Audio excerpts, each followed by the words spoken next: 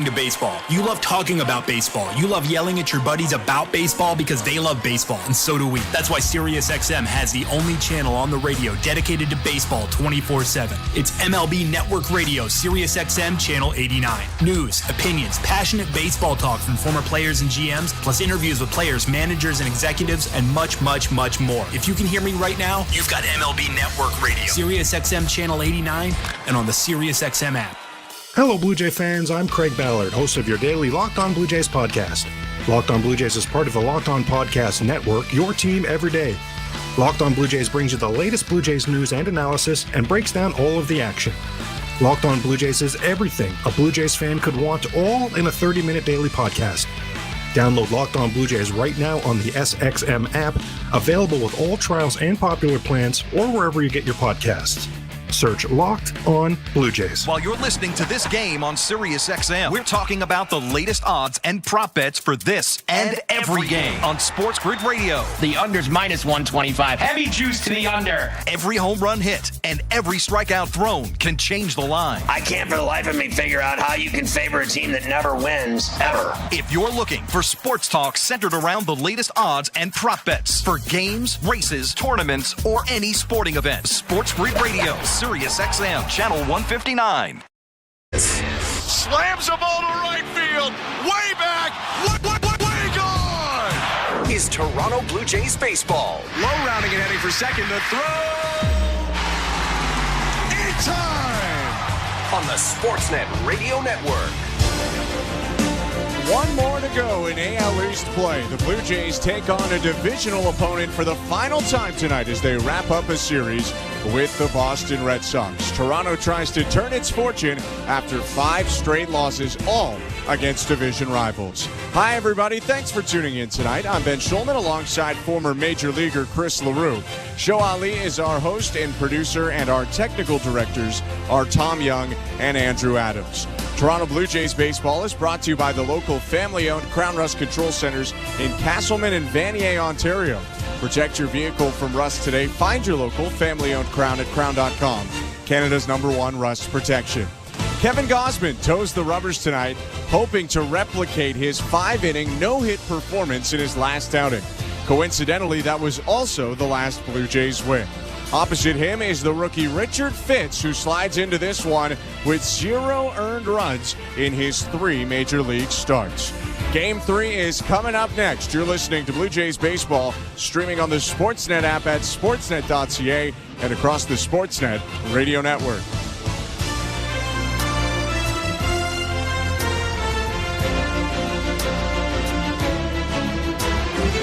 Timber Mart is Canada's building center, a solid neighbor to call upon when you've got a job to do. Your dependable home improvement store that offers the added value of Air Miles reward miles with every purchase of $15 or more. Visit timbermart.ca. At Crown Rust Control Center, protection runs deep because every Crown Rust Control Center is owned by a local family who cares beyond business. Your Crown Rust Control Center is 100% committed to their product, to you, to their community, which is your community. Protecting you and what matters to you is equally important as protecting your vehicle. Beat the rush. Protect your vehicle with Canada's #1 rust protection today. Find your local family-owned Crown Rust Control Center at crown.com. Hi, I'm Buck Martinez, live from the showdown between pizza and inflation.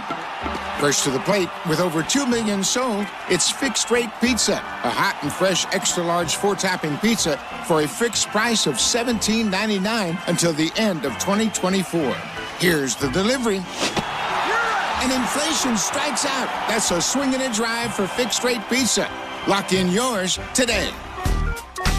Order pizza.ca. Timber Mart always has plans to help you with your plans. Your home, your cottage, your garage, whatever needs your attention first, check the most visited spot on our website for ready-to-order plans to get the job done with Canada's building center. Visit timbermart.ca.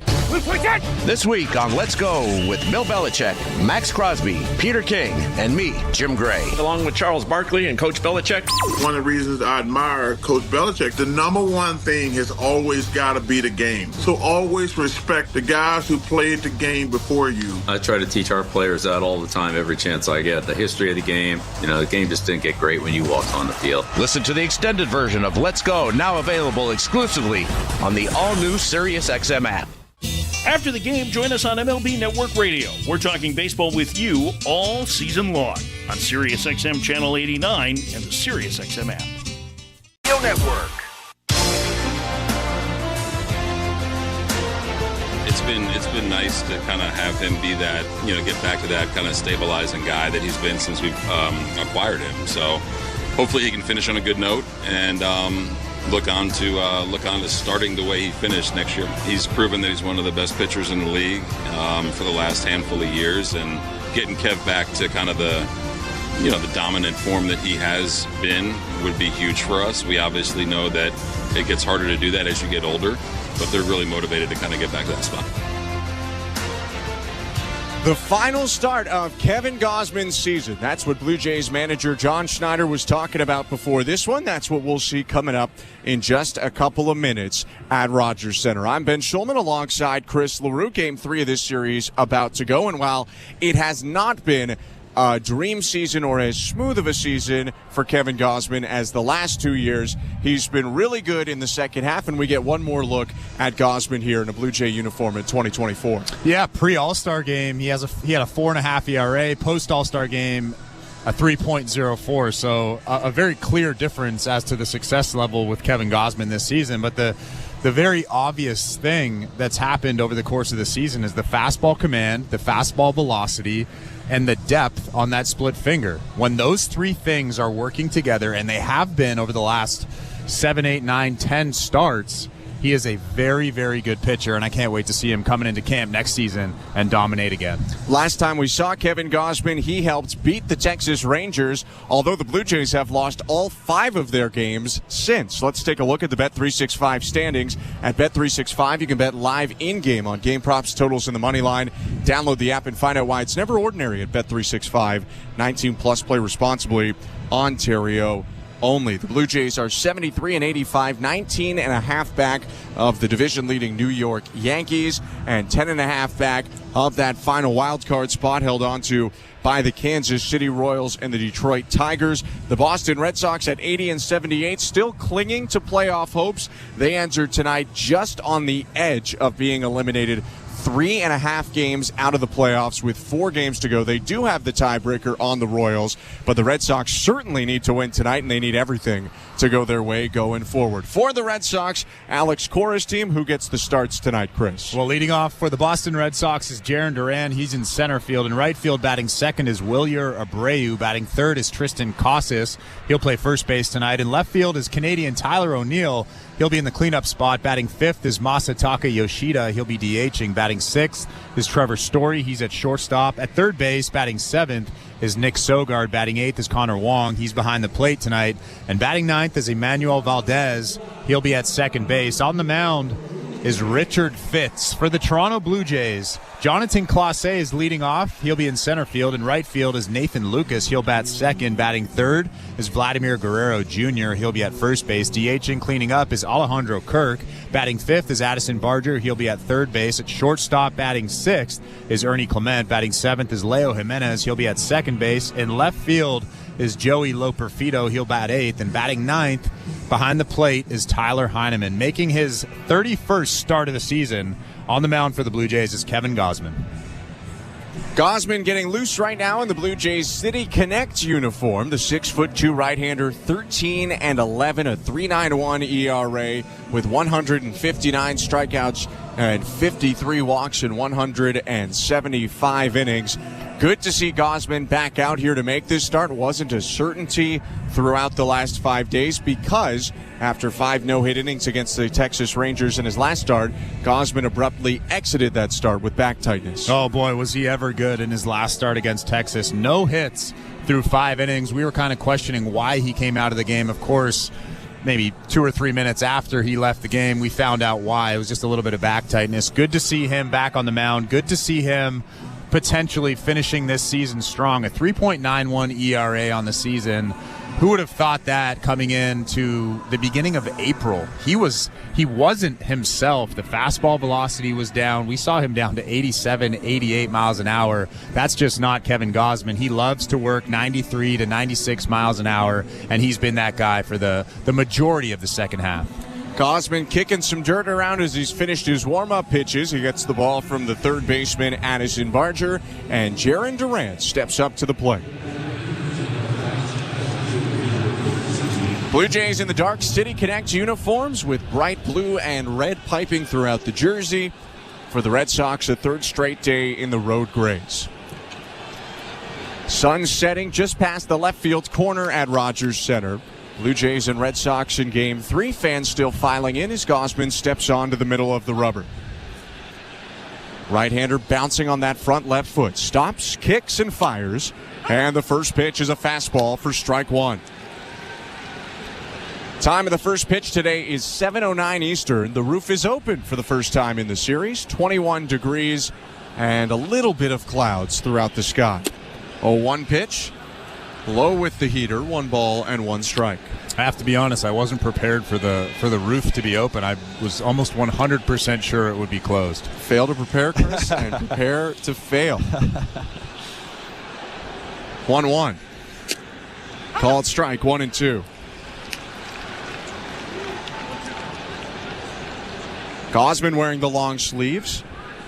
Red sleeves coming out from underneath the dark jersey. A blue glove for the righty. And he contrasts that dark jersey and pant combination with white cleats. Gausman ahead of Duran, 1-2. The righty rears back and fires. Swing and a pop-up left side of the infield. Shortstop Clement into shallow left center, calls for it, and backpedals into the catch. 1 out. And this might be his best fastball of the season. 94-95 early on. We've seen him kind of climb the ladder slowly, going from 89 to 91, sometimes up to 97, 98 with that fastball, but this is a good sign for the Blue Jays early on. Gausman with 4 pitches to get that out of Duran, and it was a heavy dosage of the fastball. All of his pitches to Duran were heaters. Another left-handed hitter up, rookie Wilyer Abreu. And the first pitch is another fastball for strike 1. Tom Hanahan is behind the plate today. Umpire at first is the crew chief Lance Barksdale. Nick Lentz at second, Scott Berry at third. 0-1. Broken bat grounder to second base, rolls right into the glove of Jimenez, who pops up, throws to first, and there are 2 outs. And early on, he is picking up right where he left off against the Texas Rangers. He is on right now. That last split finger was very good. That was his first splitter of the day. Also throws the slider. Every once in a while, you'll see a sinker too. Third left-handed hitter in a row for the Red Sox this inning is Tristan Casas, the first baseman. The pitch. Fastball just inside. Heineman tried to frame it, 1-0. First inning is brought to you by Armstrong Bird Food. Bring nature to your backyard with Armstrong, feeding Blue Jays since 1986. Visit ArmstrongBirdFood.com. 1-0. Downstairs with the fastball and a look to the side from Gausman. 2 balls and no strikes.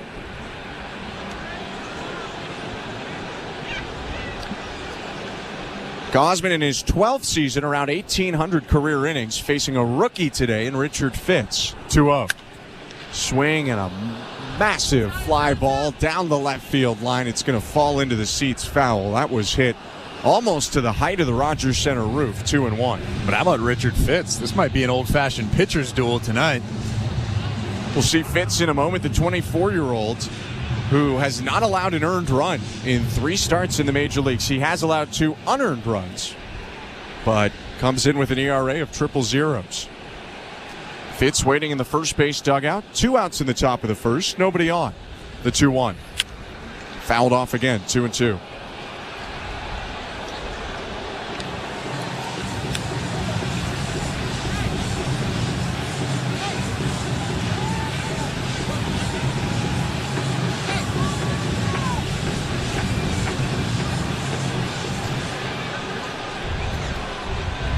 Costas had asked for time, granted by Tom Hanahan. Now the left-handed hitter steps in and taps the plate. Light-colored bat. He looks out at Gausman. The 2-2. Fastball. Got him looking. Strike three. A 1-2-3 top of the first for Kevin Gausman, and Jonathan Clase leads off for the Blue Jays against Richard Fitz next. You're listening to Blue Jays Baseball, brought to you by your local family-owned Crown Rust Control Center, streaming at sportsnet.ca and the Sportsnet Radio Network. We're 2menintruck.ca. We've got lots of men and lots of trucks, so get ready to be moved. Think 2menintruck.ca. So when you gotta move, all moving day. Think 2menintruck.ca. Cause all of us movers are not the same. So that's our company name, 2menintruck.ca. We're lots of men with lots of trucks, so give us a call today. At Crown Rust Control, protection runs deep because every Crown Rust Control Center is owned by a local family who cares beyond business. Your Crown Rust Control is 100% committed to their product, to you, to their community, which is your community. Protecting you and what matters to you is equally important as protecting your vehicle. Beat the rush. Protect your vehicle with Canada's #1 rust protection today. Find your local family-owned Crown Rust Control Center at crown.com. At Bet365, we don't do ordinary. That's why we introduced in-game betting, because when the game starts, the action doesn't stop. With in-game betting, you can wager on game props, player props, totals, and the money line.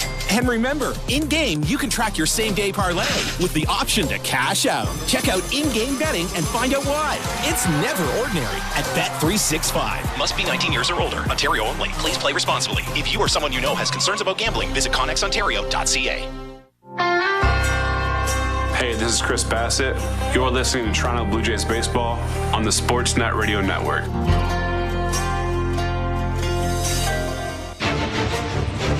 Welcome to the Timbermark broadcast booth. I'm Ben Schulman alongside Chris LaRue, Show Ali, our host and producer, Andrew Adams, and Tom Young, our technical directors. No score, Blue Jays and Red Sox. Richard Fitz steals to Jonathan Clase in the first pitch, hit foul, 0-1. Fitz, the rookie, making his fourth major league start. We mentioned it in the top half. No earned runs for Fitz in 15 2/3 innings. 7 strikeouts to 5 walks. 0-1. Called strike, 0-2. And he's still looking for that first major league win as well. 0-0 on the season. He has not been helped out a ton by the Red Sox bats so far. Starts against the White Sox, the Yankees, and the Twins. 0-2 to Clase. Outside, ball 1. He was really antsy in the top half of the first inning. I was watching him in the dugout, walking back and forth, jumping around. Still got those jitters. 1-2, fouled off, still 1-2. 24 years old is Richard Fitz. Drafted by the Yankees in the 6th round in 2021 out of Auburn. 1-2. Swing and a line drive, right center field and down for a base hit. First time the Blue Jays lead off Clase this season, and he comes up with a leadoff single in the bottom of the first. It's a pretty good swing from Clase. That might be the best swing I've seen him take. Just hammered that baseball into the gap in right field. I thought that he might try to take 2, but Wilyer Abreu does a good job cutting it off. Still definitely a possibility that Clase thinks about second base now. On first with Nathan Lucas up, and Clase, a noted base stealer in his minor league career. Fitz in the stretch, the pitch. Lucas shows bunt and puts it down to third base. Picked up by Nick Sogard. He'll toss over to first. And they make the play to get Lucas out on the sacrifice. Clase is up to second. A sacrifice bunt, although really more of a bunt attempt for a base hit by Lucas. Yeah, I don't know if that was a true base hit attempt or a true sacrifice. It might have been in between, but interestingly enough, I was talking to Kevin Youkilis before the game, and he asked me, why don't the Blue Jays play small ball really at all? And I thought he asked the right guy, by the way. And I was like, well, you're... And I thought to myself, why don't they play small ball? And interestingly enough, they just do it right there. Turn and throw back to second now. Fitz checks on Clase, who dives back in. Maybe Kevin Youkilis had a conversation with John Schneider before the game. You never know.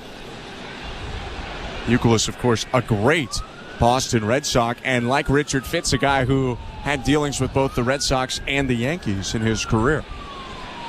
Pitch to Vladimir Guerrero Jr. It's a called strike with the slider, 0-1. Mix for Fitz is four-seamer, slider, sweeper, and splitter. Runner on second, one out, bottom of the first, and Fitz looks at second before dealing home to Vladimir Guerrero Jr. Pitch on the way. Swing and a ground ball up the middle, fielded by the second baseman Valdez. He throws from the wrong side of second back to first, gets Guerrero for the second out. Clase moves up to third. And now big at bat for Alejandro Kirk here. It's a big run out at third base. You have your ace on the mound in Kevin Gausman, or one of your aces on the mound. Probably will throw a pretty good game. One or two runs might do it, so that run out at third base with 2 outs is a big run. Good thing for the Blue Jays, the DH Kirk has been one of their hotter hitters in the second half. Fitz's pitch.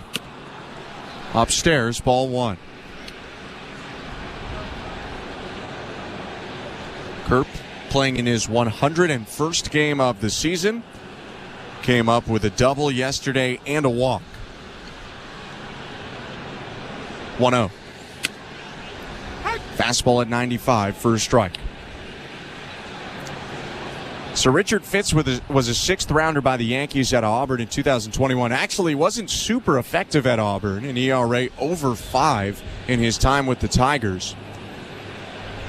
1-1. Swing and a fly ball right field. Hangs up for Wilyer Abreu, and he makes the catch to end the inning. Leadoff single Clase, but he's left on third.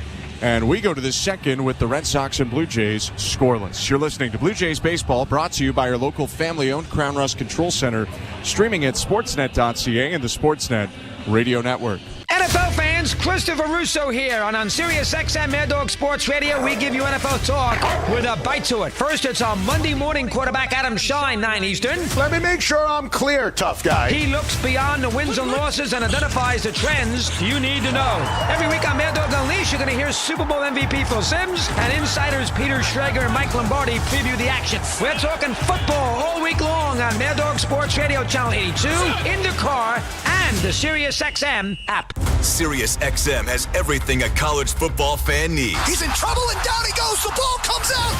All the big games are on the Sirius XM app. Down the sidelines midfield. It's a race. Picking them up, putting them down. Plus, hear daily in-depth analysis on College Sports Radio, Channel 84. There's not a lot of holes or weaknesses on that football team, and they've got the goods where you want to have the goods for a championship caliber roster. Our experts get you ready for game day every day on Sirius XM and the Sirius XM app. The UEFA Champions League is back on Sirius XM FC, and this year it's bigger than ever. Absolutely ridiculous from Real Madrid. Merseyside magic from Mo Salah. Now with more matches featuring soccer's most iconic clubs as they battle it out for European supremacy. What a start for Inter! Haaland scores the hat-trick! From the league phase to the final, the Champions League is on Sirius XM FC 157 and the all-new Sirius XM app.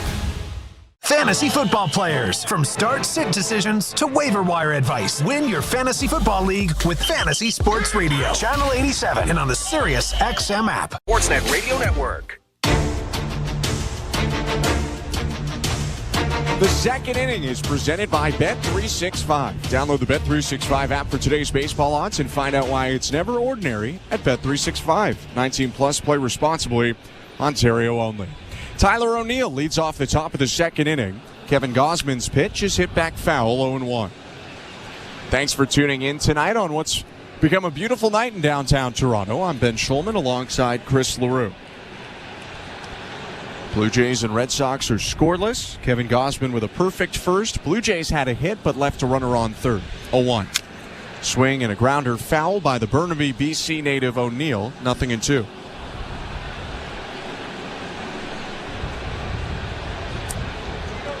Teammate of yours with Team Canada, Chris LaRue, Tyler O'Neill up to the plate.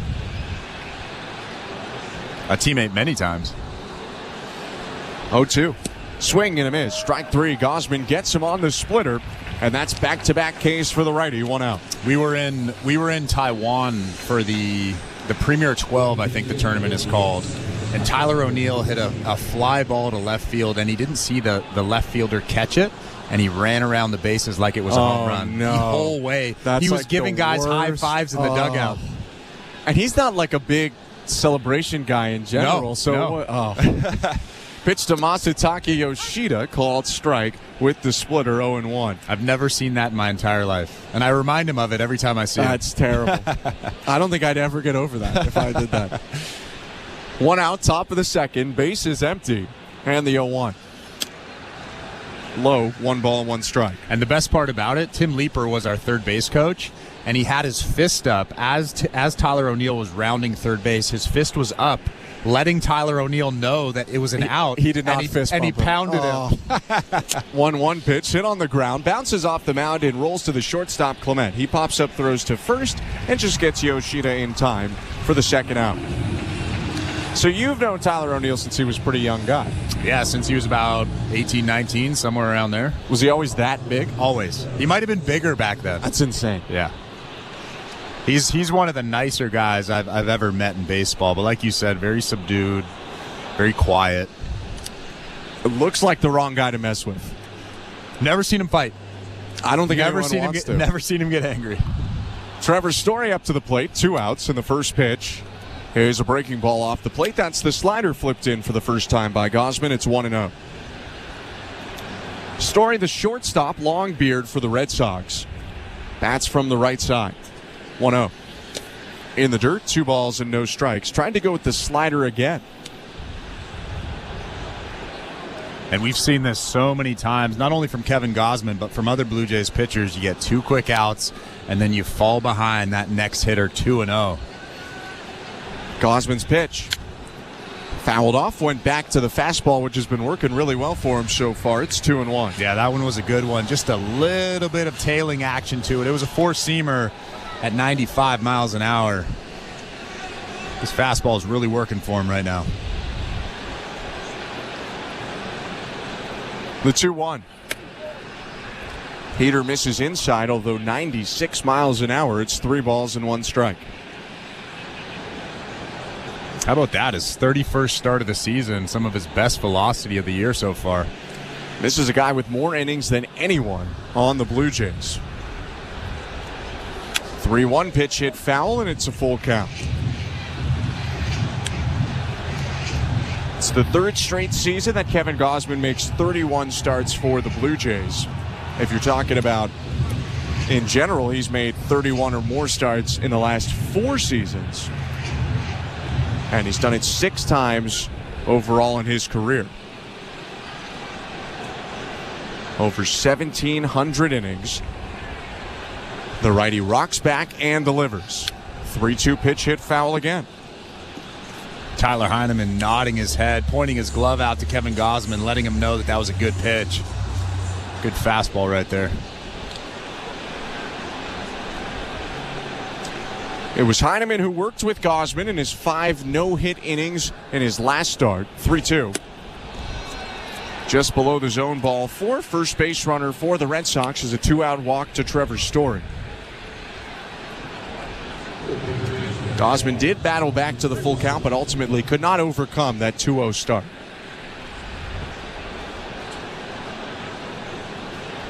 So Story down to first, and Nick Sogard, switch hitting third baseman, comes up. No score, Blue Jays and Red Sox. 2 outs, top of the second. Gausman's pitch. Fastball low, or pardon me, called strike. 0-1. Bit of an abbreviated leg kick there from Kevin Gausman with Story on first, and he lost a little bit of velocity on that fastball, but good location. Big lead for Story, 0-1. Fouled off, 0-2. And how about that? He goes from 91 miles an hour with the 4-seam fastball to 96 miles an hour with the 4-seam fastball.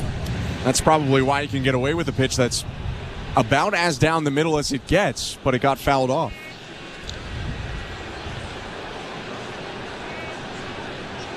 Gausman's 0-2. Poked foul. Sogard reached way outside and hit the splitter into the seats.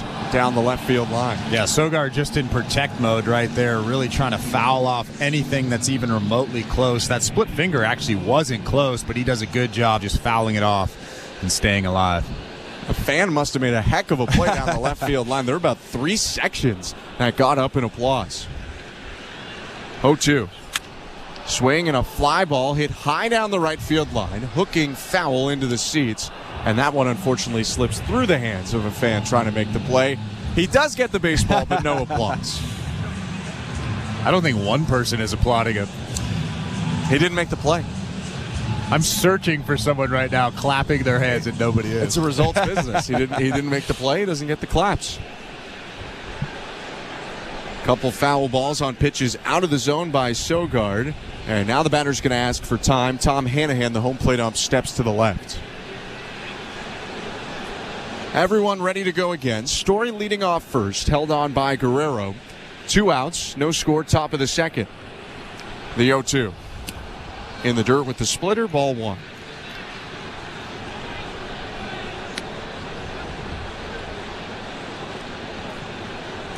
Kevin Gausman up to 28 pitches in this start. Threw 58 in his last start, but he had to exit early due to back tightness. We were given no indication he's on a limit today. 1-2. Swing and a liner bounces through the middle of the infield and into right center, a base hit. Story stops at second because that one was smoked. And it'll be runners on first and second now with 2 outs for the Red Sox. A really good job by Sogard shortening up that swing, protecting. It was a fastball away, almost on the black. And he does a good job just shortening that swing and hammering it up the middle. I mean, that's a pretty good pitch when you look back at it. Maybe in a perfect world, it's a tiny bit lower, but you're probably getting out on it 9 times out of 10. Yeah, he was just in protect mode. That's a good 2-strike approach from Sogard. So after 2 quick outs for Gausman, 2 runners reach for the Red Sox, and one of the better hitting catchers in baseball, Connor Wong, is up. 283 hitter looks out at Kevin Gausman, and the pitch. Foul tip on a splitter, strike 1.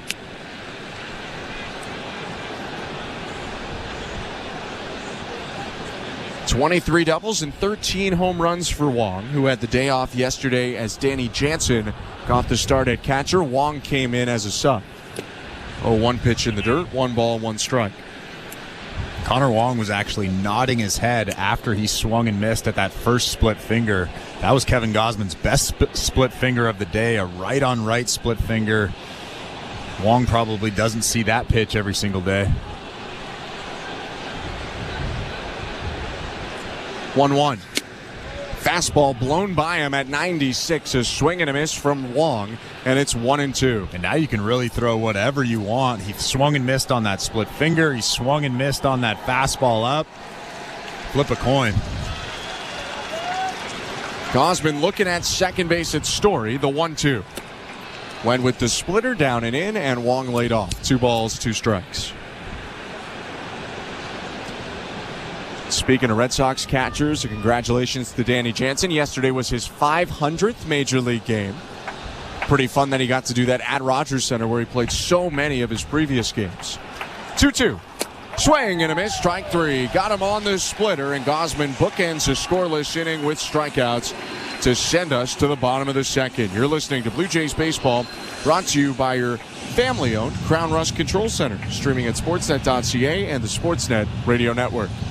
At Crown Rust Control Center, protection runs deep because every Crown Rust Control Center is owned by a local family who cares beyond business. Your Crown Rust Control Center is 100% committed to their product, to you, to their community, which is your community. Protecting you and what matters to you is equally important as protecting your vehicle. Beat the rush. Protect your vehicle with Canada's #1 rust protection today. Find your local family-owned Crown Rust Control Center at crown.com. We're 2 men and a truck. So, you're moving to a new home, and all that's left to do is to call a mover you know you can trust. Well, naturally, you think 2 men and a truck, since you know they have lots of men and lots of trucks.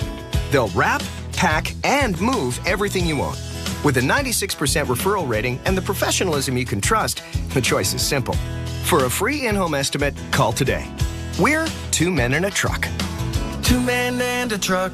the movers who care. It's time to celebrate you with the Party at the Ballpark. On Friday, September 27th, dial up your fall wardrobe with the Blue Jays Fanal Giveaway presented by TD. They go back-to-back in the bottom of the ninth. How much fun was that? It is loud here at Rogers Center, and 40,000 are chanting his name. Get ready for good vibes and a chance to win great prizes. What a weekend for the Blue Jays. Fan Appreciation Weekend, presented by TD, September 27th, 28th, and 29th. For tickets, visit BlueJays.com. This is Toronto Blue Jays baseball. They got him. A strike him out, throw him out, double play. On Sportsnet 590 The Fan and the Sportsnet Radio Network.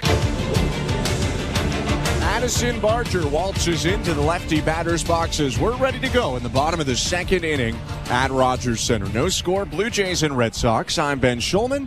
To my left is Chris LaRue. Richard Fitts into the wind and the righty's pitch. Called strike.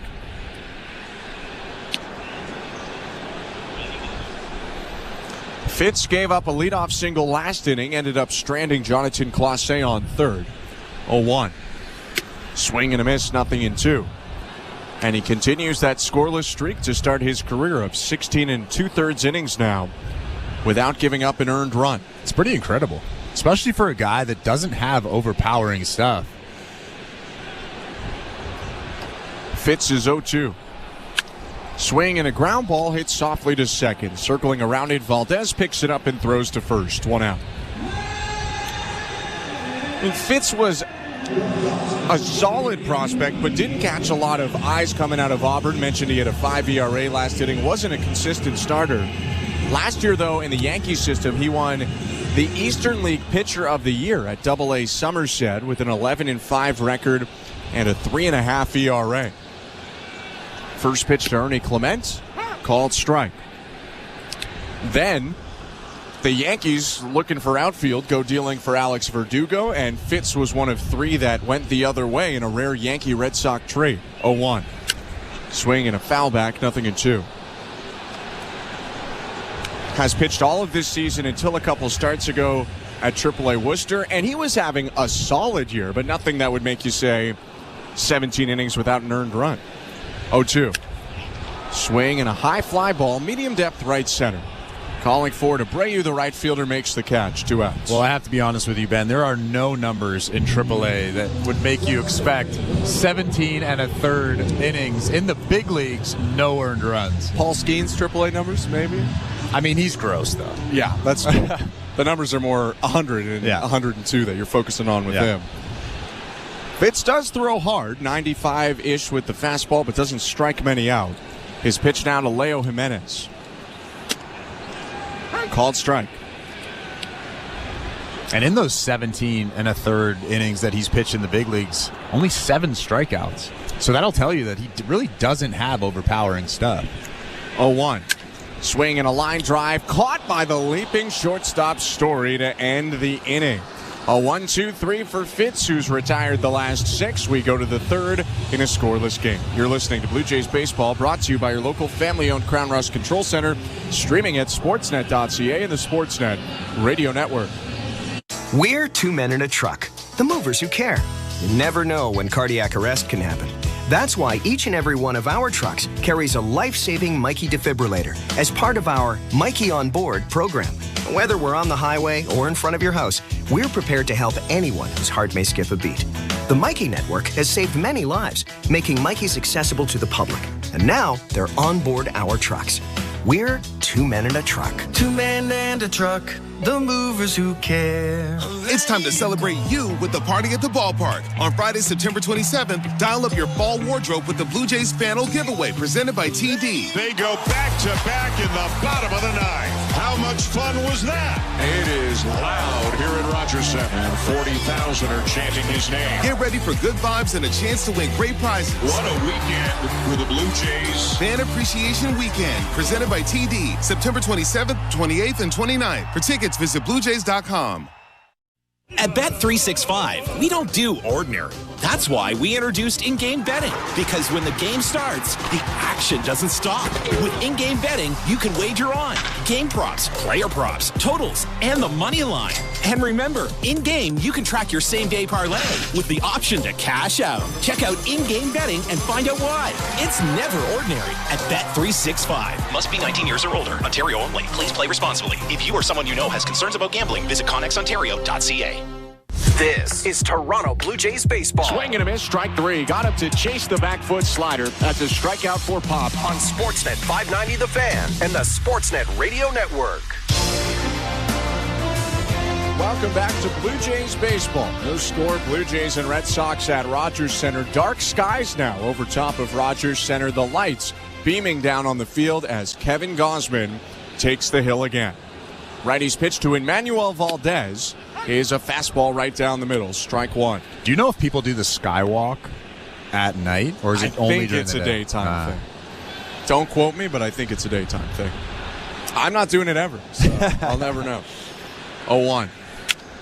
Swing and a fly ball, shallow left center. Moving in, the left fielder, Loperfido, is under it and makes the catch. 1 out. That was an absolutely perfect located fastball.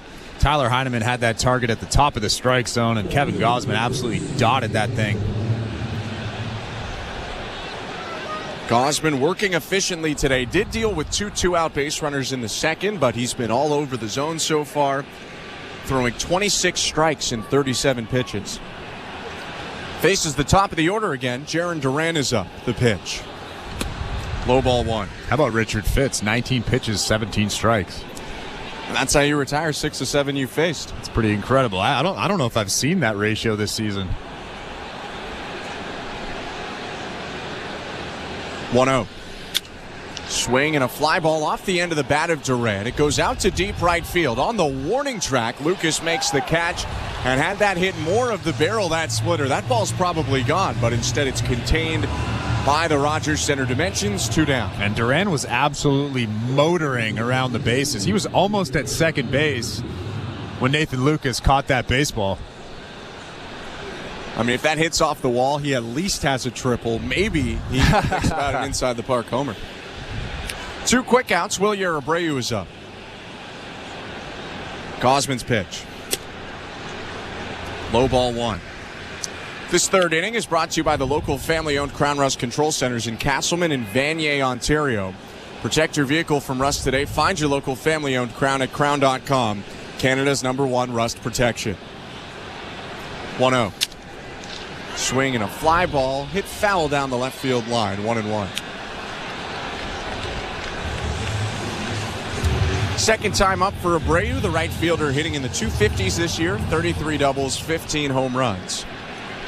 Don't think he'll win Rookie of the Year in the American League, but he should be in the mix. 1-1. High, 2-1.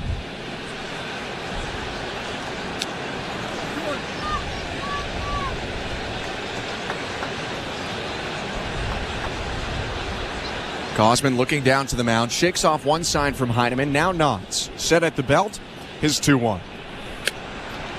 Fastball just outside. Abreu shaking his head to indicate that wasn't in there. It wasn't. It's ball 3.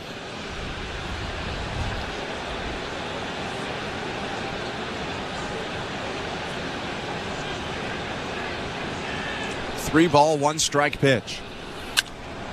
Hit high in the air left field. Moving back Loperfido. Slowing up just before the warning track. Still on the turf, he makes the catch and throws it into the stands as the inning comes to a close.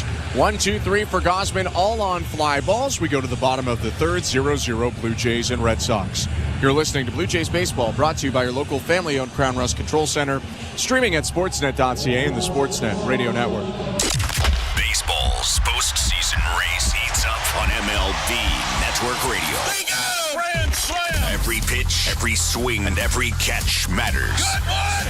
MLB Network Radio brings you all the live action. Never seen a play like that! And expert analysis you need to follow your team. Don't miss a moment of the chase. On MLB Network Radio, Sirius XM 89, and the all-new Sirius XM app. Are you regretting eating that gas station hot dog? Yeah, we know. We've been there too. This is a message for baseball fans like you. Did you know that you get a channel that's talking baseball 24/7 as part of your SiriusXM subscription? What? Our lineup includes shows hosted by former big leaguers and executives. Plus, you'll hear from 17 managers each week. MLB Network Radio is on SiriusXM Channel 89, or just search MLB Network Radio on the SXM app. SiriusXM Sports. We're more than just a game. The NASCAR Cup Series is on SiriusXM. Let's go, man! We're back on the track Sunday. 2 p.m. Eastern. It's the Hollywood Casino 400 from Kansas Speedway. Checker fly, baby. Yeah! On SiriusXM NASCAR Radio Channel 90. In the car and on the all-new SiriusXM app. Get closer to everything that moves you wherever you are with the SiriusXM app. Let's make some smoke and drink some beer. Yes! The Blue Jays are in flight, leading 3-0. Blue Jays fans, this is Ross Atkins, and you're listening to Blue Jays Baseball on Sirius XM. A Sportsnet Radio Network.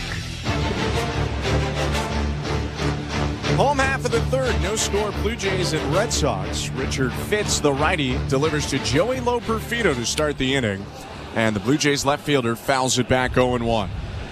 Welcome to the Timbermart broadcast booth. Timbermart always has someone on deck to help you with any home improvement projects. Before you begin renovating, visit the team at Timbermart. They've got the know-how to make sure you come out swinging on your next project. Timbermart, Canada's building center.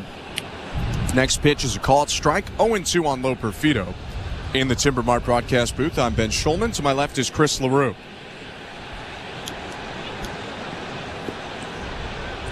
Fitz, a 6'3", 230-pound right-hander looking in, takes a breath, winds, and offers.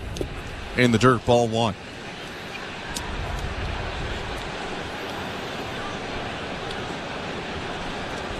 Eight, 9-1 for the Blue Jays this inning. Loperfido, Heineman, and Jonathan Clase. The pitch.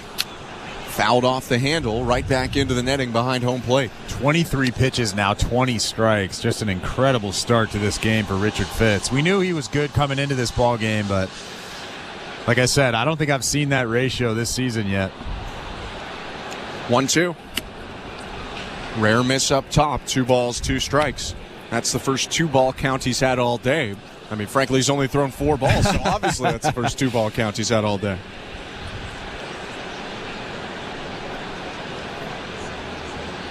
2-2. Foul tip, strike 3. First punch out of the day for Richard Fitz, a guy throwing about 85% strikes, gets the strikeout for the first out of the bottom of the third. Yeah, like we've mentioned, only 7 strikeouts coming into this ball game. Not a strikeout pitcher, but he elevates that fastball mid-90s, just blows it by Joey Loperfido for strikeout number 1. Now he'll face a guy who caught him many times this year, Tyler Heineman at the plate. The pitch. Swing and a line drive foul down the right field line, 0-1. And how about that? Caught him 11 times, and he's ambushing him. Heineman caught him at AAA Worcester. Most of Heineman's season spent at the AAA level in the Red Sox organization. Did play a couple games for Boston in the majors. John Schneider had said that Heineman wasn't too long-winded, but did take a lead today in the hitters' meeting. 0-1. Swing and a miss. Puts the fastball past him, 0-2. It's kind of messed up, no? You got to do what you got to do.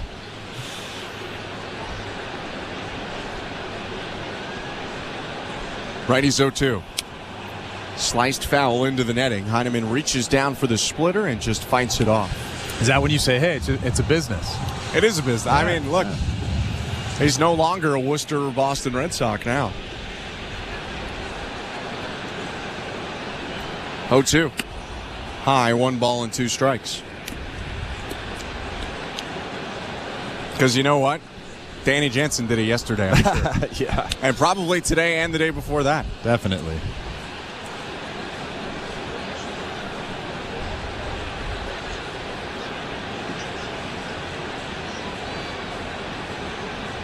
One-two pitch. Hit off the handle, a pop-up to second base. Valdez calling off Story. The second baseman brings it in. 2 quick outs. And you know what Heineman was probably thinking when he looked at how well Richard Fitz is pitching in the big leagues? He's probably thinking, in AAA, I never saw this guy throw 18 shutout innings or 18 innings, no earned runs, and he's doing it in the big leagues. Hey, he's been much more effective somehow at the major league level than at AAA. Only 1 hit first time through for Fitz, who now faces Jonathan Clase and misses high, ball 1. This now second time through the order, and the only guy that got to him first time through was Clase. Had a leadoff single in the first. Switch hitter bats left, the 1-0 offering. Sailed it to the backstop, 2-0. For about 85% strikes, and then unleash one that Connor Wong couldn't reel in. Looks like Fitz is being a little bit careful with Clase. Clase hit a 101-mile-per-hour line drive to right center field in the first. Was bunted to second, advanced to third, but was stranded on base. 2-0. 95 on the outside edge, strike 1. 1 hit aside, no runs for either team. 2 outs, bases empty, bottom of the third. The pitch. Low ball 3. There's a lot of tilt to that fastball. When Richard Fitz gets on top of that fastball, it's 94 to 96 miles an hour and a lot of tilt. The 3-1. Called strike on a pitch, certainly outside. Can't blame Clase for dropping the bat and starting to go to first. That's just not a strike, but it'll go to 3-2. Yeah, that was about a half a ball outside. Not a pitch that we generally see called strikes, but I mean, Clase, he's a rookie, so he's probably not going to get that call very often. 3-2. Outside again, and this one is called outside, ball 4. And now Richard Fitz is looking in at Tom Hanahan, wondering where that ball was. That might have been a better pitch than the previous pitch. And they're both rookies at the end of the day, so I don't know who's supposed to get the advantage there. But Clase does get the walk, and wouldn't be shocked if you see him take off here with 2 outs and Nathan Lucas coming up. I would hope that he takes off. Pitch 1 or pitch 2, get to second base, get in scoring position with 2 outs. Healthy leadoff first, the pitch. Swing and a pop-up. Back behind second base. Charging in, Jarren Duran, the center fielder, catches it off to the left and ends the inning. No runs, no hits, 1 left for the Blue Jays. We go to the 4th, 0-0, Boston and Toronto. You're listening to Blue Jays Baseball, brought to you by your local family-owned Crown Rust Control Center, streaming at sportsnet.ca and the Sportsnet Radio Network. The NASCAR Cup Series is on SiriusXM. Let's go, man! We're back on the track Sunday. 2 p.m. Eastern. It's the Hollywood Casino 400 from Kansas Speedway. Checker fly, baby. Yeah! On SiriusXM NASCAR Radio Channel 90. In the car and on the all-new SiriusXM app. Get closer to everything that moves you wherever you are with the SiriusXM app. Let's make some smoke and drink some beer. Yes! A new year in the NBA is right around the corner, and NBA Radio has you covered. Tatum muscles it up and in, scoring the foul. Our experts are breaking down the entire league. That's going to be a fun team to watch. And bringing you inside the locker room. It is a must-win game. Basketball season is just weeks away, and your 24/7 home for hoops is SiriusXM NBA Radio, Channel 86, and the all-new SiriusXM app.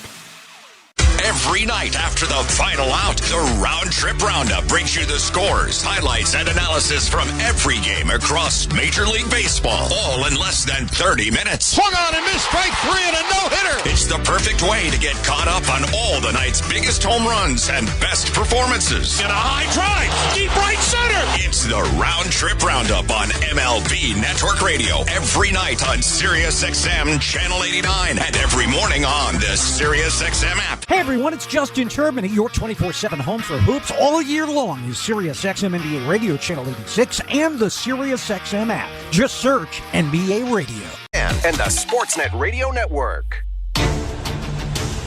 It's the 4th inning, presented by Bet365. At Bet365, you can watch thousands of live games, build your own bet, and can even make a bet while the game's still being played.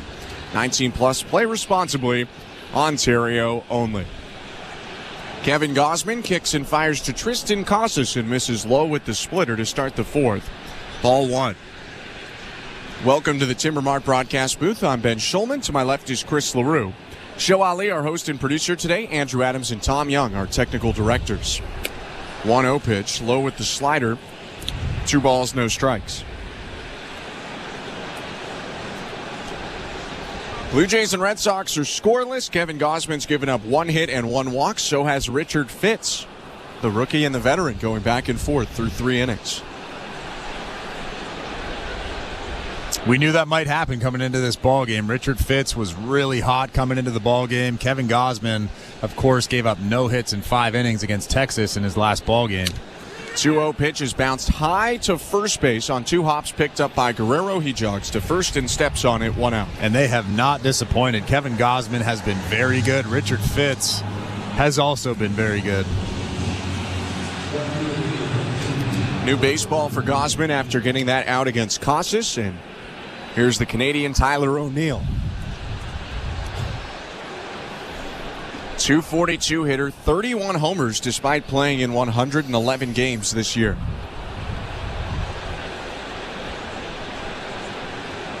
The pitch. Fastball outside, 1-0. And guess what? Tyler O'Neill is a free agent after this season. And he's done himself a good job heading into the free market. Swings at the 1-0 and bounces it foul left side, 1-1. I am certain that there are going to be a lot of teams interested in a guy who can hit 30 homers in limited action and play all 3 outfield spots. Obviously, he's a guy that really hasn't stayed healthy for the majority of those 6 seasons before free agency, but if he can stay healthy, he's a 40-45 homer guy.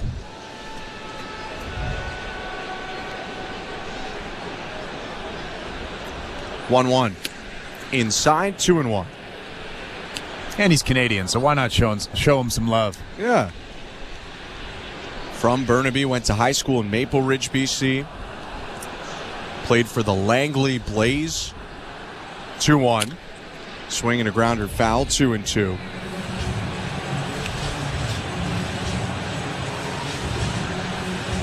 O'Neill was a 3rd rounder actually by the Mariners in 2013, although he debuted with the Cardinals. And we mentioned all his time playing with Canada, played here in Toronto in the 2015 Pan Am Games. 2-2.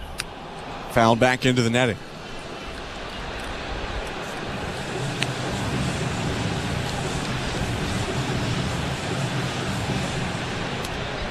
This year he's had injuries, but not necessarily recurring injuries or anything that you can link together. Once a concussion, he had some knee inflammation, an infection at one point. 2-2. Low with the fastball at 97, ball 3. A little bit less concerning maybe than a guy who has 2 obliques in one season, or you pull a hamstring a couple times in a year.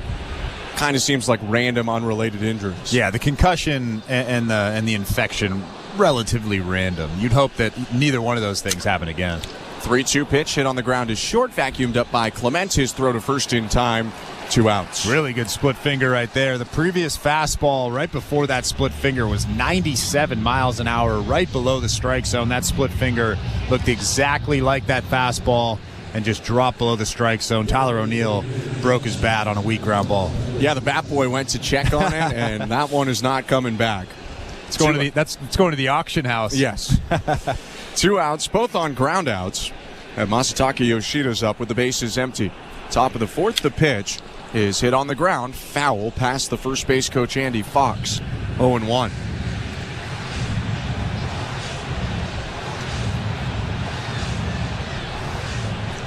Left-handed hitter Yoshida playing against the Blue Jays for the 23rd time in his career, batting nearly .360 in that time.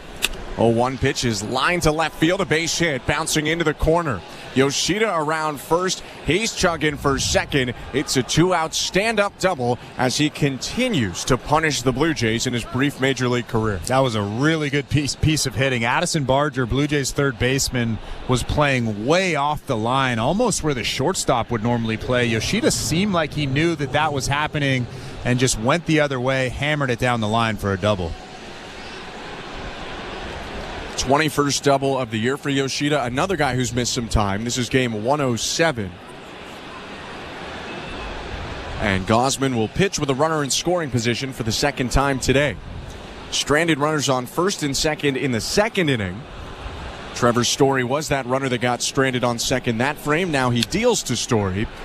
And the shortstop hits it foul, 0-1. 0-0 game in this series finale. Top of the fourth. 2 outs, Yoshida on second.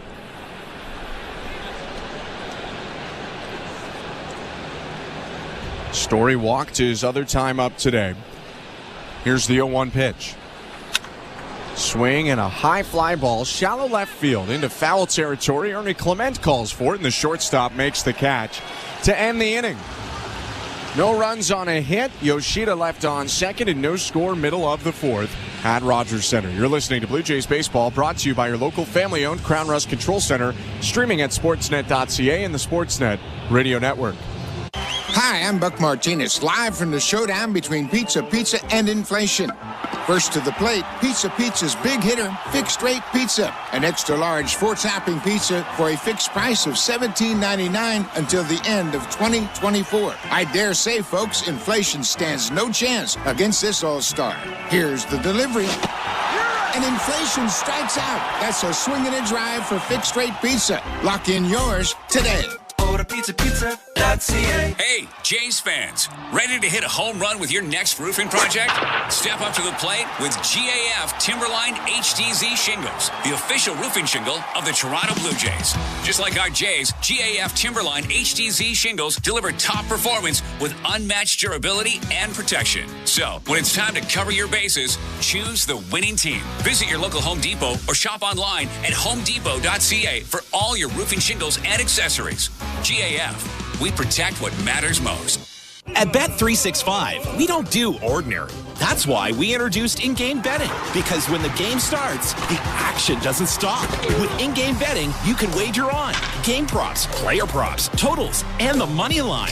And remember, in-game, you can track your same-day parlay with the option to cash out. Check out in-game betting and find out why. It's never ordinary at Bet365. Must be 19 years or older. Ontario only. Please play responsibly. If you or someone you know has concerns about gambling, visit connexontario.ca.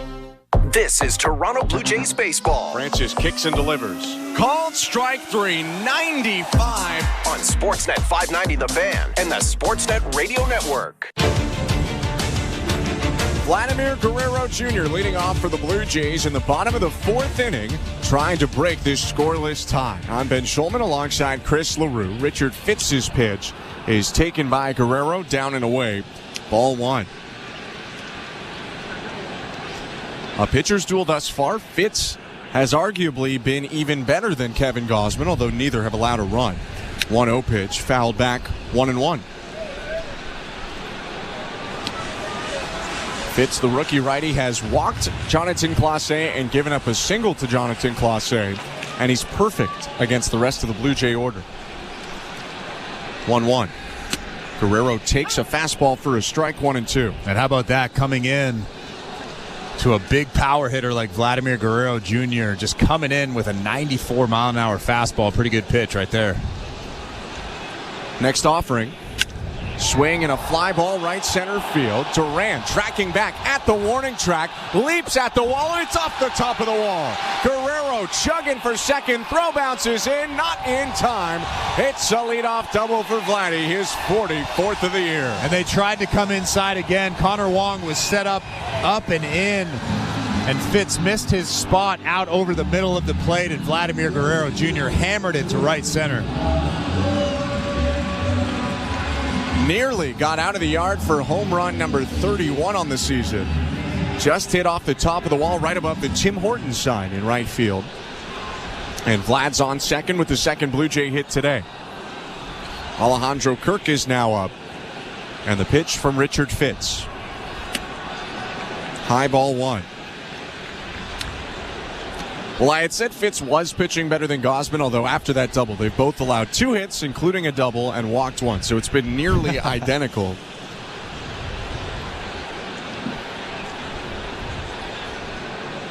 1-0 pitch. Called strike.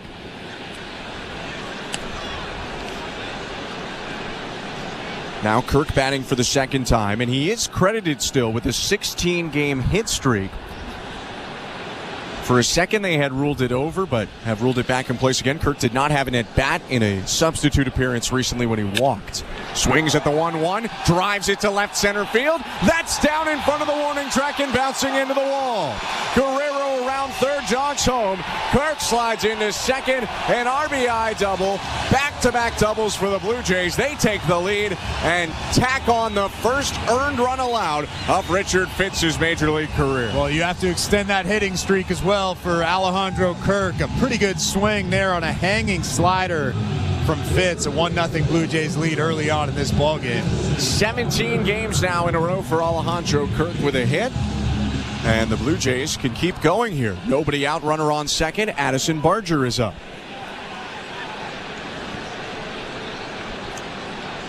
Right on left, the pitch. Big swing and a foul back, 0-1. In a sec, we'll take a look at the out-of-town scoreboard, which is brought to you by St. Louis Bar and Grill. Devilishly good since Toronto first raised the trophy in '92. Join them for wings, ribs, beer, cocktails, and catch every play at your local St. Louis Bar and Grill. Download the app or visit stlouiswings.com for more details. Always devilishly good. Swing and a miss by Barger on an 0-1 splitter, and Fitz ahead of him, 0-2.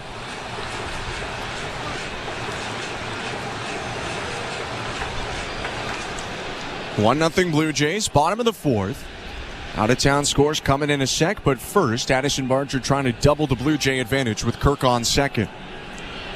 0-2 pitch. Poked foul over the netting, back behind the plate.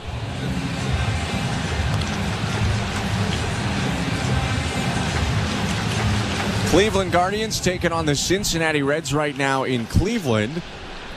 And the Guardians have a combined no-hit bid right now in the sixth inning. 4 different pitchers, including Canadian Cade Smith. Swing by Barger on the 0-2, and he rolls it to second base. Picked up by Valdez, who throws over to first for the out. Kirk will advance to third, and it's a productive out. Runner on third now, 1 out, 1-0 Toronto. You know how I feel about those combined no-hitters. They don't get you going. Well, I've told you this before, that the hardest thing about throwing a no-hitter is the fatigue late in a ball game, facing the lineup for the third time in a row, or third time through the lineup, sorry, and combined no-hitter just doesn't have any of that. You're preaching to the choir right here. Infield in, the pitch to Ernie Clement. Fouled back, 0-1. 1-0 Blue Jays. Kirk 90 feet away from the plate. Ernie Clement has a lot of room to sneak a ground ball through here with the infield in. If you're going to hit a fly ball, probably have to hit it a little bit deeper with Kirk on third. 0-1. Outside. Elsewhere on the St. Louis Bar and Grill out-of-town scoreboard, the Yankees trying to clinch the American League East, although they were foiled yesterday by the second-place Orioles. And the Orioles, again, winning today up 3-1 against Marcus Stroman. 1-1. Clement checks his swing on a pitch downstairs, ball 2.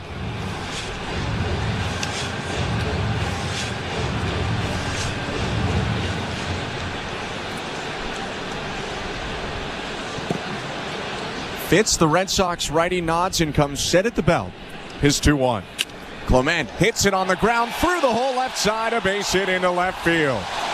Kirk jogs home. Clement with an RBI single. It's 2-0 Blue Jays. And who else do you want up in that situation? A big run standing at third base, less than 2 outs. Ernie Clement gets a hanging slider from Richard Fitz, and he hammers it through that hole on the left side. For Clement, it's RBI number 50 on the season. And 3 hits in the inning, 2 runs for the Blue Jays. Leo Jimenez is up now. He lined out hard to shortstop to end the second. The pitch. Clement takes off. Swing and a fly ball right center field. Charging in Abreu. It's down in front of him. Clement slips as he was trying to work back and then turn to second again. And Abreu throws to second for the force out. It'll be a fielder's choice as Jimenez was safe at first. But Ernie Clement caught in the mixer there. He was stealing. Then a fly ball gets hit that looks like it was going to get caught, so he slammed on the brakes to go back to first. Then it dropped in as Abreu kind of deked him out in right field, He tried to turn back to second. He did slip, although I think he was out regardless as he got thrown out by a couple steps. Yeah, Wilyer Abreu actually faked him out. You see outfielders do this a lot on balls that are going to bounce in front of them. They kind of put their arms up in the air like they're about to catch the baseball. Tough play for Ernie Clement. Joey Loperfido now up, takes in the dirt ball 1. And Leo Jimenez does not get credited with a hit on that play because Clement is thrown out. Again, a fielder's choice. 2 down now, runner on first, 2-0 Blue Jays, bottom of the 4th.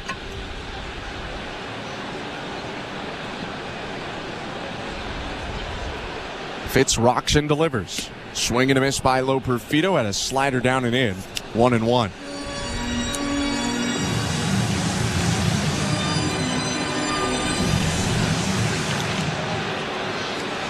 It wasn't going to go forever, and for Richard Fitz, the first 2 earned runs of his career allowed in this inning. Next pitch, wave and a miss, 1-2.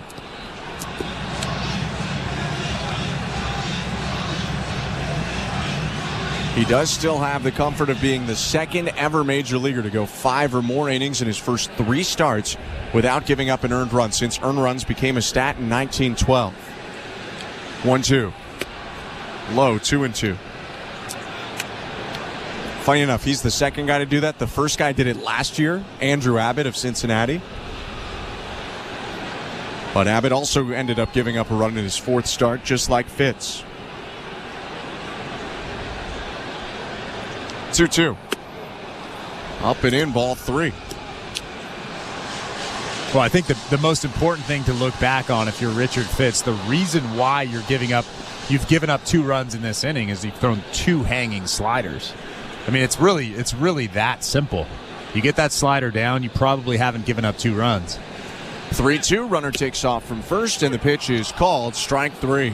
Drop the slider into the top of the zone to freeze Loperfido, but the Blue Jays on the board. 2 runs on 3 hits. They leave 1 on base, and they lead 2-0 going to the 5th. You're listening to Blue Jays Baseball, brought to you by your local family-owned Crown Rust Control Center, streaming at sportsnet.ca and the Sportsnet Radio Network.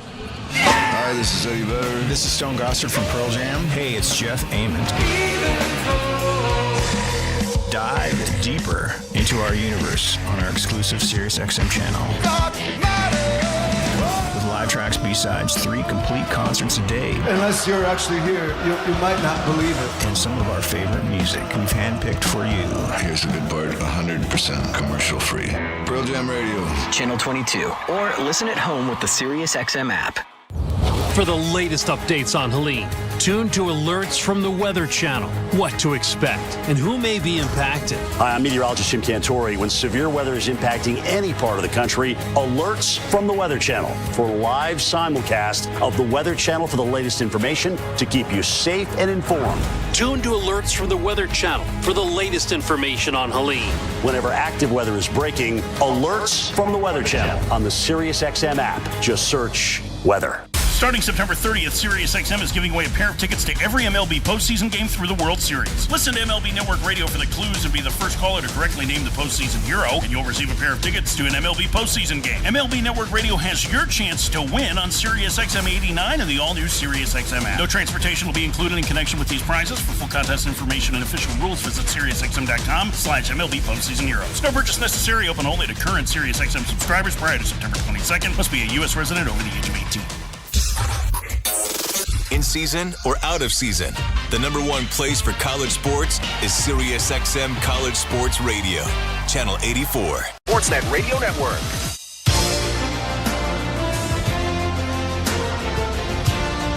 Fifth inning in downtown Toronto. Kevin Gausman back out on the mound, pitching with the lead. Blue Jays up 2-0 on the Red Sox. Gausman's pitch to Nick Sogard, called strike 1. The cousin of former Blue Jay Eric Sogard, Nick has one of the 2 hits that Kevin Gausman's allowed today in 4 scoreless. 0-1. Swing and a fly ball.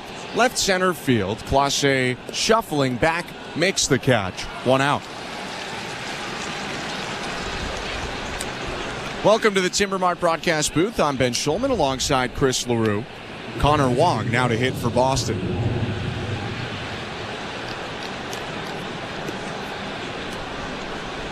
Kevin Gausman now at 60 pitches with 1 out in the 5th inning. That's pretty good.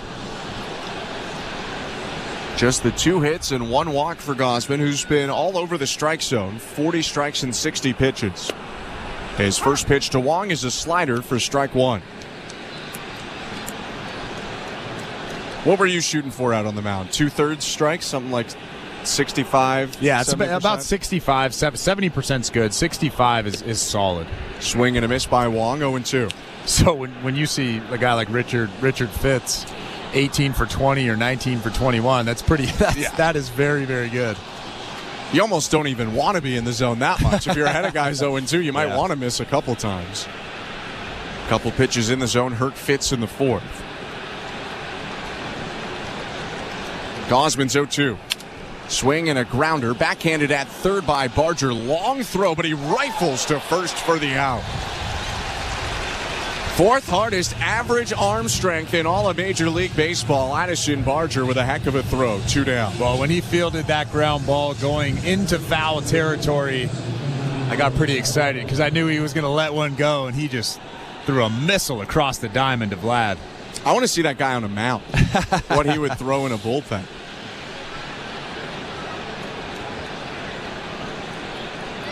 Emmanuel Valdez now up to the plate. 2 outs in the pitch. Is hit high in the air, medium depth right. Nathan Lucas started in, now backpedaling under it to make the catch and end another 1-2-3 inning. Cruising along through 5 scoreless is Kevin Gausman.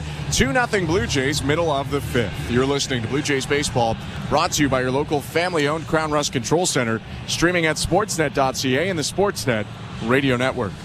Are you regretting eating that gas station hot dog? Yeah, we know. We've been there too. This is a message for baseball fans like you. Did you know that you get a channel that's talking baseball 24/7 as part of your Sirius XM subscription? What? Our lineup includes shows hosted by former big leaguers and executives. Plus, you'll hear from 17 managers each week. MLB Network Radio is on Sirius XM Channel 89, or just search MLB Network Radio on the SXM app. Sirius XM Sports. We're more than just a game. The Blue Jays are in flight, leading 3-0. Blue Jays fans, this is Ross Atkins, and you're listening to Blue Jays Baseball on Sirius XM. Sirius XM has everything a college football fan needs. He's in trouble, and down he goes. The ball comes out. All the big games are on the Sirius XM app. Down the sidelines, midfield. It's a race. Picking them up, putting them down. Plus, hear daily in-depth analysis on College Sports Radio, Channel 84. There's not a lot of holes or weaknesses on that football team, and they've got the goods where you want to have the goods for a championship caliber roster. Our experts get you ready for game day every day on Sirius XM and the Sirius XM app. If you want to win your fantasy football league, you need to listen to Fantasy Sports Radio. From lineup decisions to daily fantasy to waiver wire advice, injury updates, and so much more. You cannot afford to drop a running back. Our experts will help you dominate. I think there's value there on Austin Eckler in PPR formats. Set your lineup with Fantasy Sports Radio. Your home for fantasy football all season long. Channel 87 and on the all-new Sirius XM app. A Sportsnet Radio Network.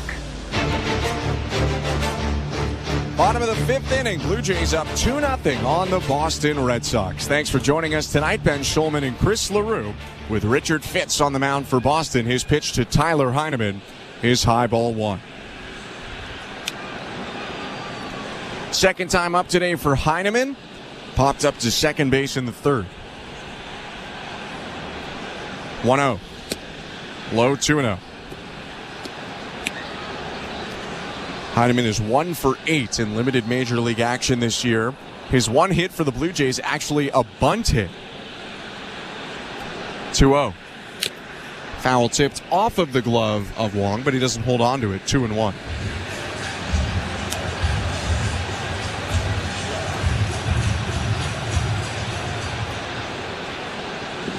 Catcher looking out at a former battery mate of his, Richard Fitz. Fitz, the rookie, has gone 5 innings in each of his last 2 starts. 5 and 2/3 in his debut start. 2-1. Outside 3-1. And although he got roughed up last inning, he has been very efficient. And a lot like Bowden Francis, where we've been spoiled with Bowden Francis. I think the Red Sox have been spoiled with Richard Fitz. 3-1 pitch hit foul, 3-2. And you look at his line so far, 4+ innings, 2 earned runs, 4 hits. It's a pretty solid line. I would take that almost every time out. And I'm sure there's Red Sox fans out there. Oh, come on. This guy's already given up 2 runs. 3-2. High ball for a leadoff walk to Heineman.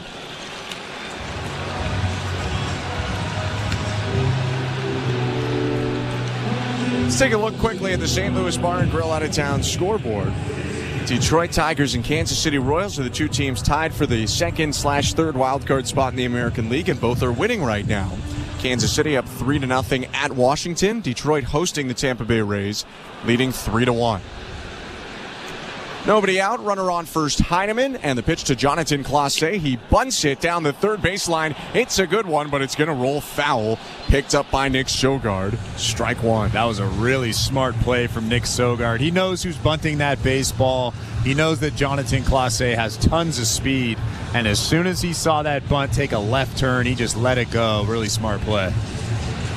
Not a bad attempt there, though, by Jonathan Clase, who really looked more like he was bunting for a base hit than thinking about advancing Heineman to second. Had the bat out there late.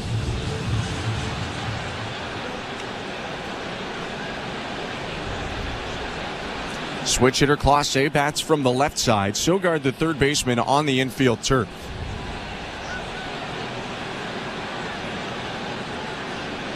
A 1 offering. High, 1 ball, 1 strike.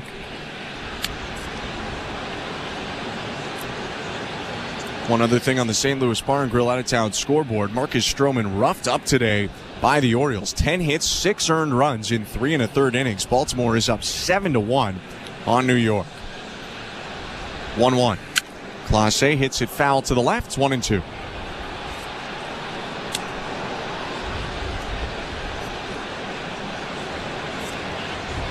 It's the first time hitting leadoff for the Blue Jays for Jonathan Clase, but it's not a spot he's unfamiliar with. Almost 320 at-bats, batting first in the order at AAA this year. 1-2. Fouled off to the left. When I asked John Schneider today what the idea was of sliding Clase up there, he said that he thinks it's a spot that really fits his tools. The switch hitting, the speed, the ability to wreak havoc on the bases. Been on twice, haven't seen him steal yet. 1-2. Swing and a looper out to shallow left field. Sogard, the third baseman, going back. It goes off his glove and lands on the left field turf. Little bit of luck there for Clase. He picks up a second single of the day. First and second, nobody out. And it almost seemed like Tyler O'Neill had a beat on that baseball and then kind of slowed up because he saw Nick Sogard basically sprinting out directly at him. He didn't want to run into Nick Sogard. I feel like that would have been a catchable baseball had Nick Sogard not been in the picture. Now, O'Neill does have the authority to call off Sogard, but maybe he only realized he could get to it at a later point in time. And for the Blue Jays, that's a big play. First and second now, and Nathan Lucas up to the plate. Nobody out. And Sogard once again in, thinking about a bunt. Pitch to Nathan Lucas. Called strike, 0-1. And, of course, Tyler O'Neill has been on the IL this season already with a concussion. He's been fighting injuries over the majority of his career. Can you blame him? He's going into free agency in 3 games. It's not the right time to get hurt. Right.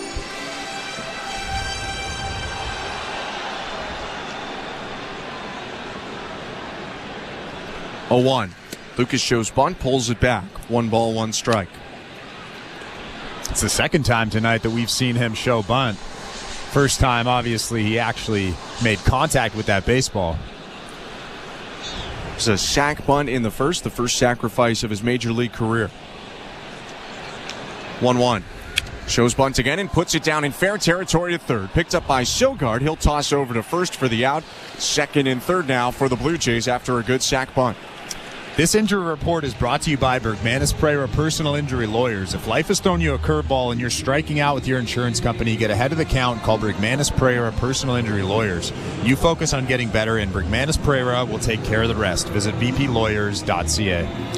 Bo Bichette saw a hand specialist in Arizona today in relation to his broken finger, and he will have surgery on that finger. Andrew Bailey, by the way, walking out to the mound before Richard Fitz faces Vlad Guerrero Jr. with one out, second and third. For Bichette, John Schneider said it would be fair to say that it's slightly worse, or at least a little bit worse, than your average broken finger. He has a displacement, so part of the bone is not exactly where it should be right now. However, unless something happens wildly different than the expectation, it should not impact Bichette's ability to be ready for spring training coming up next year. And what is the timeline for Bichette? Has John Schneider said? They didn't give anything firm. They tend not to before the surgery, because at least they say that you don't know totally until you open it up, for lack of a better word. So Bo Bichette is going to have that surgery, and then he should meet the Blue Jays this weekend back in Toronto before the end of the year.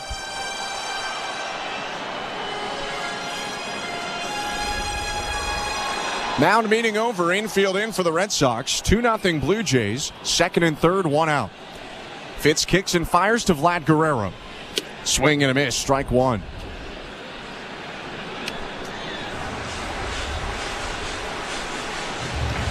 Vlad got Fitz last inning for a double off the right center field wall. Ended up coming around to score for the first Blue Jay run. 0-1. Swing and a high pop-up back behind first base. Casas backpedaling onto right field. Turf makes the catch off to his right and tosses it back to the plate. 2 down, and the runners will hold at second and third. Well, I think Fitz got away with one right there. That was a hanging sweeper over the middle of the plate, and Vlad was just a little bit out in front. You could see him laughing to himself, probably in disbelief that he missed that baseball and just hit a weak pop-up to first base.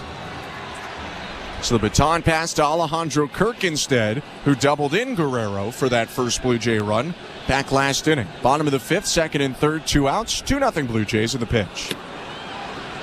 Strike one.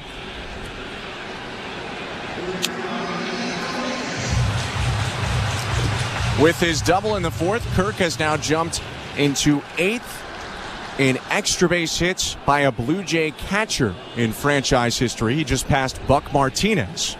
Next pitch hit foul, 0-2. Kirk with 101 extra base hits in his Blue Jay career. Buck Martinez with 100. Vladimir Guerrero Jr. actually slamming his helmet into the bench in that Blue Jays dugout 6, 7, 8 times. Obviously frustrated. Like I said, he missed that sweeper right over the middle of the plate. I think you were right that laugh was not really a happy laugh from Guerrero. Kirk now asking for time before the 0-2. Gives Fitz, the rookie, a second to step off the hill, lick his fingers, wipe them on the right side of his pants, and step back onto the rubber. 0-2, 2 outs, 2 in scoring position, and the pitch. Swing and a fly ball hit deep down the right field line. Going back, Abreu, looking up, it's off the wall. In to score, Heineman, right behind him, Clase scores. Throw to second to get Kirk, but both runs will count. It's a 2-run single by Kirk, thrown out, trying to advance to second, and we go to the 6th with the Blue Jays up 4-0. You're listening to Blue Jays Baseball, brought to you by your local family-owned Crown Rust Control Center, streaming at sportsnet.ca and the Sportsnet Radio Network. Timber Mart is Canada's building center, a solid neighbor to call upon when you've got a job to do. Your dependable home improvement store that offers the... What's up, baseball fans? Thanks for hanging out with us today for the Toronto Blue Jays game. Please make sure you hit that like button down below. It brings more fans into the chat. The more likes we get, the more fans that will be here to hang out with us. Well, we shut down this Toronto Blue Jays season. It's been a bit of a disappointment, but you know what? There's always next year. We're used to saying that as Toronto fans. Thanks for being here. Please hit that like button, and we'll see you guys back in the chat. Go Jays, go! Weekend, presented by TD, September 27th, 28th, and 29th. For tickets, visit BlueJays.com. Timber Mart always has plans to help you with your plans. Your home, your cottage, your garage, whatever needs your attention first, check the most visited spot on our website for ready-to-order plans to get the job done with Canada's Building Center. Visit timbermart.ca. Mondays on City TV. My heart is racing. Life moves forward. It's a scene I've seen so many times. Love finds a way. And this time, it's me. It's Jones time. I am greeting the next love of my life. For another chance at love. I'm not scared anymore. I'm ready for the journey to begin. The Golden Bachelorette. All new. Mondays 8/7 Central on City TV or stream it on City TV Plus. This is Toronto Blue Jays baseball. Fielded at second. Horwitz steps on the bag, throws to first. Double play. On Sportsnet 590 The Fan and the Sportsnet Radio Network. Welcome to the Timbermark broadcast booth. I'm Ben Schulman alongside Chris LaRue. 6th inning at Rogers Center, and the Blue Jays up 4-0. Alejandro Kirk having quite a day as the DH. He's driven in 3 of the 4 Blue Jay runs. And now Kevin Gausman tries to maintain that lead. Gausman will face the top of the order. Jarren Duran, the left-handed hitting center fielder, is up. The pitch. Swing and a fly ball hit to the left field corner. On the run, Loperfido, and that ball gets down in fair territory, a base hit. Duran motors into second, and on the first pitch of the 6th inning, he's got a leadoff double. It looked like Joey Loperfido thought about diving down the line, and then he kind of just thought better of it, let that ball drop, and it bounced around down in that left field corner. Good thing Duran just stopped at second base with a leadoff double. Loperfido did barehand it off the wall to get it back in quickly. If Loperfido dives and misses it with Duran's speed, there's no limit to how far he could have gone. Pitch now to Wilyer Abreu, up and away, ball 1. And he's a guy that runs hard out of the box every single time, regardless of where he hits that baseball. So he was almost already at halfway between first and second when that ball dropped. Gausman looking at the runner Duran. 1-0. Low ball 2.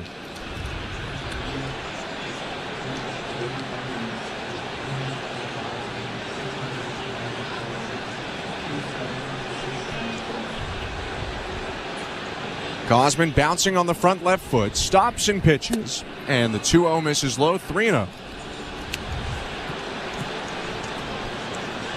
Twice already today, Gausman has had to strand base runners at second base in the 2nd and the 4th.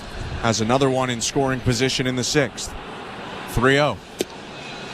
Low ball 4. It'll be a walk, and now it's 1st and 2nd. Nobody out. And obviously you don't want to walk Wilyer Abreu in that situation, but I'm okay with it because it sets up the double play. It sets up the force out at all 3 bases, and you have a double play candidate in Tristan Casas at the plate.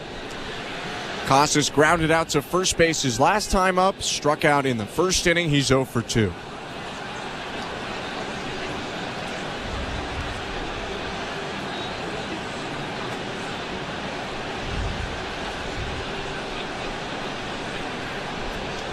Duran leading off second base, Abreu off first. Blue Jays play to the pull with the shortstop Clement up the middle as Gausman deals to left-handed hitter Tristan Casas.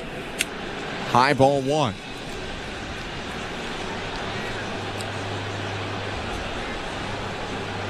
And Tyler Heineman's going to go out to the mound right now and talk to Kevin Gausman. Gives us a second to let you know that this Sunday you could be one of 10 Blue Jays fans whose lives will change forever when they split over $1.14 million. And if you get your add-on tickets before 10 p.m. Eastern tonight, you could also win $5,000 worth of groceries, Taylor Swift tickets, and more. Visit BlueJays.com/5050. Select your add-on raffle tickets at checkout, and your number could be drawn tonight. Get tickets anywhere in Ontario or Nova Scotia. Would you rather have the Taylor Swift tickets or the $5,000 worth of groceries? Groceries. Me too, man. All day long. Times like this, you need it.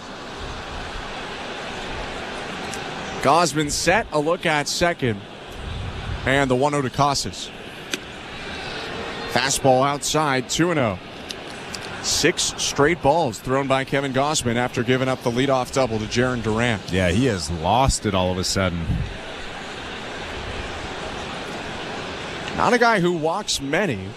Does have 2 walks in this start. 2-0. Low ball 3. He just cannot find the zone. These are not even really close misses, at least on the last two. Clear balls out of the hand of Gausman. And now you're going to have to throw something over the plate to a guy that can very easily make this a 4-3 ball game.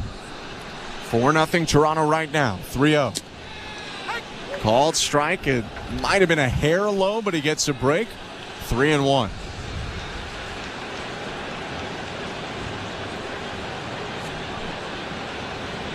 Blue Jays just doubled their lead on Kirk's 2-run single to end the fifth. 4-0 Toronto. First and second, though, for the Red Sox. Nobody out, top of 6. Gausman set. Looking at second base. And the 3-1. Swing and a line drive down in right center field, a base hit. Durant chugging around third, headed for the plate. The throw coming in is cut off by Guerrero, and it's a 4-1 game. RBI single Tristan Casas, and still runners on first and second with nobody out. Well, Tristan Casas knows that Kevin Gausman is going to throw something over the heart of the plate. He has to throw a strike in that situation. He got one down over the middle of the plate, and he hammered into right field for the first run of the ball game. Pete Walker's going to go out to the mound now before Tyler O'Neill comes up to the plate. You mentioned that Casas in that spot could have easily made it a 4-3 game. Certainly O'Neill is a guy liable to make this a 4-4 game. 31 home runs, is tied with Josh Naylor for the most homers among Canadian-born players this season. And O'Neill specifically has hurt the Blue Jays this year a handful of times. He has 5 home runs against Toronto this season, most against any opponent. Yeah, he has a ton of power. I used to say when he was 18, 19, 20 years old that he's a guy that has Giancarlo Stanton type pop. You watch him take BP, the sound off of his bat is just a little bit different than other guys. This is a big spot for Kevin Gausman. O'Neill steps into the righty box with 2 on and nobody out. 4-1 Blue Jays, top of the 6th inning. Gausman set, looking back at second, and the pitch. Fastball right down the middle, strike 1. You think he wants that pitch back? I think so. O'Neill does walk plenty, also strikes out a decent amount. Here's 0-1. And it's in the dirt to O'Neill. 1 ball, 1 strike.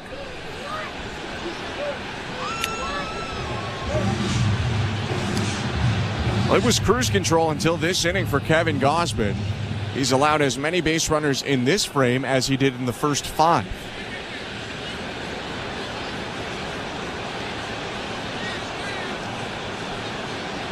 One. Swing and a chopper. Caught on a bounce by Clement at short. Throws to second for 1. Jimenez goes to third, and Barger chases down the runner Abreu for an unorthodox double play. Ernie Clement snared the one-hopper, got the force out at second. Heads up by Leo Jimenez. Wilyer Abreu was trapped in between second and third, and they get him in the rundown. 2 outs now, O'Neill at first. Yeah, you'd normally think that Leo would have turned and tried to throw Tyler O'Neill out at first base, but like you said, a heads-up play. Wilyer Abreu was kind of caught in no man's land, and he just flipped it over to Addison Barger for the easy double play. And you like the freeze in Atlanta, the guy that runs people down? Barger had no interest in throwing it around there. He just chased down Abreu and tagged him. Pitch to Masataka Yoshida is high, ball 1. So that's a huge help to Kevin Gausman. 2 outs on 1 pitch there. Really quiets the Boston rally for now. Yoshida, though, 1 for 2 with a double. And the 1-0 pitch. Outside, ball 2.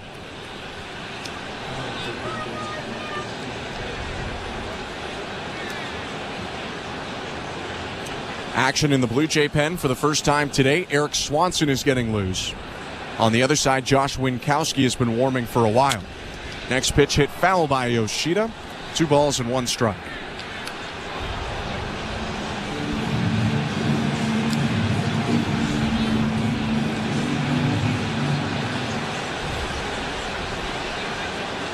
(4-1) Blue Jays. Tyler O'Neill on first. 2 outs, top of the 6th. And a throw over to first. O'Neill slides back in.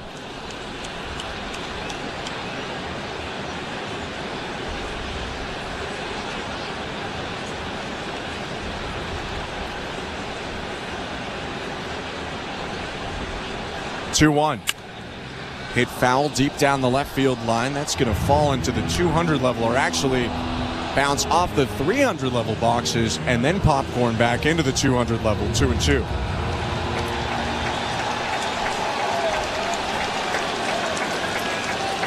Three strikeouts for Kevin Gausman today. 1 run allowed in 5 2/3. His 2-2 pitch is hit on the ground at third base, gobbled up by Barger, rifles to second, and Clement steps on the bag for the out.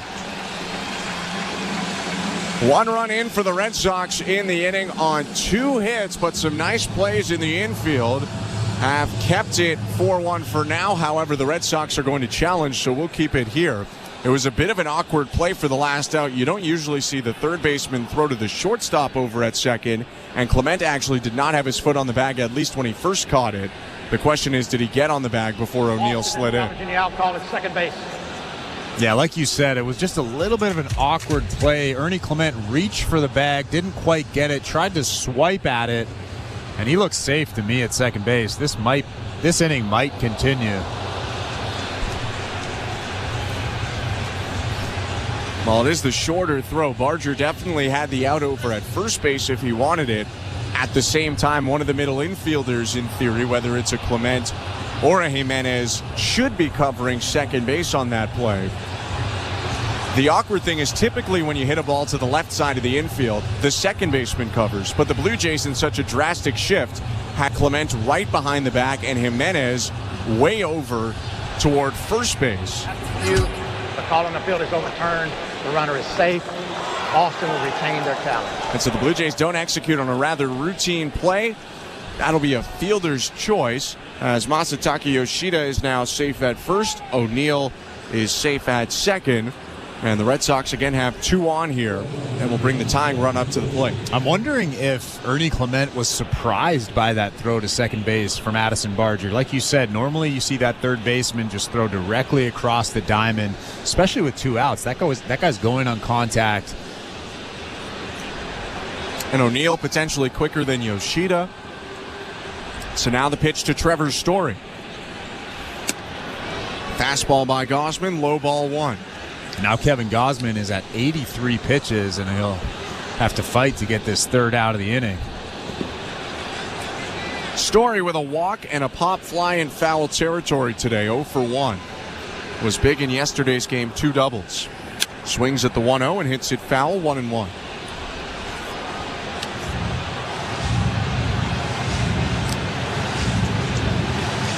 And of course, yesterday, a play in the field that seemed rather small at the time loomed large later when that Von Grissom foul pop-up dropped in, and then the Red Sox scored 2 to help their comeback.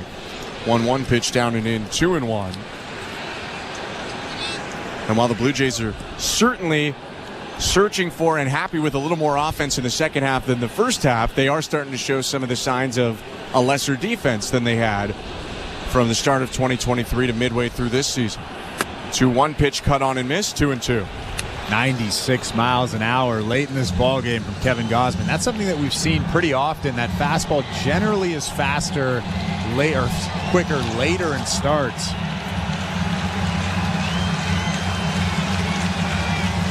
Just heating up now on 85 pitches in his 6th inning of work. O'Neill on second, Yoshida on first, and 2 outs. Gausman looks at second, and the pitch. Swing and a foul off to the right. 98 miles an hour right there with that 4-seamer. He's always got something left in the tank in about the 6th or 7th inning. It's actually pretty incredible how hard he throws later in ball games.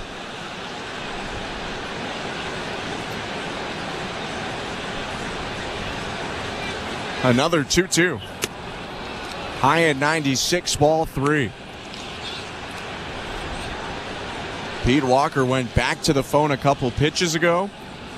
And time could be running out for Kevin Gausman here if he allows another runner to reach in this 6th. 3-2. Down ball 4. He bounced it in. That'll be a walk to load the bases.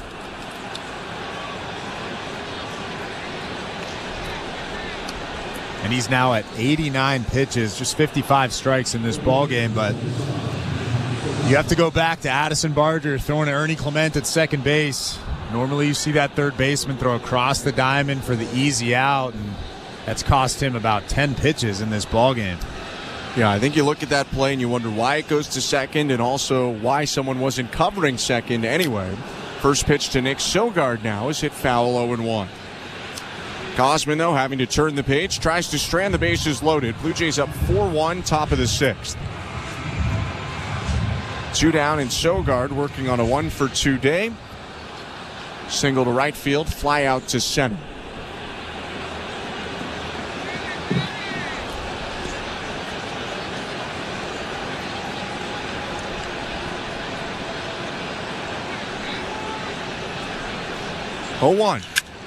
Swing and a fly ball hit deep down the left field line, slicing into the seats, 0-2.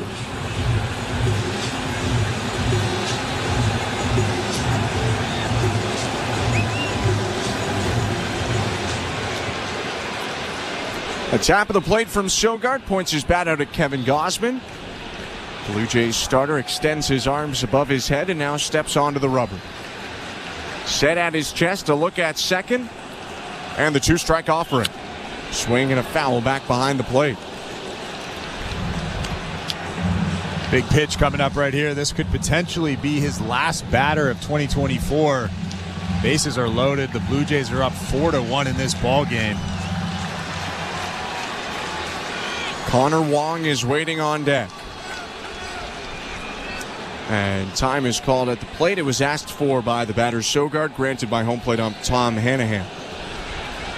Sogard never left the box, though, so Gausman quick to step back on the rubber. Righty kicks and releases. Swing and a fly ball right field. Lucas sprinting toward the foul line, slows up, makes the catch, and ends the inning. A run on 2 hits for the Red Sox. They leave 3 on base as Gausman strands the bases loaded and keeps it 4-1 Blue Jays going to the bottom of the 6th. You're listening to Blue Jays Baseball, brought to you by your local family-owned Crown Ross Control Center, streaming at sportsnet.ca and the Sportsnet Radio Network.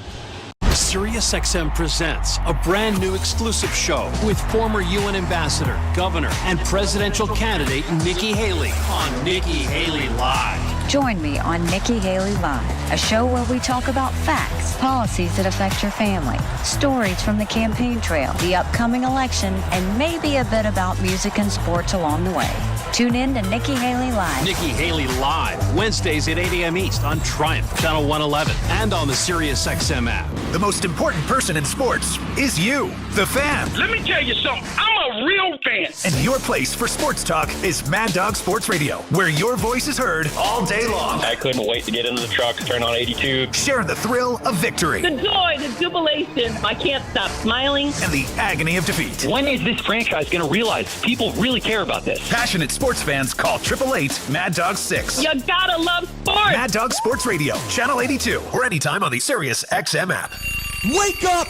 Wake up, everybody! This is Steve Phillips from the leadoff spot on MLB Network Radio. Join me and former Major League Baseball players Eduardo Perez and Xavier Scruggs as we react to all the latest news and scores across baseball and have plenty of fun along the way. Steve, you were so right about that. I don't know if anybody else thinks we're funny, but I think we're funny. Why are you putting us or we into this? The leadoff spot, weekdays at 7 a.m. Eastern on MLB Network Radio, Channel 89, and on the SiriusXM app. Fantasy football players, from start-sit decisions to waiver wire advice. Win your fantasy football league with Fantasy Sports Radio, Channel 87, and on the SiriusXM app. Radio Network.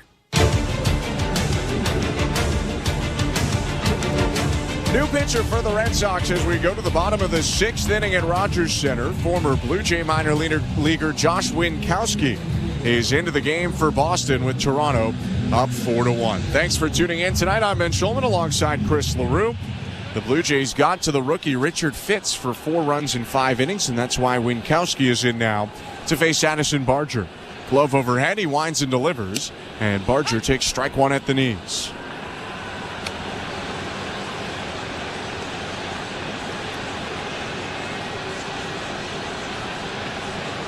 Winkowski's 0-1. Outside, 1 ball, 1 strike.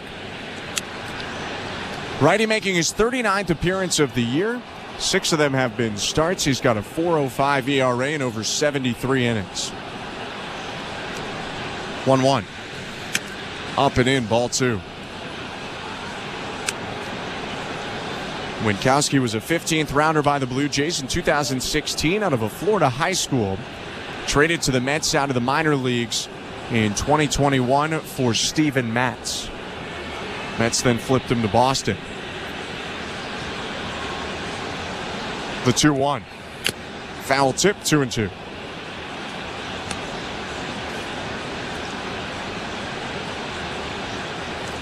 Two groundouts today for Addison Barger, both to second base. 2-2 pitch. Check swing, pitch down and in, appeal to 30, went around, strike 3. That is nasty stuff from Winkowski. A little cutter just below the barrel. Addison Barger doing everything he could to hold that barrel back, but just could not. Pretty good fastball, too. 95 to 97 miles an hour. A little bit of run to it. He's got a good mix. Cutter, sinker, slider, changeup. Like you said, mid-90s. His pitch to Ernie Clement. Check swing bouncer foul, 0-1. He had a big outing against the Blue Jays earlier this season on June 25th in Boston. Winkowski came in after Brian Bayo was rocked in a start against the Blue Jays. 0-1.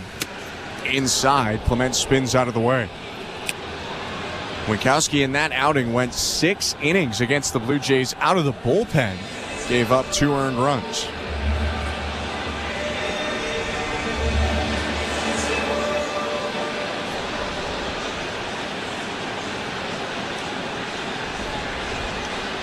His 1-1 to Clement.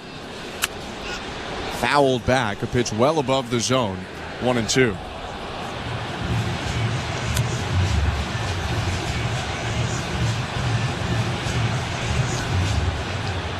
Ernie Clement 1 for 2 today with an RBI single. Leans forward, leans back, forward again, and points his bat out toward the pitcher.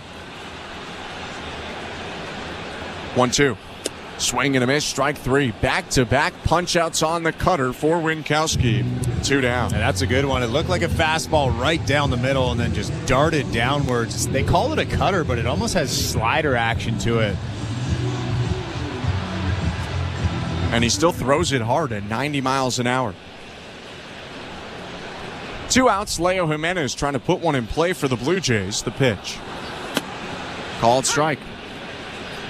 That was that cutter again at 92, top of the zone.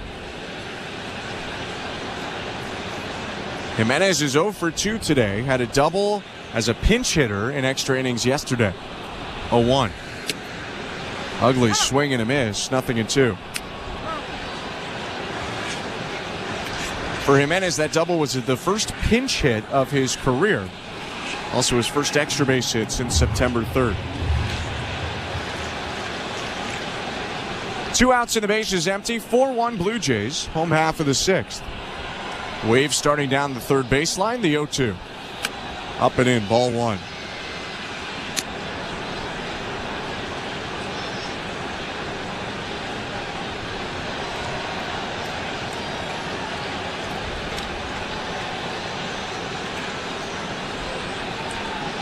Winkowski winds and offers. Check swing on a pitch low. He did not go. 2 balls, 2 strikes. Looks like the night is done for Kevin Gausman. We can see him leaning on a Gatorade cooler down in the dugout with the sweatshirt on. Eric Swanson and Brendan Little were loosening up when Gausman was last on the mound. Now it's just Little standing in the pen in left field. 2-2 pitch is hit on the ground by Jimenez to the shortstop Story. Double clutch and a throw to first in time to end a 1-2-3, bottom of the 6th. 4-1 Blue Jays go into the 7th. Brendan Little on next. You're listening to Blue Jays Baseball, brought to you by your local family-owned Crown Rust Control Center, streaming at sportsnet.ca and the Sportsnet Radio Network.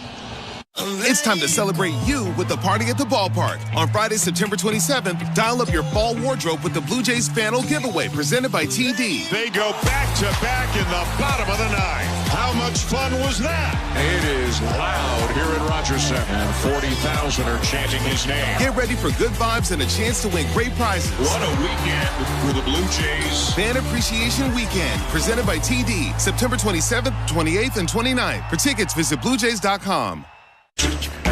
We're 2menintruck.ca. We've got lots of men and lots of trucks, so get ready to be moved. Think 2menintruck.ca. So when you gotta move, I'll move them day.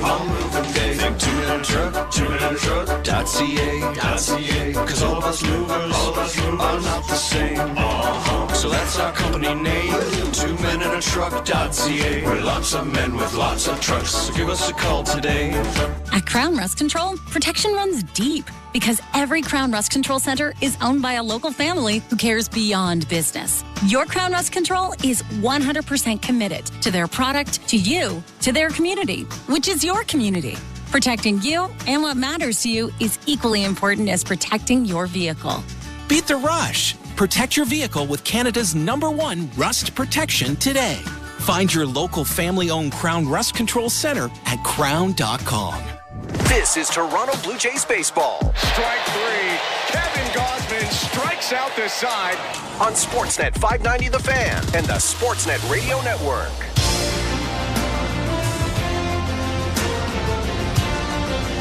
Welcome back to downtown Toronto, and thanks for tuning in tonight. I'm Ben Schulman alongside Chris LaRue.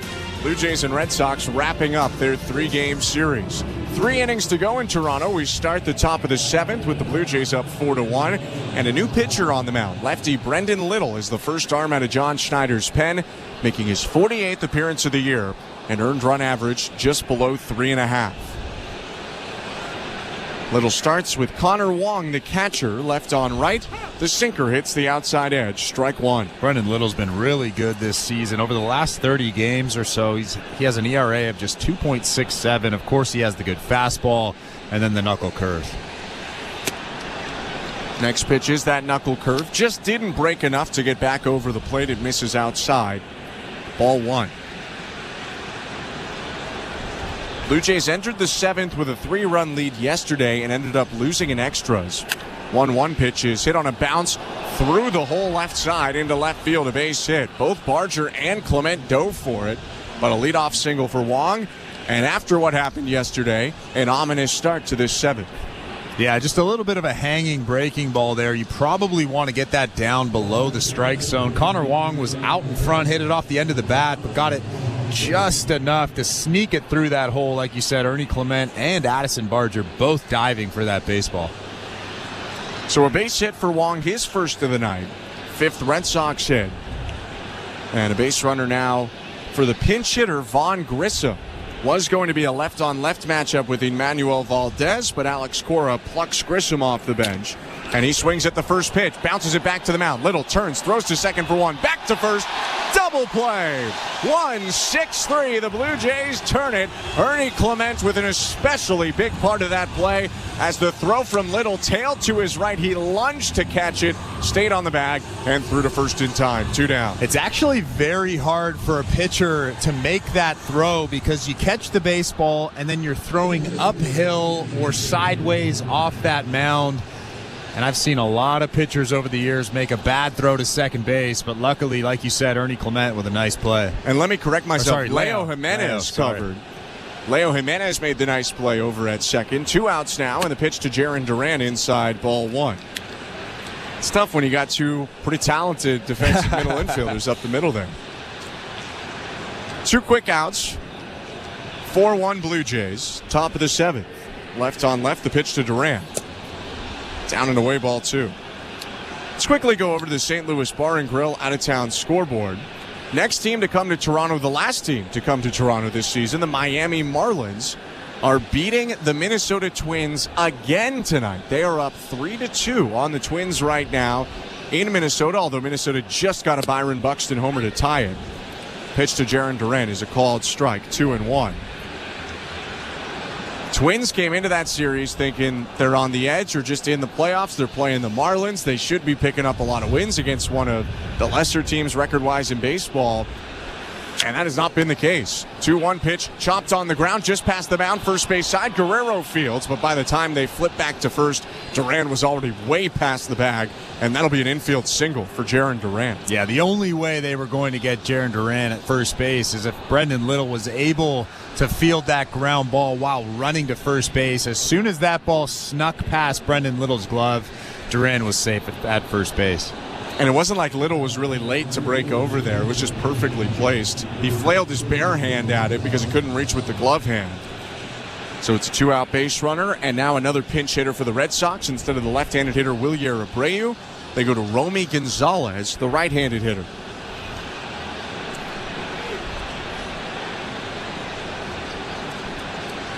Gonzalez got the start yesterday, was 1 for 5. The pitch, swing and a miss, at a cutter in on the hand, 0-1.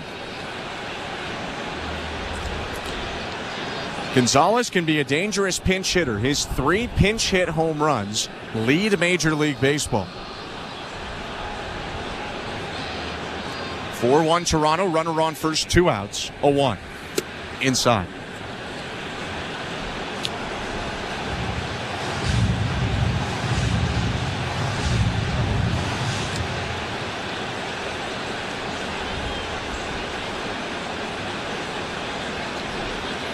Little set, right foot in front of his left, the 1-1. Swing and a miss. Went to the sinker inside, and it's 1-2. He's worked pretty exclusively on the inner half to Gonzalez. Yeah, and that last sinker moved a lot, too. You could tell that Romy Gonzalez was right on it, and then as that fastball was getting to home plate, it just darted down below the barrel. Little's going to step off now before the 1-2. All of our out-of-town scores tonight brought to you by St. Louis Bar and Grill. In town, it's 4-1 Blue Jays over the Red Sox. 2 outs, top of the 7th, 1-2 count, and the pitch. Check swing, it was in the dirt, and an appeal asked down to first. No swing, says Lance Barksdale, 2-2.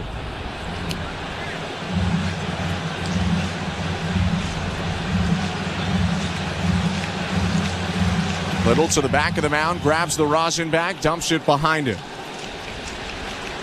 Lefty works from the third base side of the rubber. Comes set at the belt. Duran on first, and the 2-2. Swing and a grounder foul, bouncing into the Blue Jays dugout. It's a big inning for the Boston Red Sox. 3.5 back coming into this ball game. 4 games to play. They have to win. This is a must-win ball game. Their season is on the line every game for the rest of the year. They have to go perfect. 2-2. Swing and a miss. Strike 3. Got him on the knuckle curve, and it's a scoreless frame around 2 hits for Brendan Little. 7th inning stretch in Toronto, 4-1 Blue Jays. You're listening to Blue Jays Baseball, brought to you by your local family-owned Crown Rust Control Center. Streaming at sportsnet.ca and the Sportsnet Radio Network. It's time to celebrate you with the Party at the Ballpark. On Friday, September 27th, dial up your fall wardrobe with the Blue Jays Fanal Giveaway presented by TD. They go back-to-back in the bottom of the 9th. How much fun was that? It is loud here at Rogers Center, and 40,000 are chanting his name. Get ready for good vibes and a chance to win great prizes. What a weekend for the Blue Jays. Fan Appreciation Weekend presented by TD, September 27th, 28th, and 29th. For tickets, visit BlueJays.com. At Crown Rust Control Center, protection runs deep because every Crown Rust Control Center is owned by a local family who cares beyond business. Your Crown Rust Control Center is 100% committed to their product, to you, to their community, which is your community. Protecting you and what matters to you is equally important as protecting your vehicle. Beat the rush. Protect your vehicle with Canada's #1 rust protection today. Find your local family-owned Crown Rust Control Center at crown.com. Here I come! Sportsnet, your ultimate hockey destination. They score! With more matchups than anywhere else, including Scotiabank Wednesday Night Hockey and Hockey Night in Canada. Wild action! With in-depth analysis on Hockey Central, plus live stream games even on the go with the Sportsnet app. What a move! The puck drops October 8th. Dive into the action with Sportsnet. Here for hockey. Here I come! I give you the world, but there's other planets too. Hola, soy Vladimir Guerrero Jr. Está escuchando a Toronto Blue Jays Baseball en la radio de Sportsnet.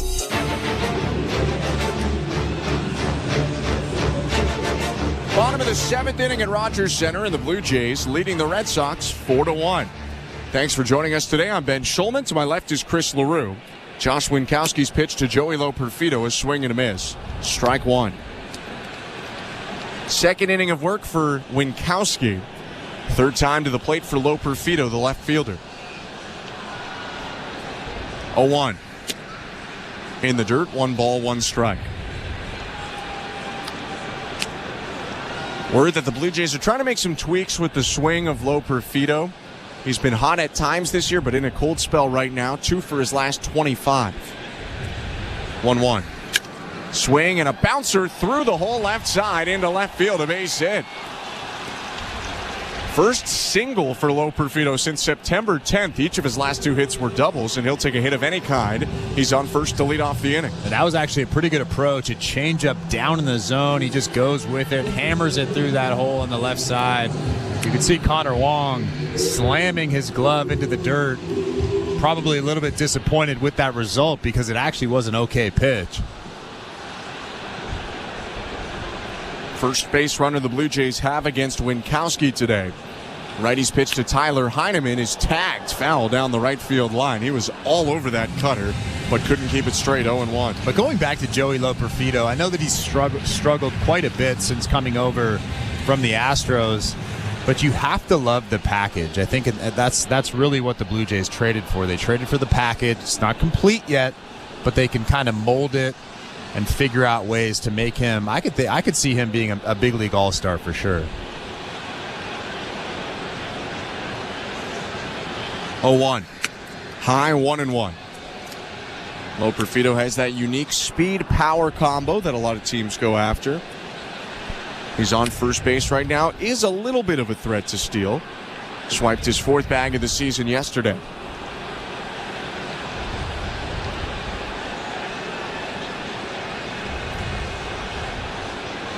One.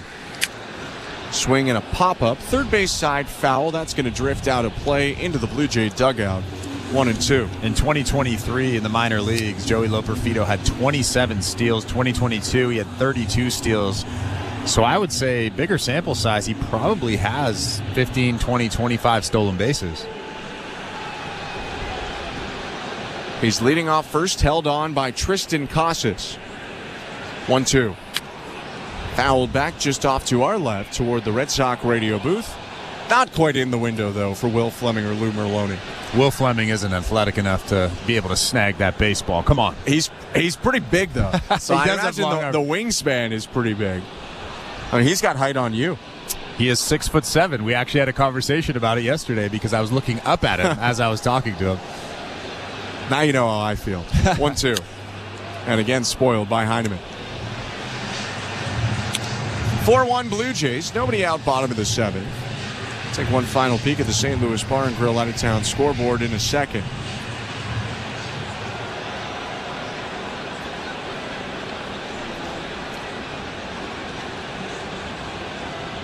One, 2.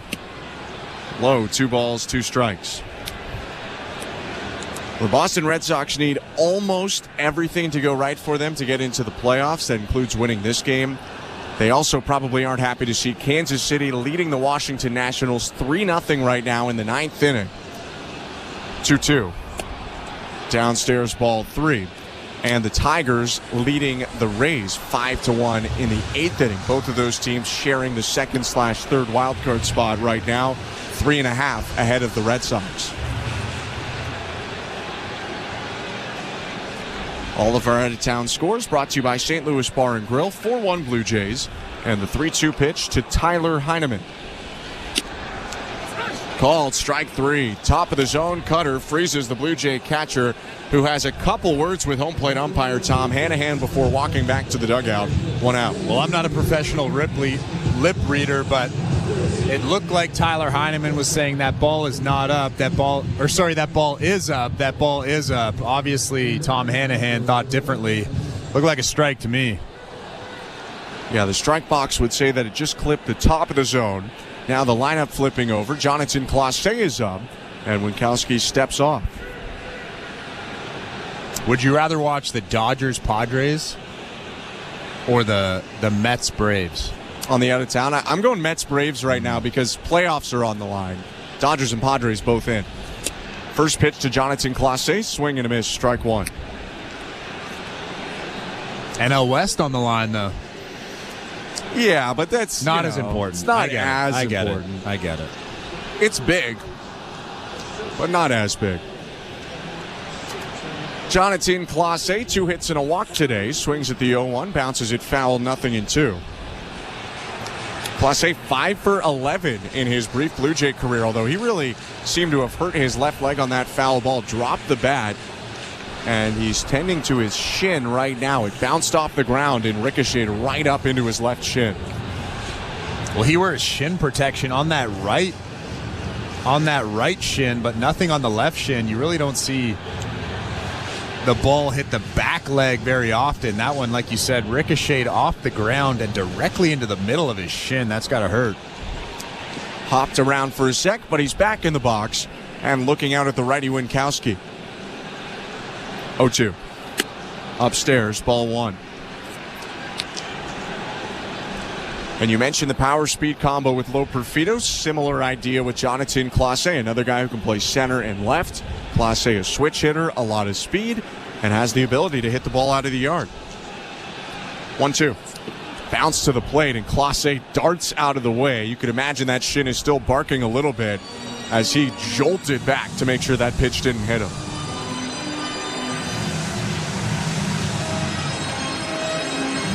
I think Clase and Loperfido are relatively similar players, but then you look at the age. Loperfido 25, should be a little bit more advanced. Clase just 22 years old. 2-2. Inside, and Clase again jumping back out of the way quickly. Understandably a little bit antsy after fouling the ball off of himself. 3-2. You might say a little more power for Loperfido, a little more speed for Clase. Loperfido maybe a little more left field and Clase a little more center. 3-2. Swing and a foul back. And let's put some things in perspective. Joey Loperfido, 25 years old. Vladimir Guerrero Jr., 25 years old. It's the thing that tends to get forgotten a lot. When the Blue Jays entered this season, Vlad was still their youngest position player on the roster. That's changed with what's gone on this year. 3-2. Swing and a fly ball. Right field. Going back O'Neill at the warning track. Looking up. See you later. First major league home run for Jonathan Clase, and the Blue Jays blow it open. Toronto leading 6-1. And the beautiful thing about that home run is it landed in the Red Sox bullpen. I believe that it did not hop up in the stands out there just beyond the bullpen. So hopefully he gets that baseball. But what a moment for him as he hugs Vladimir Guerrero Jr. heading back to that dugout. Jonathan Clase, the 22-year-old, given a big opportunity today, batting in the leadoff spot. And he's got 3 hits plus the homer. And the Blue Jays are up 6-1. I just saw the replay. Pitch to Nathan Lucas outside ball one. It bounced into the stands. They'll get it. I hope. They seem to always get it. Okay, all right. They seem to always get it. 1-0 pitch to Nathan Lucas. Swing and a flare. Center field. Starting in. Durando actually backs up. That one had a little more carry than expected. It's caught by the center fielder. And there are 2 outs. And right on cue, Jonathan Clase, you were talking about the power, the speed, the good combo that the Blue Jays obviously traded for. Man, that was a beautiful swing. A cutter down in the zone, and he just hammered it. It almost looked like he was shocked. Yeah, he sprinted out of the box, but that ball cleared the wall by 15 feet. There was no chance that was staying in. Here's Vladimir Guerrero Jr., the pitch. Called strike 0-1. Not only a big moment for Clase, but for the Blue Jays, it snaps their longest homerless drought of the year at 5 games. Their last homer was in their last win when Vlad went deep twice in one game against the Rangers. He swings at the 0-1 now, does Guerrero, and hits it foul 0-2.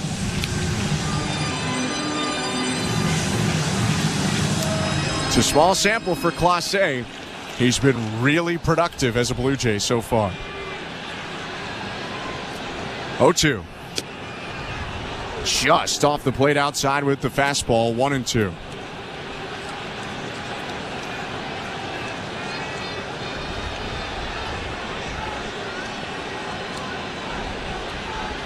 Winkowski winds and offers. Bounce to the plate, 2 balls, 2 strikes.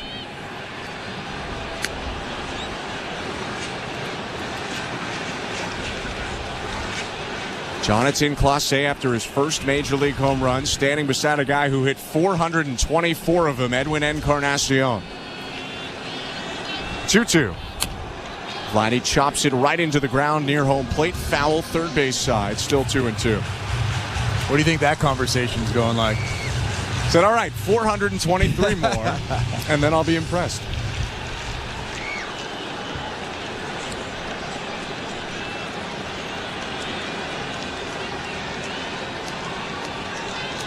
Another 2-2 to Vlad. Swing and a shallow fly ball, left center field. Duran charging in, and it's down in front of him, a base hit. It looked like Duran completely misjudged that baseball. He was not in a sprint until the last moment. And as Vlad chases down 200 hits, he will certainly take one of the bloop variety. Runner on first now with 2 outs. Yeah, if you're going to get 200 hits in a season, you're bound to get a few of those. And Vladimir Guerrero Jr., while he was standing at first base, clapping his hands, staring up, laughing at the sky. Like you said, he'll take that. Guerrero now on 197 hits. It's been a 2-hit day for Vlad.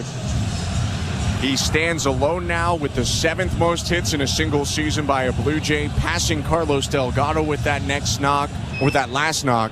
His next one would tie 1986 George Bell. Guerrero leading off first, Alejandro Kirk at the plate. And Winkowski trying to get out of the inning, pitches home, and Kirk slaps it to right field. Vlad around second. He's tearing for third. Throw coming in. It's late as Guerrero slides into third base. Runners on the corners for the Blue Jays, and 3 hits today for Alejandro Kirk. And Alejandro Kirk, over the course of the last couple of months or so, has been so good at hitting that baseball the other way. It was a fastball up in the zone, and Alejandro Kirk again not trying to do too much with it, just hits it on a line to right field. That's going to prompt Alex Cora to come out to the mound and make a pitching change. After the Guerrero bloop single, Winkowski can't get out of the inning. Cora claps his hands, takes the baseball, and the Red Sox will go into their bullpen. 6-1 Blue Jays, runners on the corners, 2 outs in the bottom of the 7th. Let's go to baseball control. Here's Show Ali. Thanks very much, guys. And don't forget, we do have Jays Talk this evening. Blair and Barker have you covered for the post-game show tonight and all week long. Jeff will throw out the numbers for you to call after the final out. All right, let's check that out-of-town scoreboard brought to you by St. Louis Bar and Grill. Let's start in Major League Baseball. All eyes on the AL East tonight are on Yankees O's. Baltimore thumping New York last night to clinch a playoff spot, but even so, if the Yankees beat the O's, they will clinch the division. Unfortunately for Yankees fans, the O's have a lead for the second straight evening. It's 8-3 Baltimore right now, so, barring a big comeback, the race for the division crown gets a little tighter. Elsewhere, there are just 2 playoff spots remaining in the AL entering play this evening, and both the Tigers and Royals occupy those spots with identical 83 and 74 records. Fangraphs says they have a 70% chance to make the playoffs, but all of the Twins, Mariners, and Red Sox pushing to take those spots in these last few days. And in Detroit, earlier tonight, the Tigers got a 2-run bomb from Spencer Torkelson in the bottom of the 6th. They lead the Rays 6-1 as they look to solidify those wildcard chances. The Royals, meanwhile, did beat the Nationals 3-0 to help themselves as well. So both Detroit and Kansas City getting a little ahead of the Twins, Mariners, and Red Sox. Blue Jays baseball is brought to you by Crown Rust Protection. Let's get you back to the action down at the Rogers Center with the call tonight. Here's Ben Schulman and Chris LaRue. Thank you very much, Joe. Greg Weissert is into the game now for the Boston Red Sox. The former Yankee right-hander takes over trying to end this 7th inning. Blue Jays have scored 2 in the frame and have 4 hits in this inning. After Jonathan Clase's first Major League homer, Vlad Guerrero Jr. and Alejandro Kirk with 2-out singles, and it's first and third with Addison Barger coming up. Greg Weissert was in that same trade that Richard Fitz was in. The Alex Verdugo deal in the offseason, those two and another prospect went over. I would say that's a pretty good trade for the Boston Red Sox. I think so. Verdugo did not have or has not had his best season. Pitch to Addison Barger. Breaking ball for a strike, 0-1. Weisert's had a very nice season. 3.23 ERA in over 61 innings across 60 appearances. He pitched in the opener of this series and threw a scoreless inning. 0-1. Swing and a fly ball left field. Playable for Romy Gonzalez. The new left fielder makes the catch and ends the inning. Blue Jays scored 2 on 4 hits, and we go to the 8th inning with Toronto up 6-1. You're listening to Blue Jays Baseball, brought to you by your local family-owned Crown Rust Control Center, streaming at sportsnet.ca and the Sportsnet Radio Network. Jaden Daniels is incredibly talented. I like what I'm seeing there in Washington. When it happens in the NFL, we're reacting to it on Sirius XM NFL Radio. Derrick Henry, they call him the king for a reason. This cat coming in, he ain't fooling around. Get closer to the game with interviews with players, coaches, and executives. Geno Smith, quarterback, Seattle Seahawks. I always focus on just getting better. Everything has to improve. From the field to the front office, nobody covers the game like Sirius XM NFL Radio. Channel 88. Are you regretting eating that gas station hot dog? Yeah, we know. We've been there too. This is a message for baseball fans like you. Did you know that you get a channel that's talking baseball 24/7 as part of your Sirius XM subscription? What? Our lineup includes shows hosted by former big leaguers and executives. Plus, you'll hear from 17 managers each week. MLB Network Radio is on Sirius XM Channel 89. Or just search MLB Network Radio on the SXM app. Sirius XM Sports. We're more than just a game. It's President's Cup week on Sirius XM PGA Tour Radio. He made it! Oh my goodness! Xander Schauffele, wow! Team USA faces off against the Internationals. Has a chance to go, and it does! Eagle lands for Tom Kim, and the international team wins the hole. We have coverage all week long, and play-by-play begins Thursday only on PGA Tour Radio, Channel 92 in the car, and on the all-new Sirius XM app. Jays fans, this is George Springer, and you're listening to Blue Jays Baseball on Sirius XM. George Springer, airborne, snatches it out of the sky. At Radio Network. Welcome to the Timbermark broadcast booth. I'm Ben Schulman, next to Chris LaRue, Joe Ali, our host and producer today, Andrew Adams, and Tom Young, our technical directors. Blue Jays adding to their lead off of Jonathan Clase's first Major League homer. It's now 6-1 for Toronto. In the 8th inning, Eric Swanson enters the game.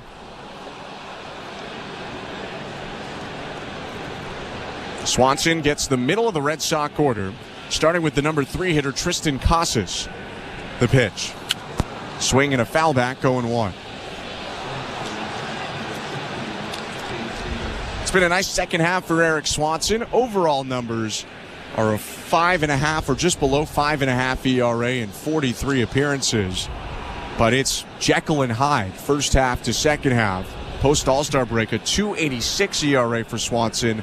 Pre-All-Star break, a 9.20.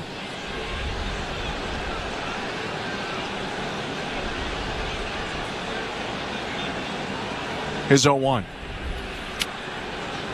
Called strike. 0-2. He's been really good, and it's pretty simple. It's the fastball and it's the split finger. I know the slider has been a work in progress, but for me, it's being able to throw that fastball down in the zone, being able to throw that split finger for strikes. Bounces in an off-speed pitch to make it 1-2. And despite the overall numbers not looking great, it probably has the Blue Jays in a position to tender Swanson, keep him around, and put him in a high-leverage role next year. 1-2. Swing and a foul off to the left. And if he had a good season, he would probably be a $4 million guy or a $3-8 million guy because he had that 5.4 ERA and struggled for the majority of the season. The Blue Jays might only have to pay him $3 million. On 2 3/4 right now. 1-2 pitch. Swing and a drive deep left field. Going back, low Perfido at the warning track, has a little bit of room and makes the catch before banging into the fence. Genesis Cabrera right there watching it from 3 feet away, screaming at low Perfido. In celebration, there's one out. He actually had his fingers through the chain link right in front of that Blue Jays bullpen out there. Genesis Cabrera, Joey Loperfido's #1 fan, it looks like.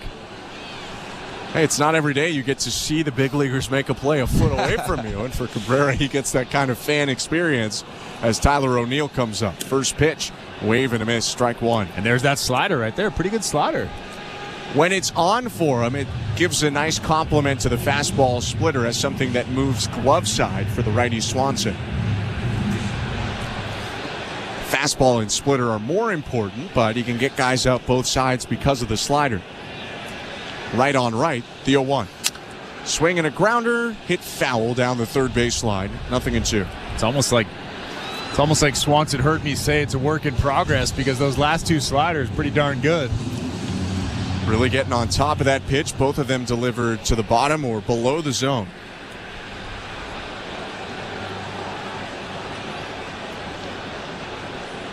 Oh-2.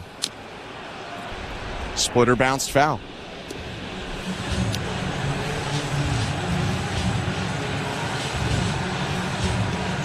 Blue Jays 6, Red Sox 1.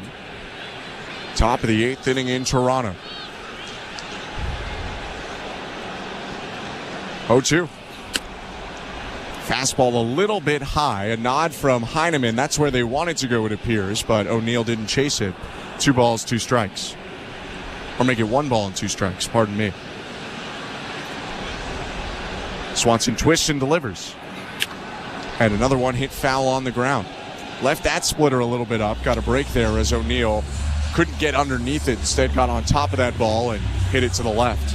Yeah, O'Neill's so frustrated that he didn't hammer that baseball that he actually went for a walk, walked all the way around home plate.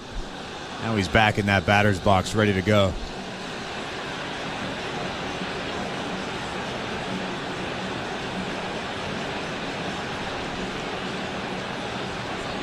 One-two. High, 2 balls, 2 strikes. Twice they've climbed the ladder with that fastball, but neither time O'Neill has gone up there fishing. Infield is shifted to the pull side for the right-handed hitter. Leo Jimenez up the middle. 2-2. Swing and a miss, strike 3. How about the third time they climb the ladder with the fastball? They finally get O'Neill, who's shaking his head as he walks back to the dugout. 2 outs. Well, you know that Tyler O'Neill is thinking there's no way they climb the ladder 3 times in a row with the fastball. And sure enough, they did. Eric Swanson with the perfect pitch. Just dotting that fastball up, hitting Tyler Heineman right in the glove. So 2 outs and nobody on. Masataka Yoshida to the plate. And the pitch is a big hack and a miss from Yoshida. Well out in front on the splitter, 0-1. 1 for 3 day for Yoshida. A double, a ground out, a fielder's choice. 0-1. Swing and a miss. Went to the exact same spot with the exact same pitch and got the exact same swing, 0-2. Yeah, a hitter will tell you if a pitch is good or not. And Yoshida, with those 2 awkward swings way out in front of that split finger, he's telling Eric Swanson that that thing is nasty. Do you go back to the splitter or do you go up with the fastball? I go up with the fastball, but you never know. 0-2. He tried to go to the splitter, and Yoshida this time was wise to it. It's just so hard to throw 3 good split fingers or 3 good sliders, 3 good whatever in a row. So that's why I always change the angle of the pitch. You come up with the fastball, and then you go back to the split finger. Just missed low, the 1-2. Swing and a fly ball, center field, playable for Clase. Back near the warning track, he makes the catch and ends the inning. 1-2-3 for Swanson in the 8th. We go to the bottom of the 8th with the Blue Jays up 6-1. You're listening to Blue Jays Baseball, brought to you by your local family-owned Crown Rust Control Center, streaming at sportsnet.ca and the Sportsnet Radio Network. At Crown Rust Control, protection runs deep because every Crown Rust Control Center is owned by a local family who cares beyond business. Your Crown Rust Control is 100% committed to their product, to you, to their community, which is your community. Protecting you and what matters to you is equally important as protecting your vehicle. Beat the rush. Protect your vehicle with Canada's #1 rust protection today. Find your local family-owned Crown Rust Control Center at crown.com. We're two men and a truck. So, you're moving to a new home, and all that's left to do is to call a mover you know you can trust. Well, naturally, you think two men and a truck, since you know they have lots of men and lots of trucks. They'll wrap, pack, and move everything you own. With a 96% referral rating and the professionalism you can trust, the choice is simple.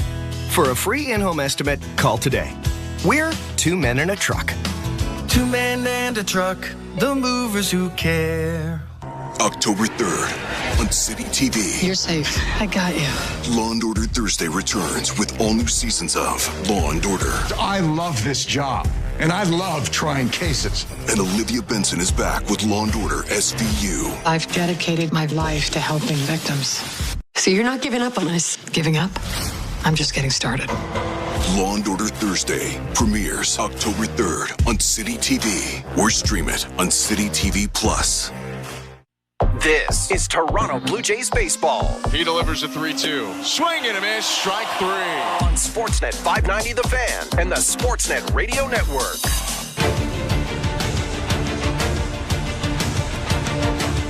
Bottom of the 8th inning, rookie Chase Shugart is into the game for the Red Sox. Blue Jays are up right now 6-1.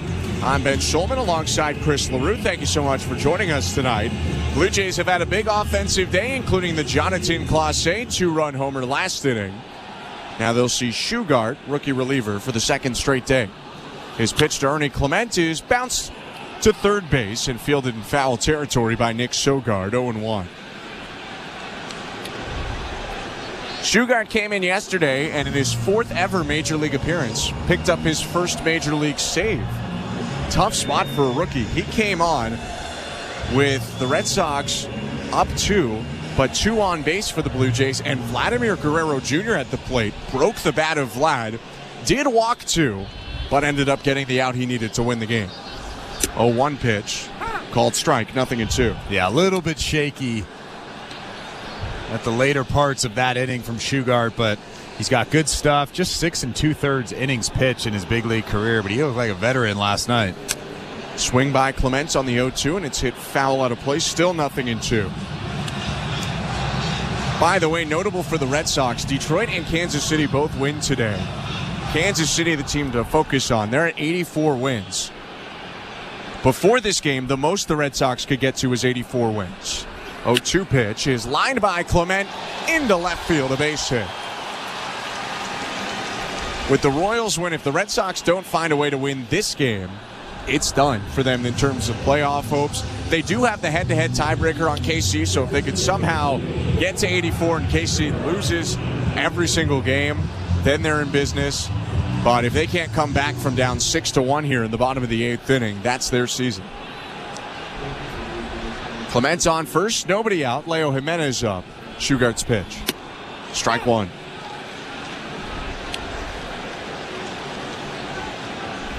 I mean, you could tell early on in this ball game. Obviously, it's 6-1 now, so a little bit out of hand. But early in this ball game, the Red Sox were trying to do everything they could to win this ball game. A 1 pitch hit foul, 0-2.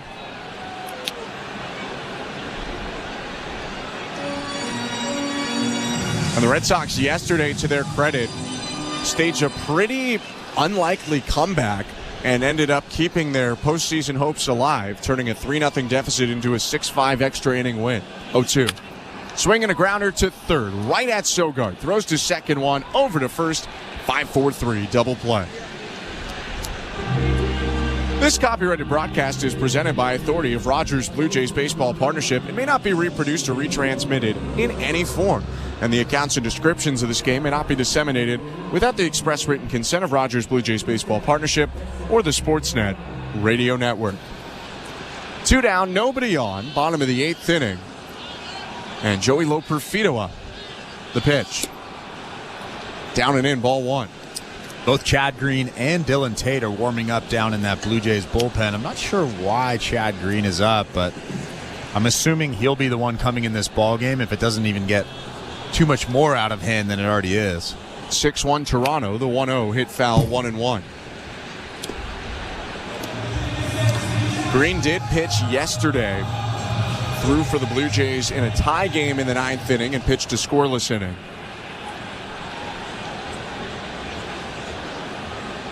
One. Swing and a miss, 1-2. And the Blue Jays do have an off day tomorrow, so maybe that's why he could potentially pitch today. I still don't see why he's going to be in this ball game, but do you think there's any chance that it's Tate coming in, but they already start to get Green going just in case there's early traffic? I mean, it's unusual to get him started already. That is showing zero confidence if he's ever on the mound. It's not great for Dylan Tate. 1-2. Called strike 3, fastball at the knees. Low Perfido thought it was low, but he punches out, and that will do it for the 8th inning. A scoreless frame from Chase Shugart, and Chad Green stepping down the bullpen steps, getting ready to head out for the top of the 9th. 6-1, the Blue Jays lead the Red Sox. Don't go anywhere. You're listening to Blue Jays Baseball, brought to you by your local family-owned Crown Rust Control Center. Streaming at sportsnet.ca and the Sportsnet Radio Network.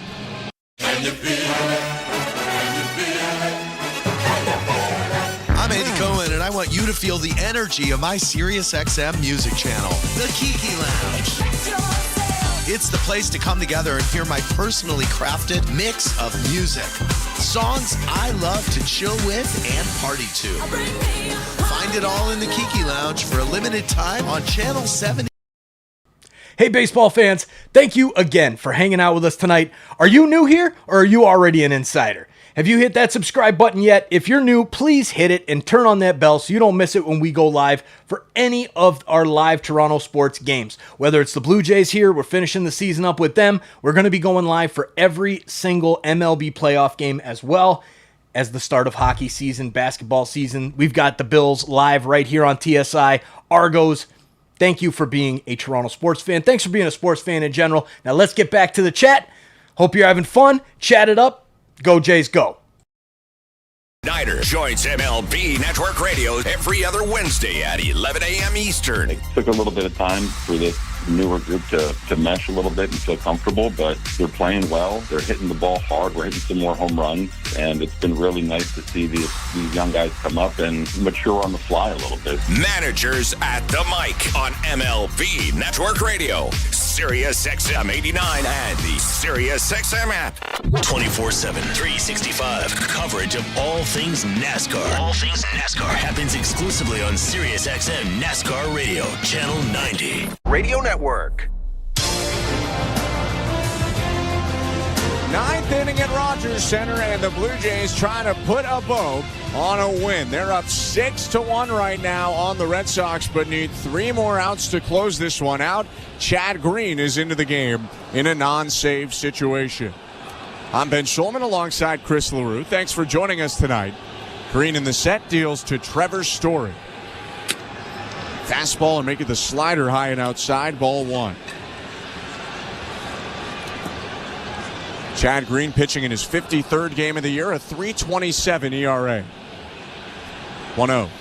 Swing and a miss at the slider below the zone. 1 ball, 1 strike. It's a fastball slider combo for Green, who's pitched 3 straight scoreless appearances. 1-1. Swing and a towering fly ball to medium depth left field. Moving over to his left, Joey Loperfido makes a 2-handed catch, and there's 1 out. And because he has thrown those 3 straight scoreless innings, it makes you wonder why Chad Green is in this ball game. I'm assuming that he went to John Schneider earlier today or Pete Walker and said, hey, I'd love to pitch today. Or maybe they told him that they'd love for him to pitch today. I have no idea. It is worth noting that the Blue Jays blew an 8th inning lead yesterday. Late leads each of the 2 days before that. Swing and a miss by Nick Sogard, and it's 0-1. It is a relatively comfortable lead at 5 runs right now, though. Dylan Tate could easily come in this ball game and get 3 outs. It's fair. Should mention it was the 2 days against Tampa Bay that they also blew the lead. It's not game 1 of this series. 1 out in the 0-1 to Nick Sogard. Bounce to the plate, 1-1.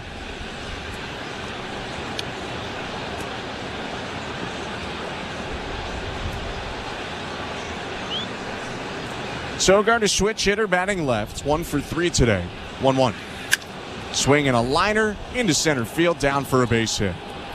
Picked up on 2 hops by Jonathan Clase, and Nick Sogard is a base runner with 1 out for the Red Sox in the top of the 9th. The Red Sox are still alive. Like you said earlier, if they lose this ball game, their season is over.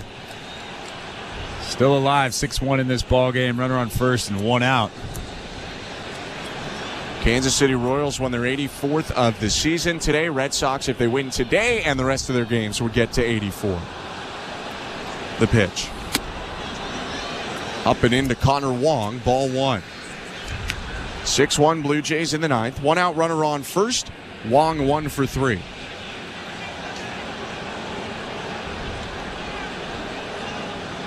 Green in the stretch, the pitch. Inside, ball 2.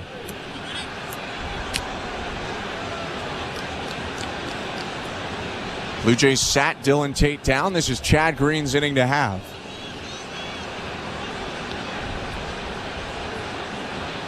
Right-handers 2-0. Foul back into the screen.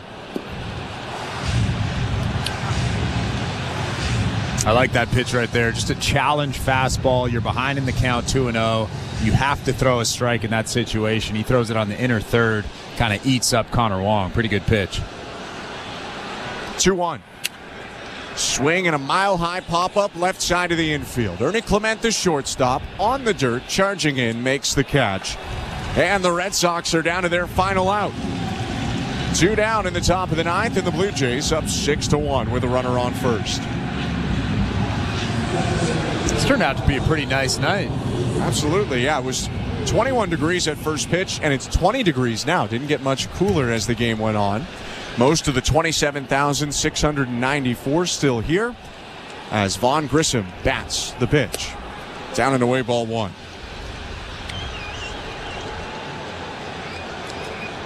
Last game of the second to last series of the year. A day off tomorrow and then 3 against Miami to wrap it up. 1-0. Called strike.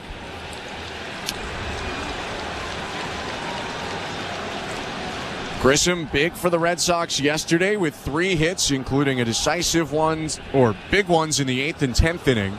Today as a pinch hitter, he rolled into a double play. Swings at the 1-1 and bounces it foul. It's 1-2.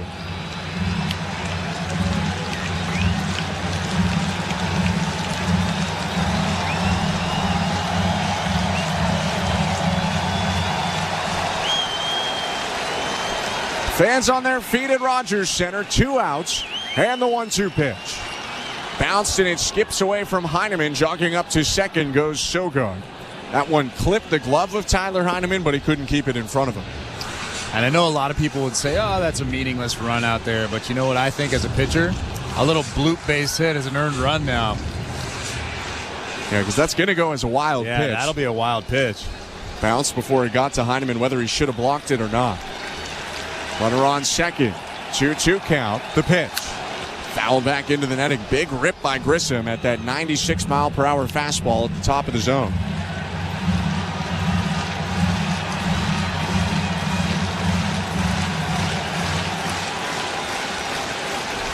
Blue Jays have lost 5 straight, trying to snap that here. 2-2. Fastball, froze him, strike 3 looking, and that's the ball game. Consistent offense throughout, and a great start from Kevin Gausman powers the Blue Jays to a 6-1 win. Yeah, this was a complete game for the Toronto Blue Jays, a much-needed win after losing last night's game, but Kevin Gausman, again, coming off of a performance where he didn't give up a base hit in 5 innings against Texas. 6 innings tonight, just 1 earned run. A little bit shaky later on in his start, but he was great tonight, as per usual.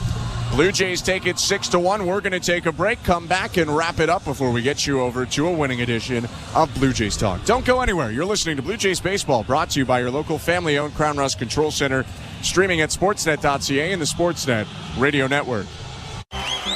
Hi, I'm Buck Martinez, live from the showdown between pizza, and inflation. First to the plate, with over 2 million sold, it's Fixed Rate Pizza, a hot and fresh extra-large 4-topping pizza for a fixed price of $17.99 until the end of 2024. Here's the delivery. And inflation strikes out. That's a swing and a drive for Fixed Rate Pizza. Lock in yours today. Order pizzapizza.ca. We're two men in a truck, the movers who care. You never know when cardiac arrest can happen. That's why each and every one of our trucks carries a life-saving Mikey defibrillator as part of our Mikey on Board program. Whether we're on the highway or in front of your house, we're prepared to help anyone whose heart may skip a beat. The Mikey Network has saved many lives, making Mikeys accessible to the public. And now they're on board our trucks.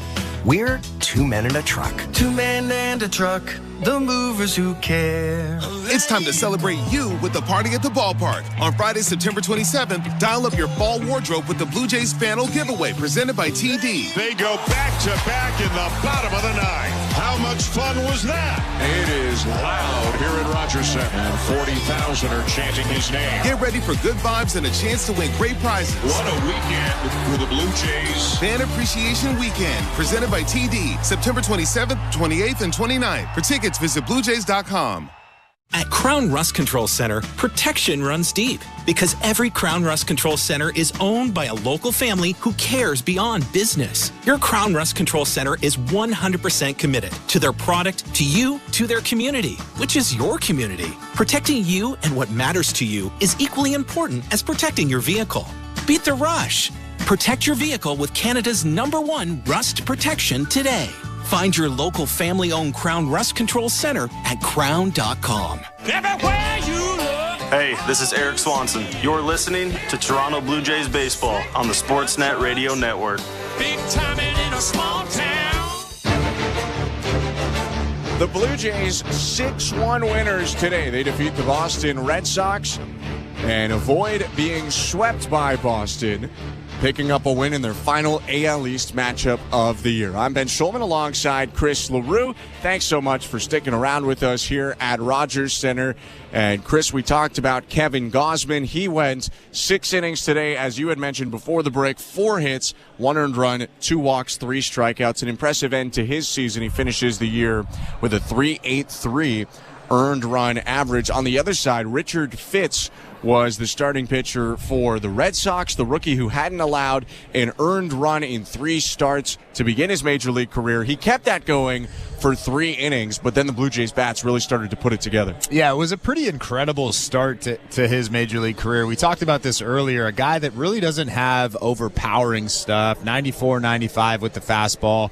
The off-speed stuff is relatively average, not overpowering, but he was able to go no earned runs in his first 15 and 2/3 big league innings. Pretty incredible stuff. But then he came to Toronto, Ben, and Alejandro Kirk had a great game. I mean, you have to give credit to him. He's a guy that's worked so hard all season long. He's worked on the arm, he's worked on the bat, and I mean, if I would give you a list of guys that I've been really impressed with this season, obviously Vlad would be number 1, but Alejandro Kirk would be 2 or 3 on that list for sure. Kirk came up with 2 hits against Fitz to drive in 3 runs. Another guy that really got to Fitz was Jonathan Clase. Up to the leadoff spot today for the first time as a Blue Jay, had 2 singles and a walk against Richard Fitz, but his biggest moment would come in the 7th inning. That was with Josh Winkowski on the mound, and it's today's play of the game. 3-2. Swing and a fly ball. Right field. Going back O'Neill at the warning track. Looking up. See you later. First major league home run for Jonathan Clase, and the Blue Jays blow it open. Toronto leading 6-1. I mean, what a big swing for Jonathan Clase. We know that he has power. We know that he has speed. He put it all together tonight. And ironically, you were talking about the power and the speed almost right before he made contact with that baseball, but a huge night for him, a huge night for the Toronto Blue Jays, and a big win. Blue Jays win this one 6-1 over the Boston Red Sox. Boston with 1 run on 7 hits, no errors, 8 left on base. The Blue Jays 6 runs, 11 hits, 1 error, 5 left on base. Gausman with the win ends his season 14-11. First decision either way for Richard Fitz. He picks up the loss. He's 0-1, no save. 2-hour, 31-minute affair in front of almost 28,000 at Rogers Center. The Blue Jays now 74-85. The Red Sox officially eliminated from playoff contention tonight. They go to 80 79. Blue Jays have a day off coming up tomorrow, but then they'll be back for the final series of the season. 3 at home against the Miami Marlins, and we hope you can join us then. Thank you so much for tuning in tonight. From our technical directors, Andrew Adams and Tom Young, our host and producer, Show Ali, and my partner, Chris LaRue, I'm Ben Schulman. Have a great rest of your evening, and stick around. It's time, for the first time in almost a week, for a winning edition of Blue Jays Talk with Blair and Barker. It starts right now. All right. Well, let me see if I can remember how to be positive. Oh, just good. 6-1, the Toronto Blue Jays beat the Boston Red Sox. This just in from the Schadenfreude department. The Boston Red Sox have been eliminated from the playoffs. I mean, I count that as a win, given the way 2024 has gone for the Blue Jays. 416-870-0590, star 590, 1-888-666-0590, 590 is the text line. It is Blue Jays Talk with Blair and Barker. Kevin, not just one, not just two, but I would suggest 3 rather positive things to talk about tonight for the Toronto Blue Jays. First of all, Alejandro Kirk continuing this, what would you call it? I wouldn't call it a renaissance. What would you call it? 3 for 4, 3 RBI and a double. A return to form, looking a little more like the best Alejandro Kirk at the plate. How would you describe what we're seeing? Yeah, consistent. How about that? I think that the more you play him, the more he just gets in the groove of the season, no matter what part of the season it is. And, it sort of looks like, I think, the bat-to-ball skill that we were planning on getting the first 4 months of the season. And, again, I think you can sort of close your eyes in the 5th inning and watch an opposing manager not pitch around Vladimir Guerrero Jr. because Kirky's got a 17-game hitting streak like that. That's what you can close your eyes. I'm not saying that Alejandro Kirk should be the number 5 hole hitter or number 4 hole hitter next year, but I'm saying if you close your eyes, that's sort of what you're talking about, right? When you got a dude who's hot and hitting all quadrants and the opposing manager don't think you can get the dude out on the on-deck circle who's hitting behind Vladdy, you have to pitch the Vladdy. There's a couple of things that went into that. You could tell Vladdy was front side pulling a little bit, trying too hard to drive the ball to the big part of the field. Corey saw the exact same thing I saw. And, you take your chances, and a lot of that has to do with the guy standing on the on-deck circle. So, yeah, again, I've said this, it just looks like his rhythm with his lower half allows him to create torque with his midsection. And when you're able to rotate and get off of your backside, that will allow you to hit different quadrants and use the entire field, and that's what Kirky's doing. So, yeah, it's kind of fun to watch. Again, I like that they just get out of his way. I mean, don't overthink it, man. I don't care what his body looks like. Here's the ball, here's the glove, here's the bat, here's that little thing you push to tell a pitcher what to throw. Go out there and play and show us what you got, and that's exactly what he's doing. Good for him. Why don't we use that as a starting off point for our conversation tonight at 416-870-0590, star 590, 1-888-666-0590. Are you buying what you've seen from Alejandro Kirk? Has he changed your opinion of him? Has he changed what you think the Blue Jays need to do in the offseason? 416-870-0590, star 590, 1-888-666-0590. Kevin Gausman, Kevin Barker, hits 87 again tonight. That's 3 miles an hour over a season average. 3 years in a row he's 97. made... Sorry, 97, 3 miles an hour over season average. 3 years in a row now, he's made 31 starts. We talked a little bit about it on Blair and Barker, the type of year he's had, the start of the year, some of the things he's had to discover about himself, I guess would be one way of putting it.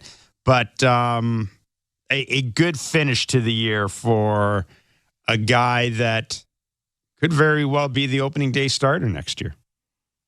Yeah, I mean, Barrios, I would think, have something to say about that just because of the year he's had and, the consistency of just getting the ball every 5 days. And I think he's a little bit more predictable right now than Kevin is. But you can't argue the last 7 starts he's had. It's 30 and 2/3 between homers allowed, like the velocity tonight. I think his 92nd pitch was 98 miles an hour. I think tonight was the first time in a while he wasn't afraid to pitch up. Normally it's, I'm going to pound down. I'm going to tunnel the slider. Slider tonight was a little bit harder. That's why it was carrying the zone. He was getting a few more called strikes than normal with the split finger.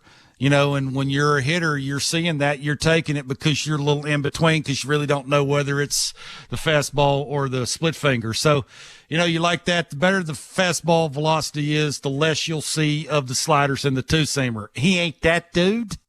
So you sort of like that. It's just, how do you get back that LA Angels game where he had 10 punchies? He only had 3 punchies tonight. I think that's the thing going into the offseason. You're him and Petey. You got to figure out, like they need in big at bats when they need to get to swing and miss. Can they? Right now, I think that's real tough for him. Why? For me, that's the answer they need to, or that's the question they need to answer in the offseason is, how do you get back to that LA Angels game? Now, we understand the Angels stink. They ain't real good. But he still had 10 punches in that game. And when he needed one, he could get it. Tonight, he needed one, say, in the fifth, in the 6th inning when, Barger and, Clement just sort of couldn't get on the same page. Where you throwing it? I'm catching it. You don't make the play. He needs a punch out. It's tough. How do you get back to that dude who can punch out 10 and get the strikeout when he needs it? So other than that, I'm picking here just because going into the next season, you need to see the best out of the big 3. So yeah, it's exactly what the doctor ordered. You get your quality start. You sort of know what you need to build off of. You do it running into the off season. Hopefully he's raring and ready to go. They can use him the way they want to use him in spring training because he's healthy. He doesn't have the dead arm. You see the velocity. He's happy. First game he pitches, it looks like this Kevin Gausman. So if you're a Jays fan, you got to be happy about seeing this. A bunch of other stuff going on around baseball tonight. The Philadelphia Phillies have clinched home field advantage in the first round with their win over the Chicago Cubs. The Baltimore Orioles putting the boots to the New York Yankees. And my goodness, Jason Dominguez, the Yankees left fielder, letting a ball drop, costing Marcus Stroman a couple of runs in that game. The Orioles, I think we know where the Orioles are going to be and where the Yankees are going to be. But certainly, if you're the Orioles, you're certainly not, you're not going to be upset beating the Yankees. And another game with playoff implications: the Detroit Tigers, 8th win in 9 games. They beat Tampa Bay 7-1, and I don't know, man. It's at this point, it's hard to see the Tigers it's hard to see them not making the playoffs. It really is. Yeah, it's a good story. It's a great story. How far you can go with, you got one starting pitcher. Yeah. Like, how far can you actually think you're going to go in a playoff hunt against a good team who's got plenty of pitching? Like, it's a good story. And, give AJ credit for doing the openers and doing whatever it takes to sort of gain momentum with a bunch of young guys. Offensively, the guys that mattered in their lineup stepped up when it mattered the most, just because, what's the expectations? Well, what's the, how hard is it for them to sort of, it's what do we got to lose kind of mentality. So yeah, it's a good story, but again, it gets back to that. They got one starting pitcher. Yeah. Kevin, I did want to go circle back to the Jays game. And the Rays were also mathematically eliminated tonight with their loss to the Tigers. So they're winning the East next year. Well, I'm sure the Rays are. Obviously they'd love to have gone to the playoffs this year, but I'm sure they're going to be smug as hell. I mean, they're feeling smug right now because they know what they've got coming. And in the underground right. city, Jeff. Oh, they are building 2 offensive players that nobody's ever heard of will drop 30 next year. And they're already planning their postseason rotation for 2026. So you know that as well as I do. 416-870-0590, star 591, 888-666-0590. We're going to get to Sam and Hamilton in a minute. Wanted to talk about Jonathan Clase, though, Kevin. First major league home run. Look, nobody's saying he's going to be here next year. But he's a switch-hitting center fielder with a little bit of pop who can hit leadoff. Now, again, no one's saying he's going to be here next year, but ... close your eyes, and if he can continue to develop, I can certainly see him being here maybe in 2026. Yeah, look, I think the future's bright for this kid, right? He's got all the tools. He's very athletic. You can tell he's got an idea of what he wants to swing at. That was not an easy pitch to take out either. I mean, that's a 91-mile-an-hour cutter. That's a mistake that most good hitters should hammer. And I'm not saying you should hit that thing for a homer, but you should be hammering that thing in a 3-2 count at 91 miles an hour in your zone. Like, that's this little honey hole is exactly where that thing was thrown, but give him credit. Mechanically, it's simple. I lift it, I get it down, I'm athletic, I'm built like a fire hydrant. I got enough bat speed. Now, he's not oozing out the pores with the bat speed, but, it just looks to me like mechanically, posture-wise, he's allowed and capable of getting to a finish, right? He's a pronator, and he's a one-handed finish guy. Pronator means I finish with my hand facing where the ball came from. It's not the easiest thing to do. I used to try and do that because I wanted to add length, and I wanted to get frisky, party out front kind of thing, and that's sort of what he's trying to do, right? When he's able to, he's capable of doing that. So, he's a work in progress, not only at the plate in the outfield. You see the routes, you just see the timing of leaving his feet and, the balls that we've seen him not catch that he should catch. Those are things, right? It's better jumps, better routes, just better timing. Like, the dude's 22, but you can tell, right? There's things there. That's why when they got him, and people that have been around the GM has said, this is the sort of the guy. He's got the athleticism that we can't teach.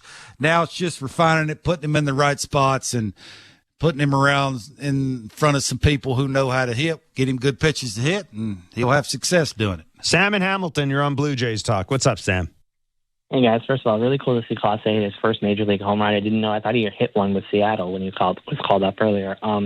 Two things. One, about Kirk. No, I'm not buying it. I don't believe a starting catcher can end the season with 5 home runs unless he's batting ninth and you have a stacked lineup. That, to me, is a red flag for Kirk. And number two, Vladdy, I would keep Vladdy at first. I don't want him to go to third. I know he might want to go to third, but if I'm the Blue Jays, I go all in on Alex Bregman, or maybe in trade market, maybe Nolan Arenado. I don't want Vladdy at third. I want Vladdy to stay at first where he can continue to be healthy. I appreciate the call, Sam. Look, and your point is well made on Kirky. I know, Kevin, you feel that way as well. 5 home runs. It's not good. If he's hitting ninth, if you've done a remarkable job in the offseason, I mean, if you've had the offseason to end all off seasons, and you're essentially saying to Kirk, we don't care what you give us offensively. You just, get your ass down behind the plate, push the right buttons, hit the odd double to the opposite field, and we'll worry about the rest of it. I think you can make do with him there. But, I mean, the caller's right. You'd like a little more power out of that position. No, yeah. Look, I've talked about this forever, right? The first 5 spots in the order, 3 of those probably is not here. Again, I've said this and I'll continue to say it. I'd like to see Horowitz playing second every day and leading off. That ain't happening. Like they basically told you without telling you, they ain't giant fans of his, right? So who knows where he'll be next year. So for me, if you're the organization, you can't let what you're seeing from Kirk now talk you into saying, okay, now we found our 4th or 5th hitter protecting dudes who are supposed to be carrying your team next year. I don't think that, but that was the caller. That was the caller's point. You can't have that. So, that was the caller's point. Yeah, he said, what do people think he's going to hit? 30? No, I mean, he's a 7 or 8 hole hitter who should be hitting lefties like crazy and should be getting hit. So you're talking 60 RBIs and hitting 320 off of lefties. If he does those 2 things, who cares how many homers he hits? I mean, that's the point, right? It's first 5 spots can't be there. As long as he ain't there, I'm in the camp where it's very specific of what he's doing, right? Lefties and getting an occasional hit with a dude standing at second. Vladdy at first or third. Again, I think we're of the same opinion here. You can have him as long as the lineup's better. I don't care if he's at first or third. If you get a better third, if it's easier to make the lineup better by getting a third baseman than a first baseman, fine. Vladdy can be at first. If it's easier to make the lineup easier by adding a first baseman, if there's more in the market, fine. Vladdy can go to third. I'm okay. If Vladdy's okay with it, I'm okay with it. That's kind of the way I look at it. Whatever you can do to get a better hitter in here. I ain't moving him to third to play Horowitz at first. I think that's your point. Yeah, no, I'm moving him to third That's if they your get point. Pete Alonso or somebody That's who's a your legit point. slugger. Yeah, no, I'm not there going to you go. move him. He's going to move to third base because I have made my lineup substantially better by the guy I'm bringing in to play first base. If I got Spencer Horwitz, and no, I'm not moving him to third base, so Spencer Horwitz can be my everyday first baseman. No disrespect to Spencer Horwitz, but I just don't want him to be my everyday first baseman. He can be my everyday second baseman, hit seventh or eighth. I'm okay with that. I do not want him as my everyday first baseman, and I certainly don't want him hitting in the middle of the order. How about leading off? I'd be okay with him leading off. Certainly, I'd prefer him leading off compared to George Springer. I think I'd rather have him leading off than Bo. Yeah, I mean, there's, unless they go out and acquire the leadoff hitter, which see that happening. Yeah, I'd be okay with Spencer leading off. I guess what I'm saying is I just don't want him. I don't want him in the middle of the order. It ain't happening. Talking George Springer into Horwitz is leading off, and you ain't. Good luck. I at this point, I don't think they care. Don't they? No, at this point, no. After All a right. year where you finished, you've finished in last place, where jobs are on the line, no, I don't think they will be gentle with George Springer. Actions speak louder than words. It's a tough game to say that out loud with 3 games left. We'll believe it when we see it. It gets back to that, how much they're paying him, what they've done to him when they moved him down, and the promises of, we'll put you in that leadoff spot, we won't move you again. They were in it when they did that. He will not. I will tell you right now, George Springer will not be leading off for the Blue Jays next year. I mean, I hope you're right, and I think every Jays fan hopes you're right. But again, if not him, who? Yeah, exactly. That's just what I spent 5 minutes saying. I'm saying you got to have somebody else leading off than George Springer. I don't want George Springer. If you have George Springer leading off next year, you've completely screwed up your offseason. Yeah, well, again, they're not bringing leadoff hitters in here. They need dudes who can protect Vladdy, drive in 100 runs, and they need a couple of them. Couple of them ain't leading off. That's the point, right?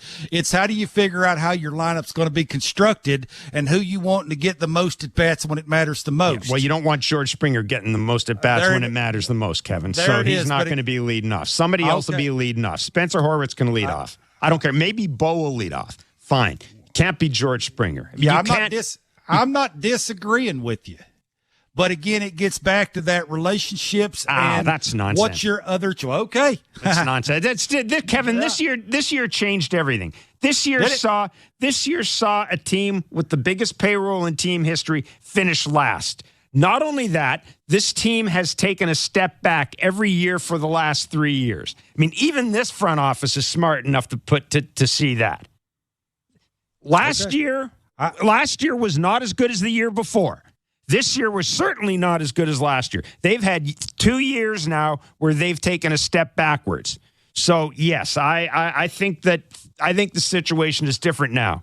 I really do. I think the situation is different now. I'm not disagreeing with you. I couldn't agree with you more. I'm just saying I think I'm in with a lot of Jays fans. You believe it when you see it. It's that kind of thing. Ian in Ridgeville, you're on Blue Jays Talk. Hey, guys. Thanks for taking my call. I just wanted to say that and this might be a bit of a conspiracy theory, but I think the Jays thought with moving Vladdy to third would be to try to get Pete Alonso in the offseason, which, I mean, I would like. I think he's had a down year this year, but he has the track record to be one of the best hitters in baseball.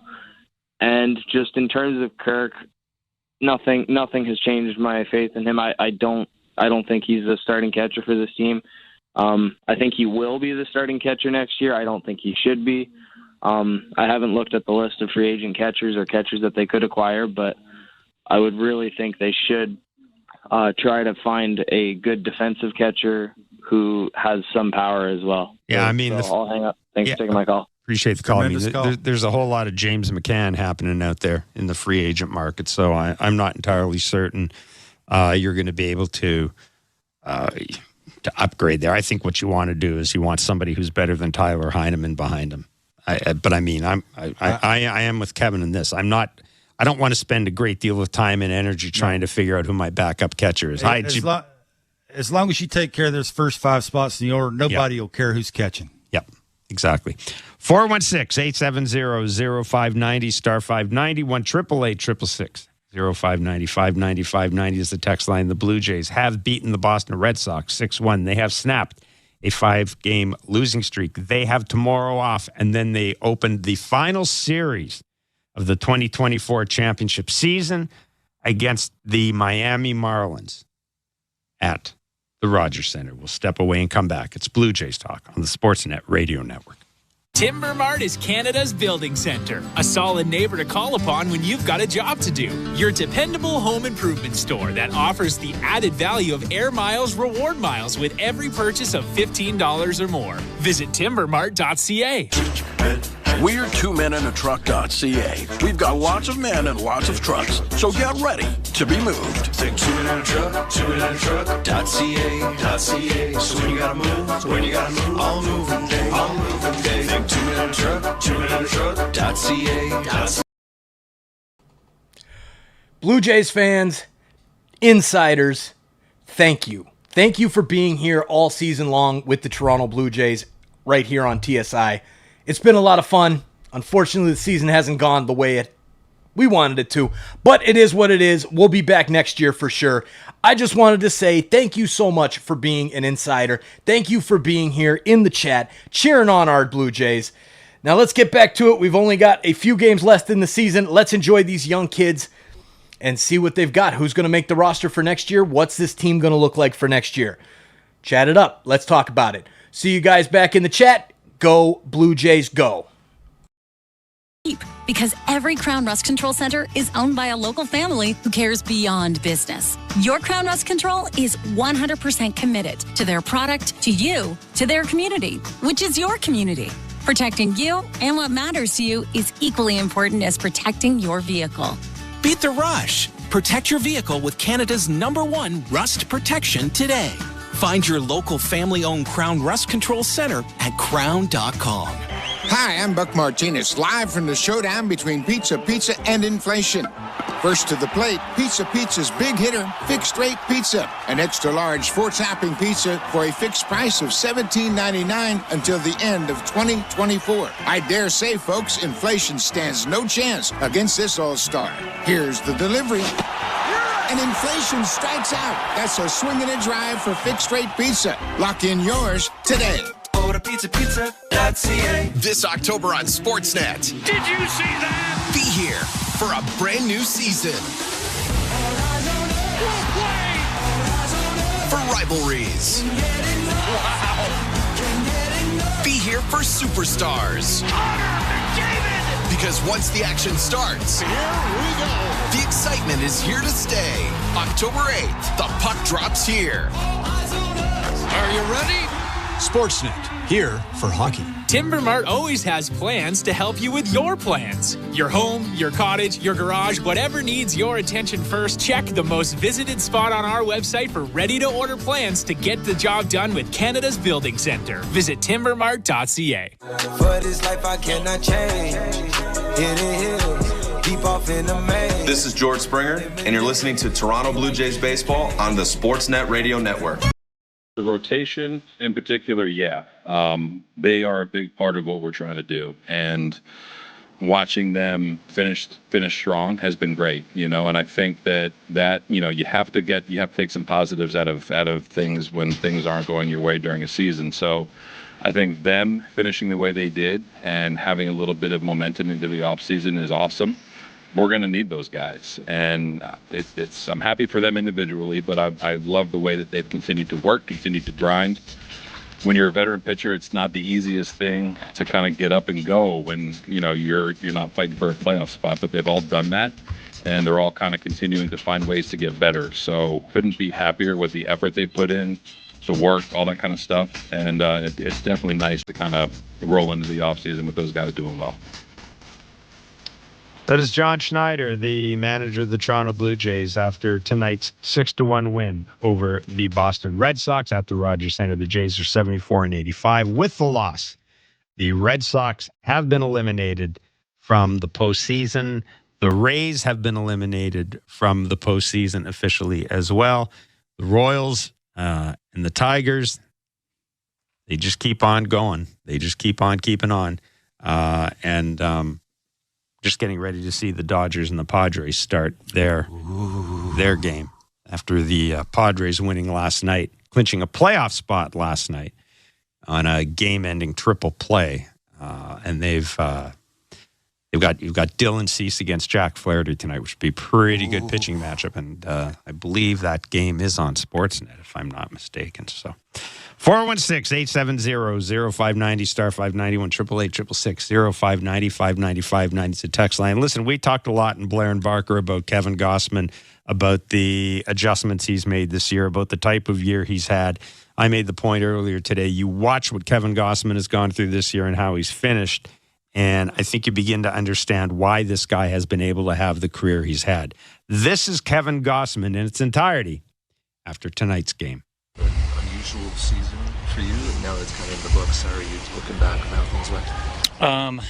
Yeah, I mean, the consistency definitely wasn't there as much as I would have liked. I thought I did a good job making adjustments when I needed to, but the reality is, I had a really bad first month, and so been throwing the ball pretty well lately, as of late, but just not as consistent. Have you kind of thought about any adjustments that you want to make in the off-season or even early spring training, just to put yourself in a better position to start the season? Yeah, I've thought about it. Throwing my sinker more, throwing it in the off-season, I think it's going to be a pitch that will allow me to go deeper into games, get, first pitch outs against righties, and so definitely that. Everything else I'll kind of take a look at and, see what I need to do. Mechanically, I think I found where I need to be, and so that's good to know kind of going into the off-season that, just kind of keep right there. Made the adjustment to kind of simplify my mechanics, and it's definitely led to me being more consistent. How important was it for you to finish strong after making those changes? Yeah, for sure. It's always tough because you're always going to go on the results, and sometimes, pitching, you're going to pitch great, and the results are just going to, they're going to find spots, and so, it was nice to have the results kind of on my side for a little bit, and so, that shows that I'm on the right track, but, I'm only getting older, so I need to make adjustments and kind of, look at my workload and, kind of tweak some things. You wind up with 14 wins. I know wins don't mean as much as they used to, but it ties your career high. Even in a year like that, does that mean something?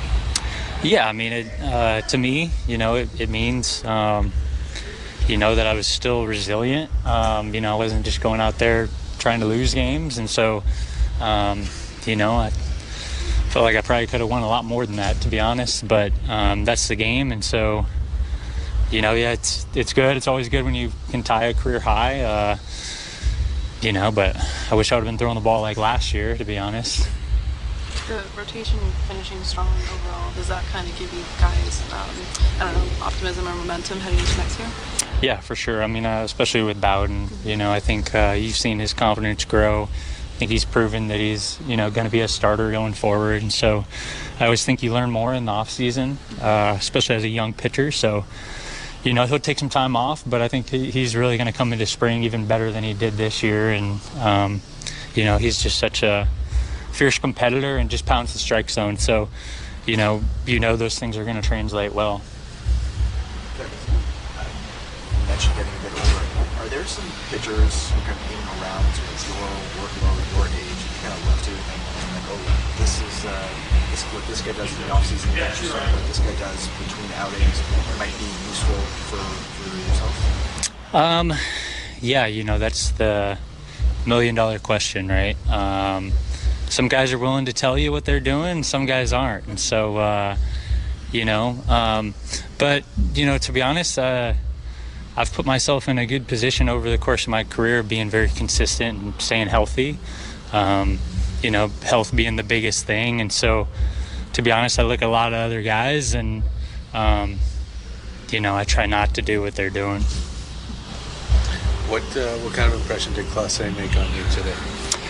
Yeah, I mean, obviously on base 4 times, in the leadoff spot is impressive, and he's got the tools to be an exciting player to watch. And so for him to hit his first home run today in the big leagues was really fun, and he definitely brings the element to the team that, elite speed like that. He can kind of get on base whenever he wants if he can get a bunt down. And so, I'm excited to see him get better and better.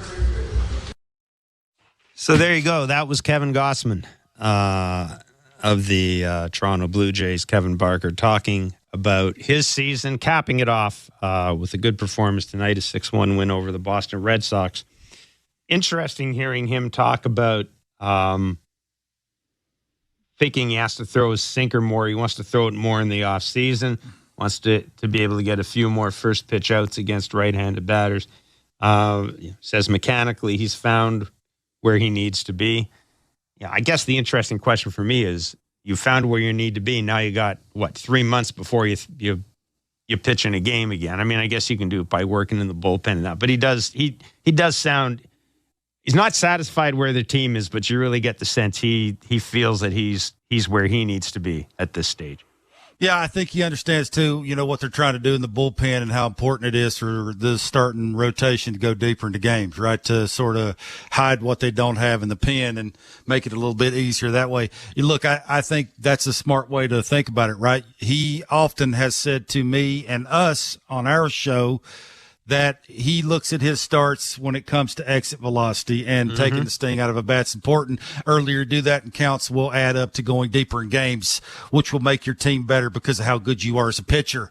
It makes total sense. 6-1, the Toronto Blue Jays have beaten the Boston Red Sox, snapping their 5-game losing streak, and in the process, eliminating the Red Sox from the postseason picture. The Jays will have tomorrow off. They will be back on Friday to start their final series of the season at the Rogers Center against the Miami Marlins. Blair and Barker tomorrow, per usual, from 4 to 6 Eastern on Sportsnet 590 The Fan and Sportsnet. So, thank you for listening to Blue Jays Baseball, brought to you by the local family-owned Crown Rust Control Centers in Castleman and Vanier, Ontario. Protect your vehicle from rust today. Find your local family-owned Crown at crown.com, Canada's #1 rust protection.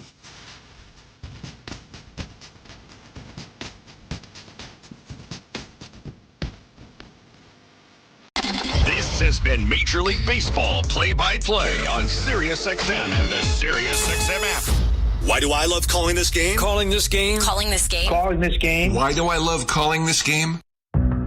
It's because I get a chance to bring some joy into people's lives. Anything can happen on a baseball field. We've got a new game. It's perfectly unscripted theater. Everybody on their feet. Because you never know what you're going to see on a given day. It is bedlam in the bank as Bryce Harper has put the Phillies on top. There's just something about baseball on the radio. Something about the way wood hits leather.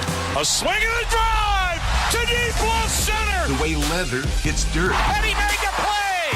Oh, my. The way a deep fly ball sounds like it's about to change history. High fly ball to center field. It's hit pretty well toward the wall. Until the cleats hit the grass, hit the crushed brick, and then nothing but sky and a silent crowd. That ball's high. Until leather hits leather and 40,000 fans lose their collective minds. In a perfect symphony of chaos. He jumped up on top of the wall, balanced himself, and caught it. The way nothing triumphs a perfectly honest call. I don't believe what I just saw. And the way the right voice can make a moment live forever. Touch 'em all, Joe. You'll never hit a bigger home run in your life. Outsiders may think this is just two teams. A ball, a bat, and a microphone. But no. For over 100 years, this has been the soundtrack of the American pastime. He struck it out looking. It's over. It's over. The Rangers have won the World Series. The soundtrack of summer. This is Major League Baseball on the radio. Right now on SiriusXM. All rise. Coming in 5. Get ready to play. 4. Get up. Get up. 3. Can you believe it? Put your seatbelt on. Wow. Talk about the game and all the stories on MLB Network Radio, SiriusXM 89, and the SiriusXM app. 862. Spanish feed on Sirius 208 XM 175 and Internet 871. I'm Frank Trachtenberg with your Sirius XM MLB schedule for Wednesday, September the 25th. All times are Eastern, and please remember, all games, times, and channels are subject to change. Check SiriusXM.com for the latest updates. In Major League Baseball, 2:10 p.m., Houston Astros take on the Seattle Mariners. Astros on Sirius 208 XM 175 and Internet 850. Mariners on Internet 864. 6:05 p.m., Philadelphia Phillies take on the Chicago Cubs.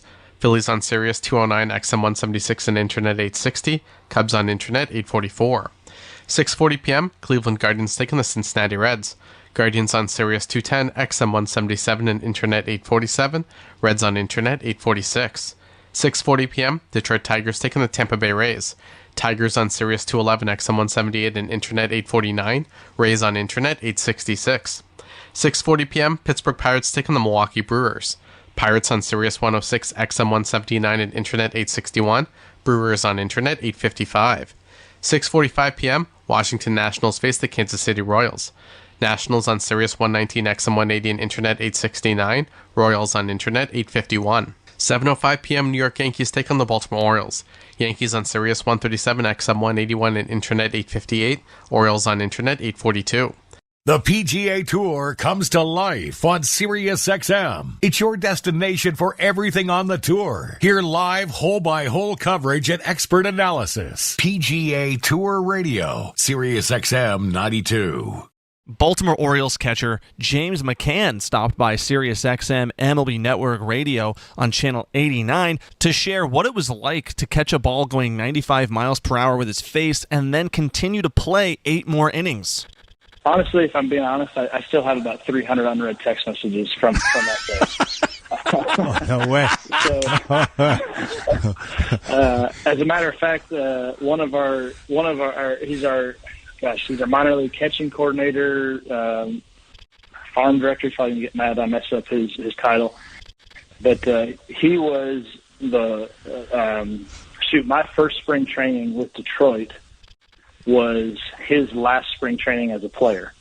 And he transitioned into bullpen catcher that year for the Tigers, and then a few years later became a scout, and now he's obviously with the Orioles as a catching coordinator and farm director. But he and I are pretty close, and I saw him for the first time the other day since getting hit in the face, and he gave me a hard time. He said, I guess you got a new phone number?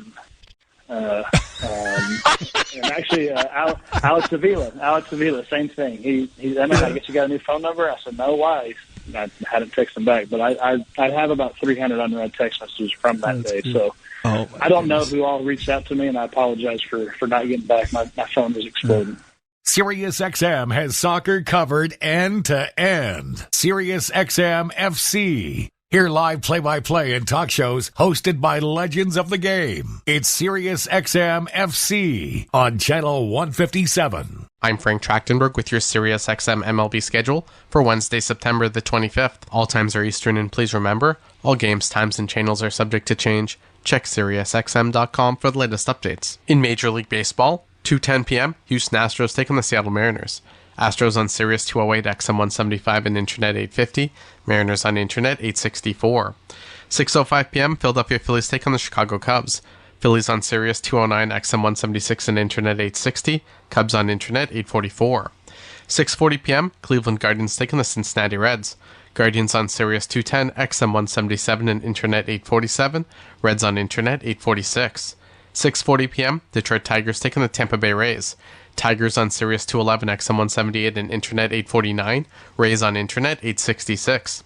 6:40 p.m., Pittsburgh Pirates take on the Milwaukee Brewers.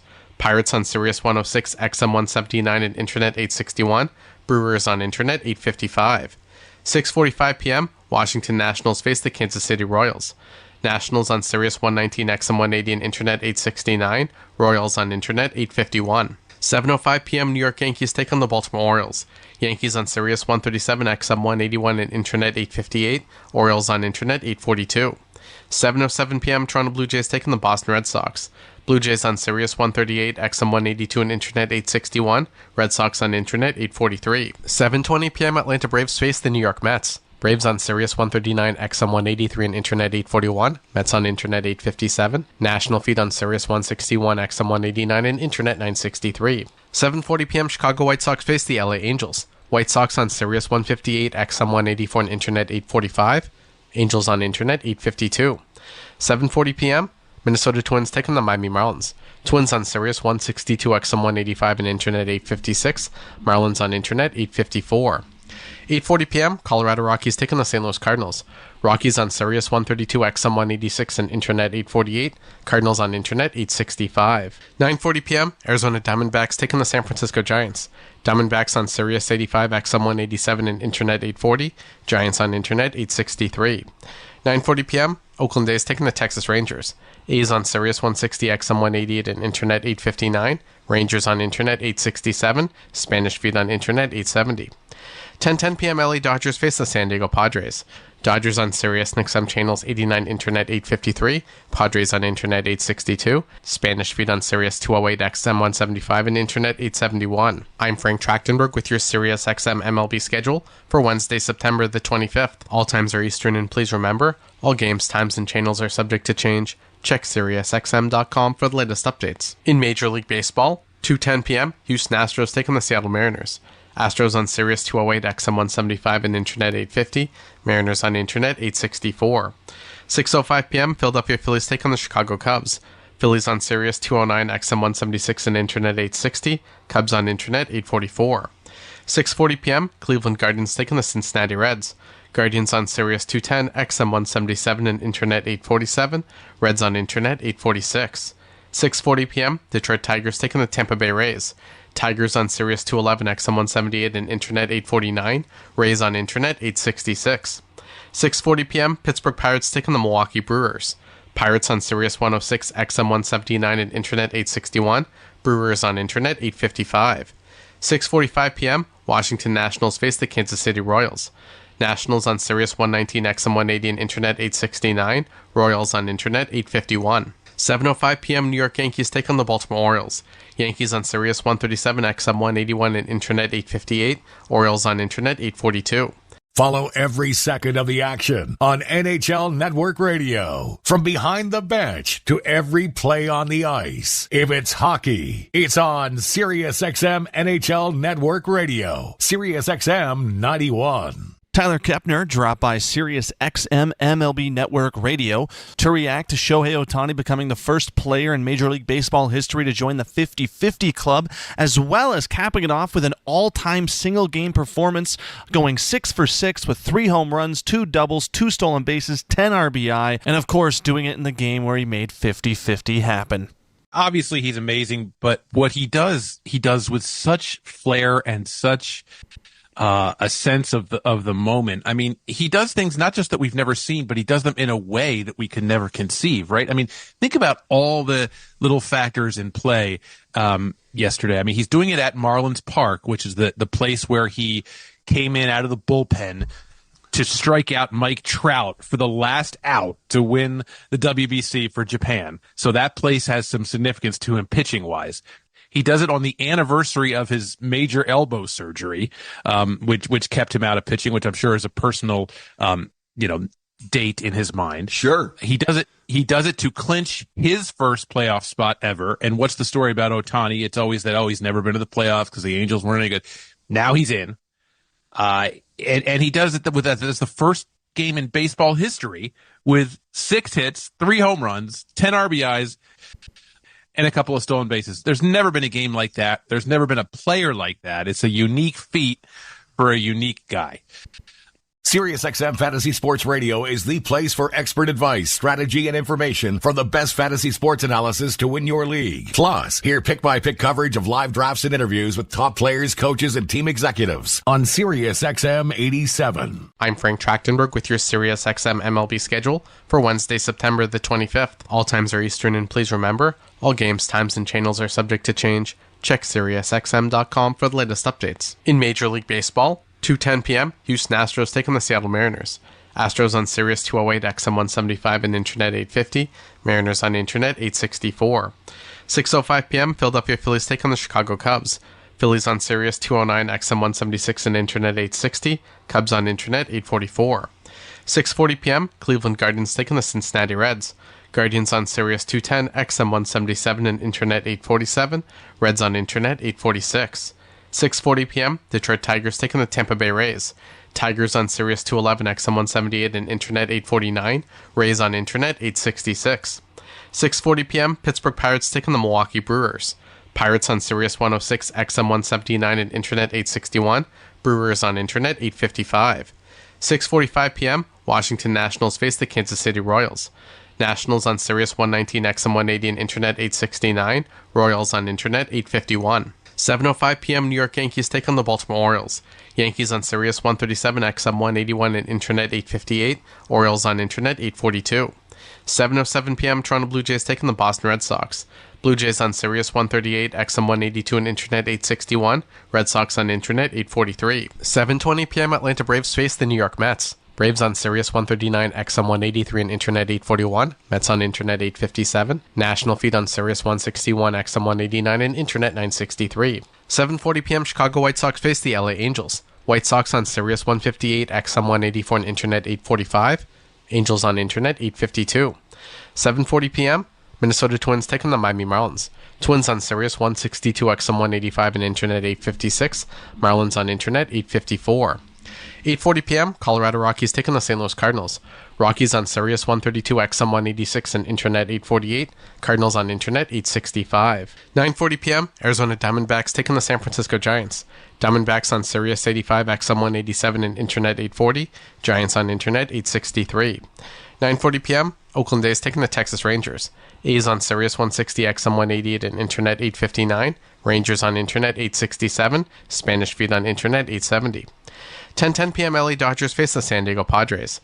Dodgers on Sirius and XM channels 89, Internet 853. Padres on Internet 862. Spanish Feed on Sirius 208, XM 175 and Internet 871. I'm Frank Trachtenberg with your Sirius XM MLB schedule for Wednesday, September the 25th. All times are Eastern, and please remember, all games, times, and channels are subject to change. Check SiriusXM.com for the latest updates. In Major League Baseball, 2:10 p.m., Houston Astros taking the Seattle Mariners. Astros on Sirius 208, XM 175 and Internet 850. Mariners on Internet 864. 6:05 p.m., Philadelphia Phillies take on the Chicago Cubs. Phillies on Sirius 209, XM 176 and Internet 860. Cubs on Internet 844. 6:40 p.m., Cleveland Guardians take on the Cincinnati Reds. Guardians on Sirius 210, XM 177 and Internet 847. Reds on Internet 846. 6:40 p.m., Detroit Tigers take on the Tampa Bay Rays. Tigers on Sirius 211, XM 178 and Internet 849. Rays on Internet 866. 6:40 p.m., Pittsburgh Pirates take on the Milwaukee Brewers. Pirates on Sirius 106, XM 179 and Internet 861. Brewers on Internet 855. 6:45 p.m., Washington Nationals face the Kansas City Royals. Nationals on Sirius 119, XM 180 and Internet 869. Royals on Internet 851. 7:05 p.m. New York Yankees take on the Baltimore Orioles. Yankees on Sirius 137, XM 181 and Internet 858. Orioles on Internet 842. Get the latest news, opinion, and analysis from MMA to boxing and the professional wrestling world 24/7. SiriusXM Fight Nation, SiriusXM 156, and the SXM app. Lane Thomas, outfielder from the Cleveland Guardians, swung on by SiriusXM MLB Network Radio to discuss his journey this season. It made me appreciate other aspects of my game other than hitting, because I knew I was struggling with the plate. But I definitely appreciated that, if I'm not playing this day, I can go in and play defense, or I can steal a bag if they need me to, or if I am playing, I can play defense.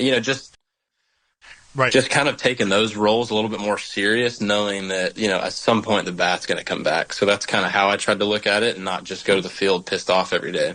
They have a lot of info and technology and know exactly how to reiterate it to us hitting-wise. So you have everything you need, plus how it's explained, if that makes sense. I feel like, I don't want to say I'm glad that I struggled, because you're never glad, but it was nice to go through that, kind of make your way out and know why it was happening, and you know what I mean, just learn more about yourself. Sure. That's been cool. Obviously, getting traded here, you just expect a first place team to be a ton of old vet guys. And man, I mean, Jose and Clase and some of the pitchers and stuff, but like, it's a lot of young guys that can do a lot of different things, and that's what's cool to me. It's a bunch of utility guys, you know, that play infield, outfield, and they all play hard, and that's been cool just to kind of you know, have that dynamic of a team be this good. So that's been really cool too.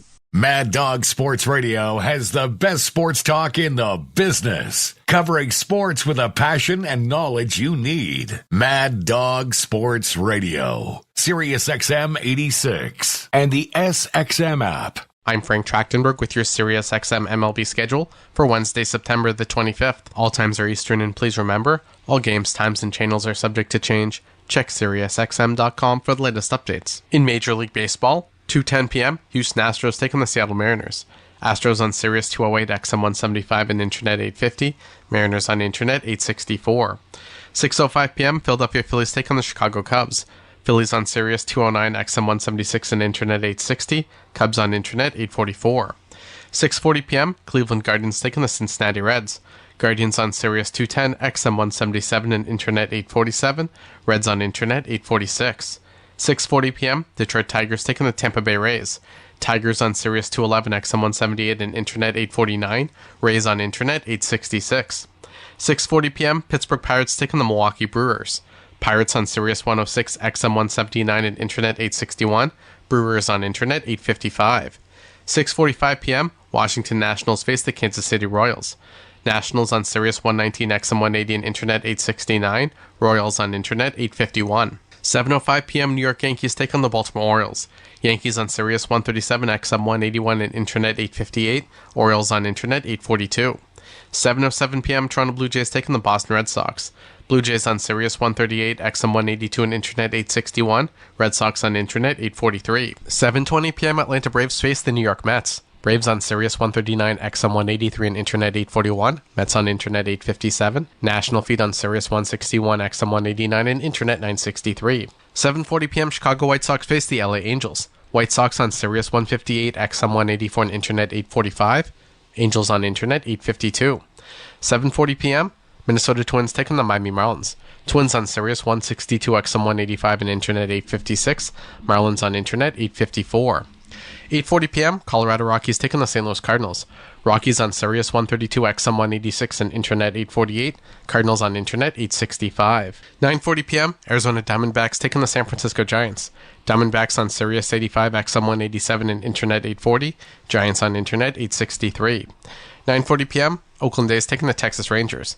A's on Sirius 160, XM 188, and Internet 859. Rangers on Internet 867. Spanish Feed on Internet 870. 10:10 p.m. LA Dodgers face the San Diego Padres. Dodgers on Sirius and XM channels 89, Internet 853. Padres on Internet 862. Spanish Feed on Sirius 208, XM 175, and Internet 871. I'm Frank Trachtenberg with your Sirius XM MLB schedule for Wednesday, September the 25th. All times are Eastern, and please remember, all games, times, and channels are subject to change. Check SiriusXM.com for the latest updates. In Major League Baseball, 2:10 p.m., Houston Astros take on the Seattle Mariners. Astros on Sirius 208, XM 175, and Internet 850. Mariners on Internet 864. 6:05 p.m., Philadelphia Phillies take on the Chicago Cubs. Phillies on Sirius 209, XM 176, and Internet 860. Cubs on Internet 844. 6:40 p.m., Cleveland Guardians take on the Cincinnati Reds. Guardians on Sirius 210, XM 177, and Internet 847. Reds on Internet 846. 6:40 p.m., Detroit Tigers take on the Tampa Bay Rays. Tigers on Sirius 211, XM 178, and Internet 849. Rays on Internet 866. 6:40 p.m., Pittsburgh Pirates take on the Milwaukee Brewers. Pirates on Sirius 106, XM 179, and Internet 861. Brewers on Internet 855. 6:45 p.m., Washington Nationals face the Kansas City Royals. Nationals on Sirius 119, XM 180, and Internet 869. Royals on Internet 851. 7:05 p.m., New York Yankees take on the Baltimore Orioles. Yankees on Sirius 137, XM 181, and Internet 858. Orioles on Internet 842. MLB Network Radio is your home for 24/7 baseball talk, featuring on-site coverage of every major event from spring training through the World Series and expert analysis from former general managers and players. SiriusXM Channel 89. Speaking on SiriusXM MLB Network Radio, Pittsburgh Pirates manager Derek Shelton was on to talk about his young pitcher Paul Scaines' performance and ability this season. Close to historic with the numbers he's putting up and how he's, handling himself. He just continues to get better. I think, last night we saw probably the best changeup we've seen out of him all year.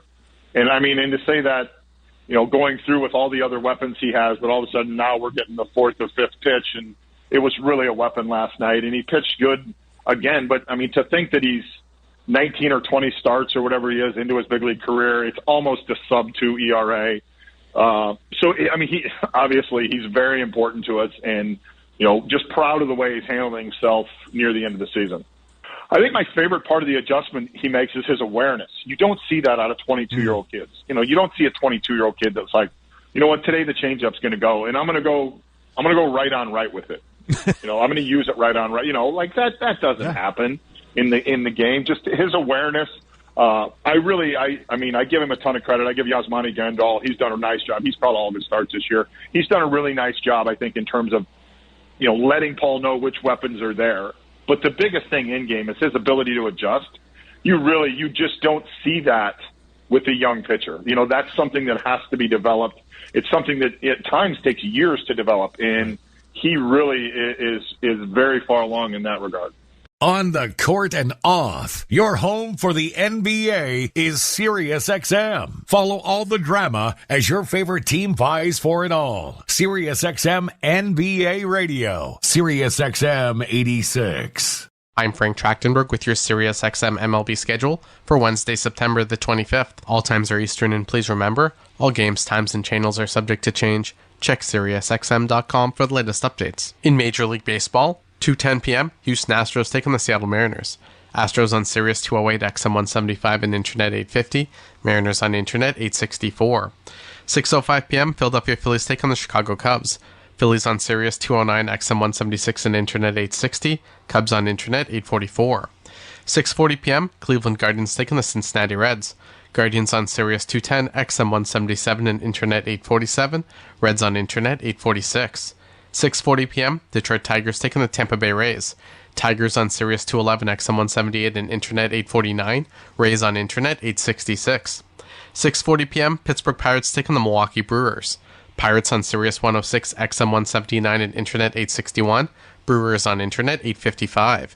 6:45 p.m., Washington Nationals face the Kansas City Royals.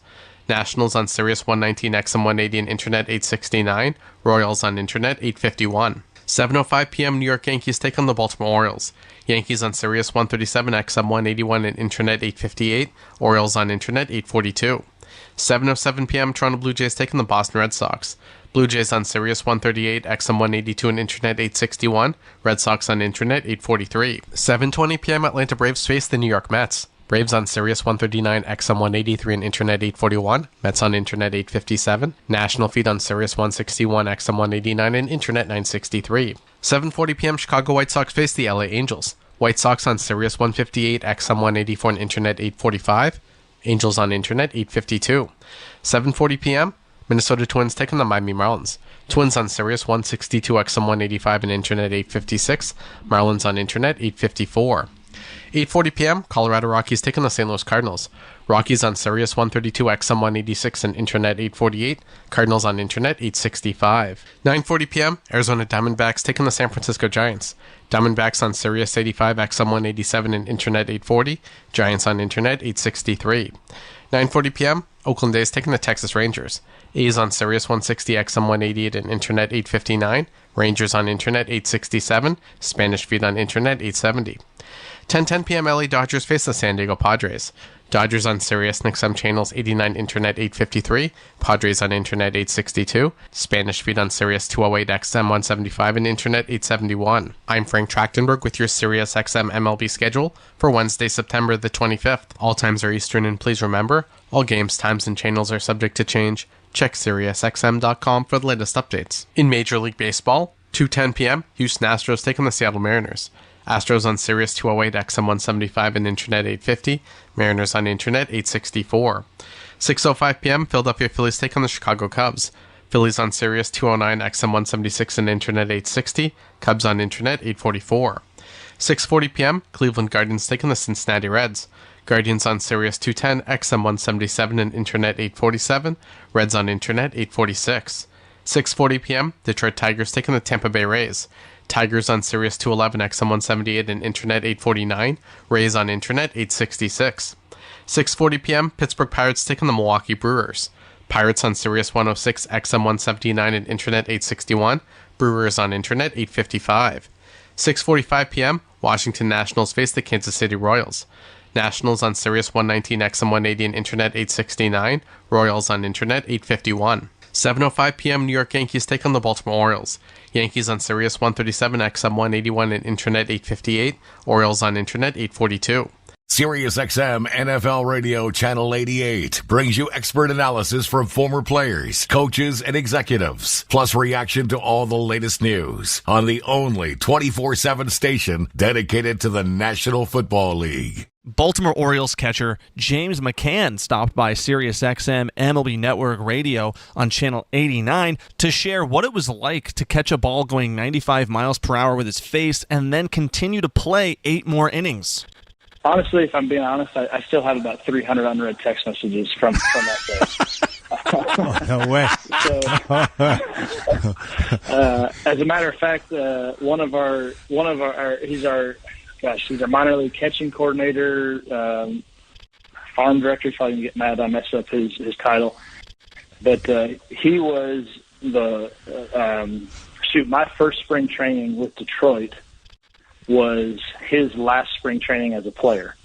And he transitioned into bullpen catcher that year for the Tigers, and then a few years later became a scout, and now he's obviously with the Orioles as a catching coordinator and farm director. But he and I are pretty close, and I saw him for the first time the other day since getting hit in the face, and he gave me a hard time. He said, I guess you got a new phone number? And actually, Alex Avila, same thing. I guess you got a new phone number? I said, no, why? I hadn't texted him back, but I have about 300 unread text messages from that day. Good. So I don't know who all reached out to me, and I apologize for not getting back. My phone was exploding. Follow every second of the action on NHL Network Radio. From behind the bench to every play on the ice. If it's hockey, it's on SiriusXM NHL Network Radio. SiriusXM 91. I'm Frank Trachtenberg with your SiriusXM MLB schedule for Wednesday, September the 25th. All times are Eastern, and please remember, all games, times, and channels are subject to change. Check SiriusXM.com for the latest updates. In Major League Baseball, 2:10 p.m., Houston Astros take on the Seattle Mariners. Astros on Sirius 208, XM 175 and Internet 850. Mariners on Internet 864. 6:05 p.m., Philadelphia Phillies take on the Chicago Cubs. Phillies on Sirius 209, XM 176 and Internet 860. Cubs on Internet 844. 6:40 p.m., Cleveland Guardians take on the Cincinnati Reds. Guardians on Sirius 210, XM 177 and Internet 847. Reds on Internet 846. 6:40 p.m., Detroit Tigers take on the Tampa Bay Rays. Tigers on Sirius 211, XM 178 and Internet 849. Rays on Internet 866. 6:40 p.m., Pittsburgh Pirates take on the Milwaukee Brewers. Pirates on Sirius 106, XM 179 and Internet 861. Brewers on Internet 855. 6:45 p.m., Washington Nationals face the Kansas City Royals. Nationals on Sirius 119, XM 180 and Internet 869. Royals on Internet 851. 7:05 p.m. New York Yankees take on the Baltimore Orioles. Yankees on Sirius 137, XM 181 and Internet 858. Orioles on Internet 842. 7:07 p.m. Toronto Blue Jays take on the Boston Red Sox. Blue Jays on Sirius 138, XM 182 and Internet 861. Red Sox on Internet 843. 7:20 p.m. Atlanta Braves face the New York Mets. Braves on Sirius 139, XM 183 and Internet 841. Mets on Internet 857. National Feed on Sirius 161, XM 189 and Internet 963. 7:40 p.m. Chicago White Sox face the LA Angels. White Sox on Sirius 158, XM 184 and Internet 845. Angels on Internet 852. 7:40 p.m. Minnesota Twins taking the Miami Marlins. Twins on Sirius 162 XM 185 and Internet 856. Marlins on Internet 854. 8:40 p.m. Colorado Rockies taking the St. Louis Cardinals. Rockies on Sirius 132 XM 186 and Internet 848. Cardinals on Internet 865. 9:40 p.m. Arizona Diamondbacks taking the San Francisco Giants. Diamondbacks on Sirius 85 XM 187 and Internet 840. Giants on Internet 863. 9:40 p.m. Oakland A's taking the Texas Rangers. A's on Sirius 160 XM 188 and Internet 859. Rangers on Internet 867. Spanish feed on Internet 870. 10:10 p.m. LA Dodgers face the San Diego Padres. Dodgers on Sirius XM channels 89 Internet 853, Padres on Internet 862, Spanish feed on Sirius 208 XM 175 and Internet 871. I'm Frank Trachtenberg with your Sirius XM MLB schedule for Wednesday, September the 25th. All times are Eastern, and please remember, all games, times, and channels are subject to change. Check SiriusXM.com for the latest updates. In Major League Baseball, 2:10 p.m., Houston Astros taking the Seattle Mariners. Astros on Sirius 208 XM 175 and Internet 850. Mariners on Internet 864. 6:05 p.m. Philadelphia Phillies take on the Chicago Cubs. Phillies on Sirius 209 XM 176 and Internet 860. Cubs on Internet 844. 6:40 p.m. Cleveland Guardians take on the Cincinnati Reds. Guardians on Sirius 210 XM 177 and Internet 847. Reds on Internet 846. 6:40 p.m. Detroit Tigers take on the Tampa Bay Rays. Tigers on Sirius 211 XM 178 and Internet 849. Rays on Internet 866. 6:40 p.m. Pittsburgh Pirates take on the Milwaukee Brewers. Pirates on Sirius 106 XM 179 and Internet 861. Brewers on Internet 855. 6:45 p.m. Washington Nationals face the Kansas City Royals. Nationals on Sirius 119 XM 180 and Internet 869. Royals on Internet 851. 7:05 p.m. New York Yankees take on the Baltimore Orioles. Yankees on Sirius 137 XM 181 and Internet 858. Orioles on Internet 842. Hear it all on demand. Your favorite shows, your favorite games. Don't miss a second of your favorite SiriusXM programming on demand with the SiriusXM app. Download it now for free. Tyler Kepner dropped by SiriusXM MLB Network Radio to react to Shohei Ohtani becoming the first player in Major League Baseball history to join the 50-50 club, as well as capping it off with an all-time single-game performance, going 6 for 6 with 3 home runs, 2 doubles, 2 stolen bases, 10 RBI, and of course doing it in the game where he made 50-50 happen. Obviously, he's amazing, but what he does with such flair and such a sense of the moment. I mean, he does things not just that we've never seen, but he does them in a way that we can never conceive, right? I mean, think about all the little factors in play yesterday. I mean, he's doing it at Marlins Park, which is the place where he came in out of the bullpen to strike out Mike Trout for the last out to win the WBC for Japan. So that place has some significance to him pitching-wise. He does it on the anniversary of his major elbow surgery, which kept him out of pitching, which I'm sure is a personal, date in his mind. Sure. He does it to clinch his first playoff spot ever. And what's the story about Ohtani? It's always that, he's never been to the playoffs because the Angels weren't any good. Now he's in.